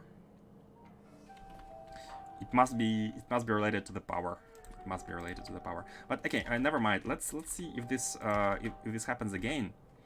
And we are gonna filter out the cargo rocket sections here, and we are gonna insert them here. If use the green wire. Dropped again. Don't know why. Cargo rocket sections if there are less than 200. If they're below 200, just fill it up. So we don't request for them. The request is done here. We're requesting for 160 of them, but these 160 are always added to what we have. So the request can never. Even if we don't have power, like we're sending nothing. If we have power, we're always sending this plus this. So 300 here plus minus 160. So like 100, and we shouldn't be inserting them. We're only inserting them when the demand is negative. We are multiplying the demand by -1 here. If it's below 0, then multiply it by -1. And this is how we know what we need. So minus becomes positive. So if positive, we are this is a filter for the rocket sections, and we are outputting to this filter inserter as set filters. Only if it's positive, and only then we're inputting. So I don't know how that happened, that we have sent the wrong information. I have no idea how that happened. Maybe the signal got reset. Maybe you have received a reset signal for some reason. Hard to debug right now. Okay, let's see. Let's see if it happens again. And let's go back home. For now. So the memory should be reset, unless I have fixed that. Okay, I have fixed that when the memory was still like when we didn't have enough power. So let's fix it manually. Memory has been reset, and it should input new items. Oh, but it doesn't have any capsules. Normally, it shouldn't happen when we have enough fuel at the destination. So it's only a one-time issue. Can be fixed. Let's have the capsule. Okay, capsule is being set.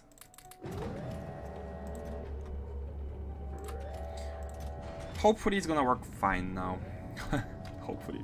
We shall come back and check it out if there's any issue. Good thing is we have 4 output belts of crushed beryl, and this is exactly the amount of crushed beryl that of input that we have.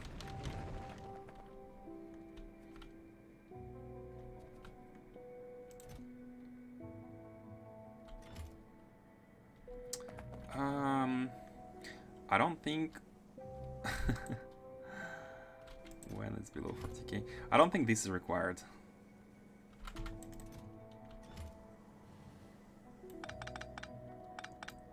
I'm gonna change, replace this chest with the simple one. But again, we are only able to process 2 belts of beryl. We are only able to process 2 belts of beryl here. How much does that make?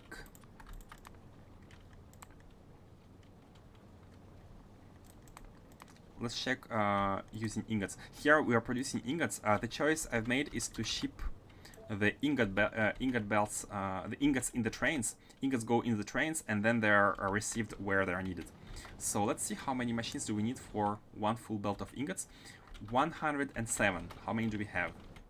We have 48. We are shipping half a belt of ingots. Let's click here and traditional mode. Right click and we can force 48 machines, so we can actually see how many items we need. We need 4.5 items per minute, which is 2 belts.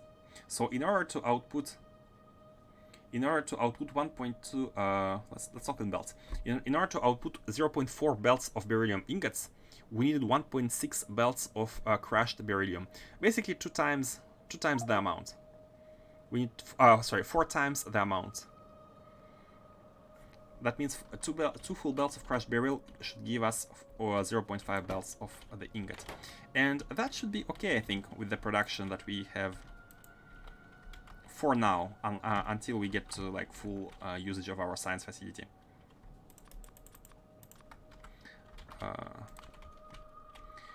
But at least this should fix LDS. LDS should be fixed, at least. Or should we just double up? Oh, no. Mistakes.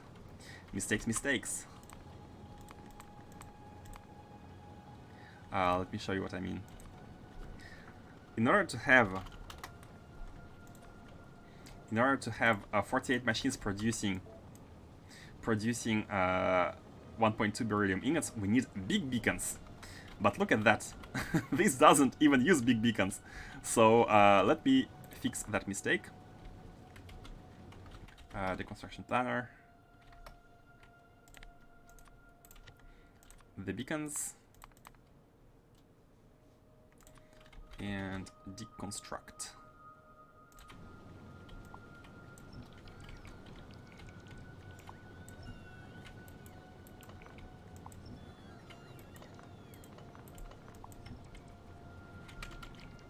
Okay, and we shall now replace them with the big ones.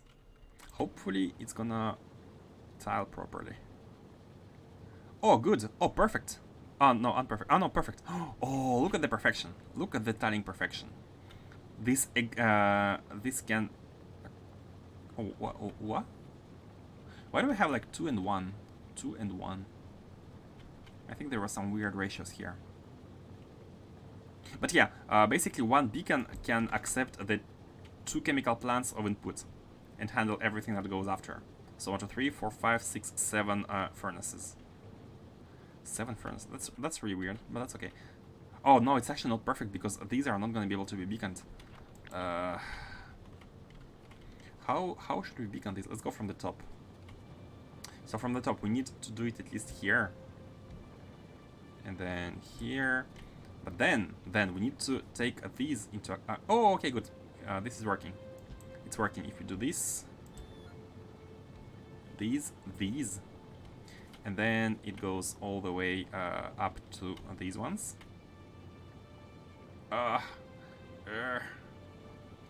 no! Oh no! Oh no!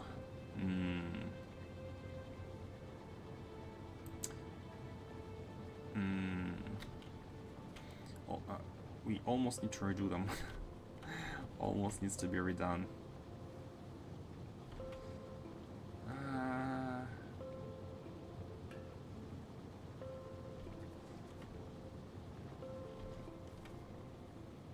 Top is okay, right? Top side is okay. Yeah, but then the bottom side is not okay.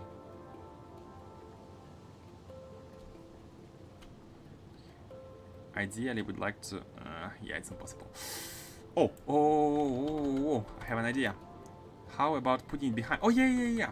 If you put it behind, it's reaching far enough to the furnaces, so we can just put it behind and have a very simple, like, we can do it any way we want. So do it like this. We don't have to be bothered with... and do it like this, and maybe take as much as possible here. Oh, perfect.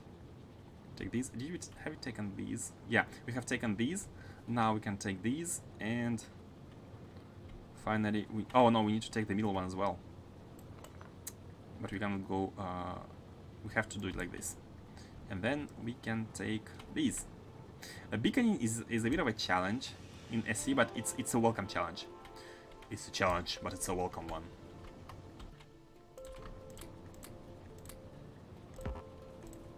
Okay, now just copy and paste on the other side. Hopefully they are properly reaching.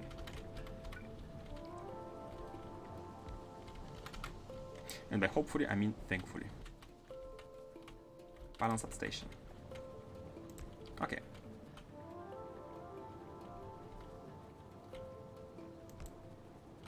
Okay, perfect.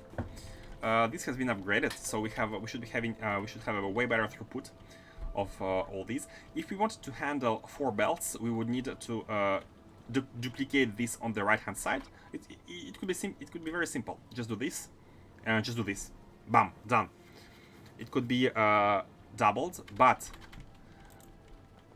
we don't have enough throughput due to the power issues. So what I will need to come up with is a solution to the power. Basically, we have a lot of waterless planets. We have at least 3 of them. This one is good. We have at least 3 of them. Like Beryllium one is waterless, Kyle one is waterless, and Vulcanite one is waterless. So Beryl, Vulcanite, and Cryo are all waterless. And that is gonna be a little bit annoying regarding the solar heat that we receive. Because if I understand correctly, we receive heat, as this item says. It generates heat, so we are gonna receive heat from the sun, and we need to process it into We need to process it into power. Oh, are we able to actually create a subfactory and check the processing? Is it possible? Let's create. I'm not sure. I'm not sure if it's possible. But let's see here. Let's see here. Can we? How can we estimate the steam production? How much do we need for? It's hard to estimate. What I wanted to check is, for example, if you wanted a specific amount of power, how much water would we need to deliver? But water to steam ratios may not be in the factory planner, and I don't know how much steam we want. And there's 500 degrees steam and 5,000 degrees steam. So I need to kind of figure out how to calculate that. But then again, we can also spam a lot of accumulators, a lot of solar panels, which could fix the problem if we spam enough of them, which may be the way to go. But then we need to do it on 3 planets. And unfortunately, this one has 10-minute cycle, and this one also has a big cycle. This one is good, Shenong is good, but Linken has 15-minute cycle. And this one has a 10-minute cycle. So yeah. You might want to use the condensers to recycle. Yeah, definitely. If we ship water ice, we have to be using condensers to use as few of it as possible. I use max rate calculator to see what power turbines can produce. Yeah, that's a good tip, because the factory planner is amazing, but only for I think it's lacking in power. It's lacking in power. Like you can see the power used by your factory, but you cannot really estimate the power production. You need to know. View utilities. There is no utilities. It's just to transform the factory into requested items, or blueprint string containing constant combinators to request the items. Yeah, we cannot really configure the calculate based on the power. You cannot say we want power. Tell us how much machines we should be using. So maybe max rate calculator would be the way to go. That's unfortunate. I know planets are generated randomly, and I have been lucky considering the fact that I have all resources, because I know some people said that in their system, some resources were missing. I'm not sure how bad it is, but some planets have resources as a secondary one, so maybe it's not that bad. You can have a secondary one, and then you can expand towards other solar systems, right? But my issue is that we have a lot of waterless ones. Maybe there is a solution. I have no idea. Maybe I need to look the tech tree and maybe find any alternative. Maybe there are alternatives. I don't want to spoil too much about stuff I cannot make yet, so I don't go look into the deep space science stuff. But I'm starting to look into every single solution that can be used before deep space science, because we have access to all the energy. We have access to all the sciences, all the 4 tiers of 4 sciences. So everything before that is very much within the reach.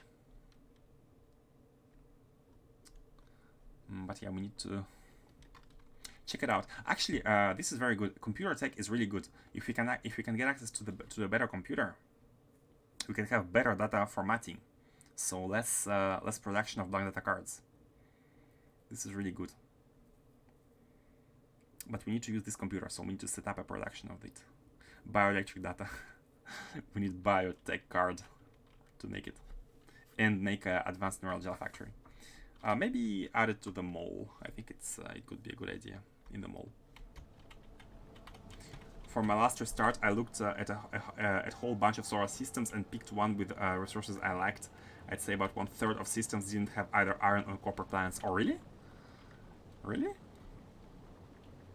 Let me check here if I filter by a hierarchy. In my solar system, we have iron planets, but indeed no copper planet. there is no copper planet in my solar system. We have 3 iron ones. Waterless, biter meteors, and the best one. Oh, that's the belt. That's not the planet. So yeah, maybe the idea here is to go to explore some other orbits, some other suns, and use spaceships to bring everything you need. I think from what I'm noticing, like on Novice, like the iron ore and copper ore are not a problem, because on Novice there is more than enough stuff. Look at that. Look at Novice. This is how much have been colonized, and I haven't even used up all the nodes within the main base. You can see there are big nodes of like 20 million of both iron and copper. So there's like a lot of copper on Novice, and that is only this small section. Novice is very rich in resources. You need to know that I have started the game with 150%, I think, richness, something like that. Not crazy, but just 150%. So maybe it's not true for people who play on default settings. I'm a little bit higher than default. 50%, 150%. So yeah, keep that in mind. But again, Novice is very high. Even if you divide by 2 the amount of resources here, it's still gonna be more than enough. I think to get to the end game at least. 20 million seem high to me. My biggest patches are 11 million. Yeah, with 50% richness and size, I'm about at a double. Like in total, I have maybe the double of the default settings. So and even the double, even if you divide by 2 all the amounts, I'm not sure if you're gonna be able, if you're gonna be able, sorry, to drain Novice from all resources. Sounds like a long way to go. Okay, guys, I should be stopping here. So today we have accomplished quite a bit. We have improved a bunch of outposts. We still, this is the task list. So iridium supply has been kind of fixed. We need to fix the power, but the power will come with from the Dyson Sphere. By the way, Mars, we're going to be building a Dyson Sphere. Very close. I've made the technologies. Not sure if you were here, but I have researched everything we need to make a Dyson Sphere. We just need to improve like the production of I don't know, the floor, space landfill, mirrors, and these things. Not sure yet how it works, but we shall discover that. Maybe next stream. Maybe next stream is going to be the target. If there is no more issues with the throughput. Let me check the beryllium, by the way. Is the beryllium good now? We are producing the scaffolding. But are we able to actually deliver it to the LDS? Let's check. Yes, LDS is working. So we are back in business. Back in business. Maybe scale it, but we need to go to space and kind of disable. I'd like to disable some of the, let me filter that back. I'd like to disable some of these actually there is an easy way to disable them. Let me do it right away. What I want is to have only 2 of each working. So I could just rotate them. No need to like create something crazy. Could just rotate these. All the input cards rotated, and here we go. They only reach these first 4.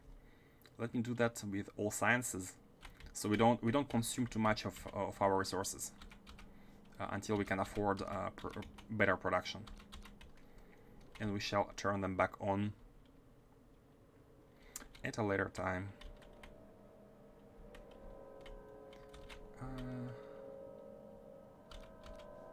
That.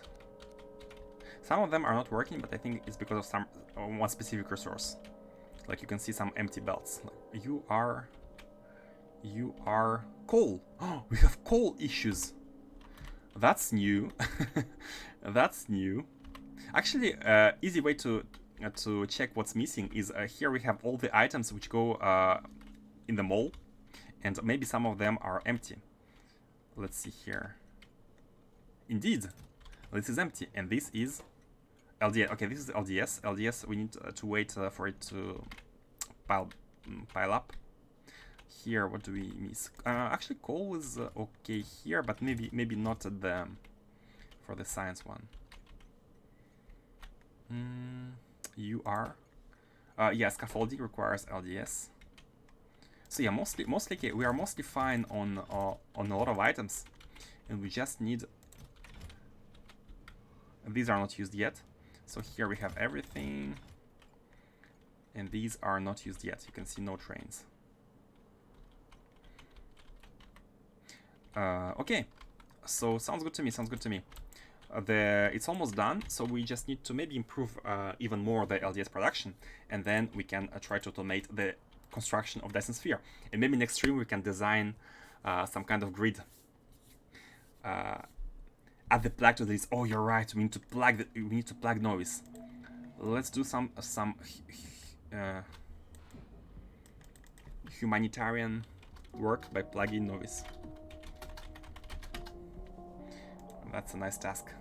But this goes after Space Science Facility, because we need to create all the sciences. And yeah, Dyson Sphere. Dyson Sphere is the next step. What is fixed? Is Atonoi fixed, by the way? Atonoi. Let's check the energy. I mean, we're not using much of it because, like, we are mining a lot of vitamin melange, but we're not using it in high quantities yet. So Atonoi is kind of okay. But again, this is just power. Atonoi, we can use Dyson Sphere for that. So Dyson Sphere for more power, and that's the issue. Holmium planet outpost, that's a task. Iridium supply is done. This is actually done. Blankata card, this is a small improvement. Cyanide supply, again, cyanide supply after Dyson Sphere. We shall see. Okay, guys, thank you all for watching, and see you next time. And for those who don't want to tab or change, I'm gonna try to send you to someone nice, someone talkative.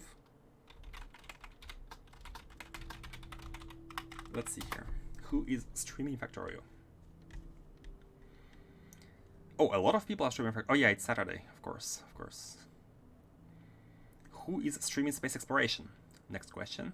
Factorio Space Exploration. Well. How convenient. Now, is this person talking? Oh, he's using repair turrets as well.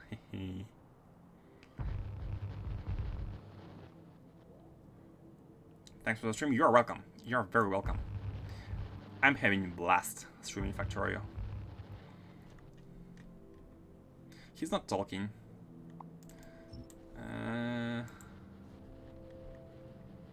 Is there someone talking?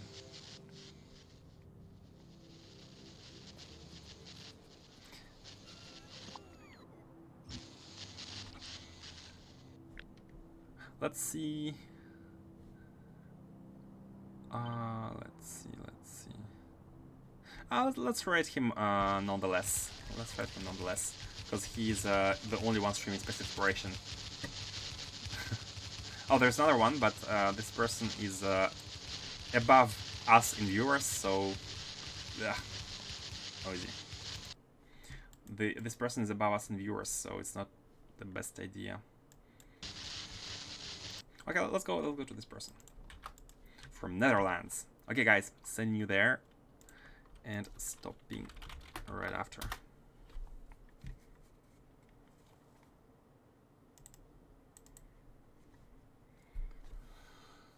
Boom, boom, boom. Okay, red is ready. Enjoy the weekend, and see you next time. Bye bye.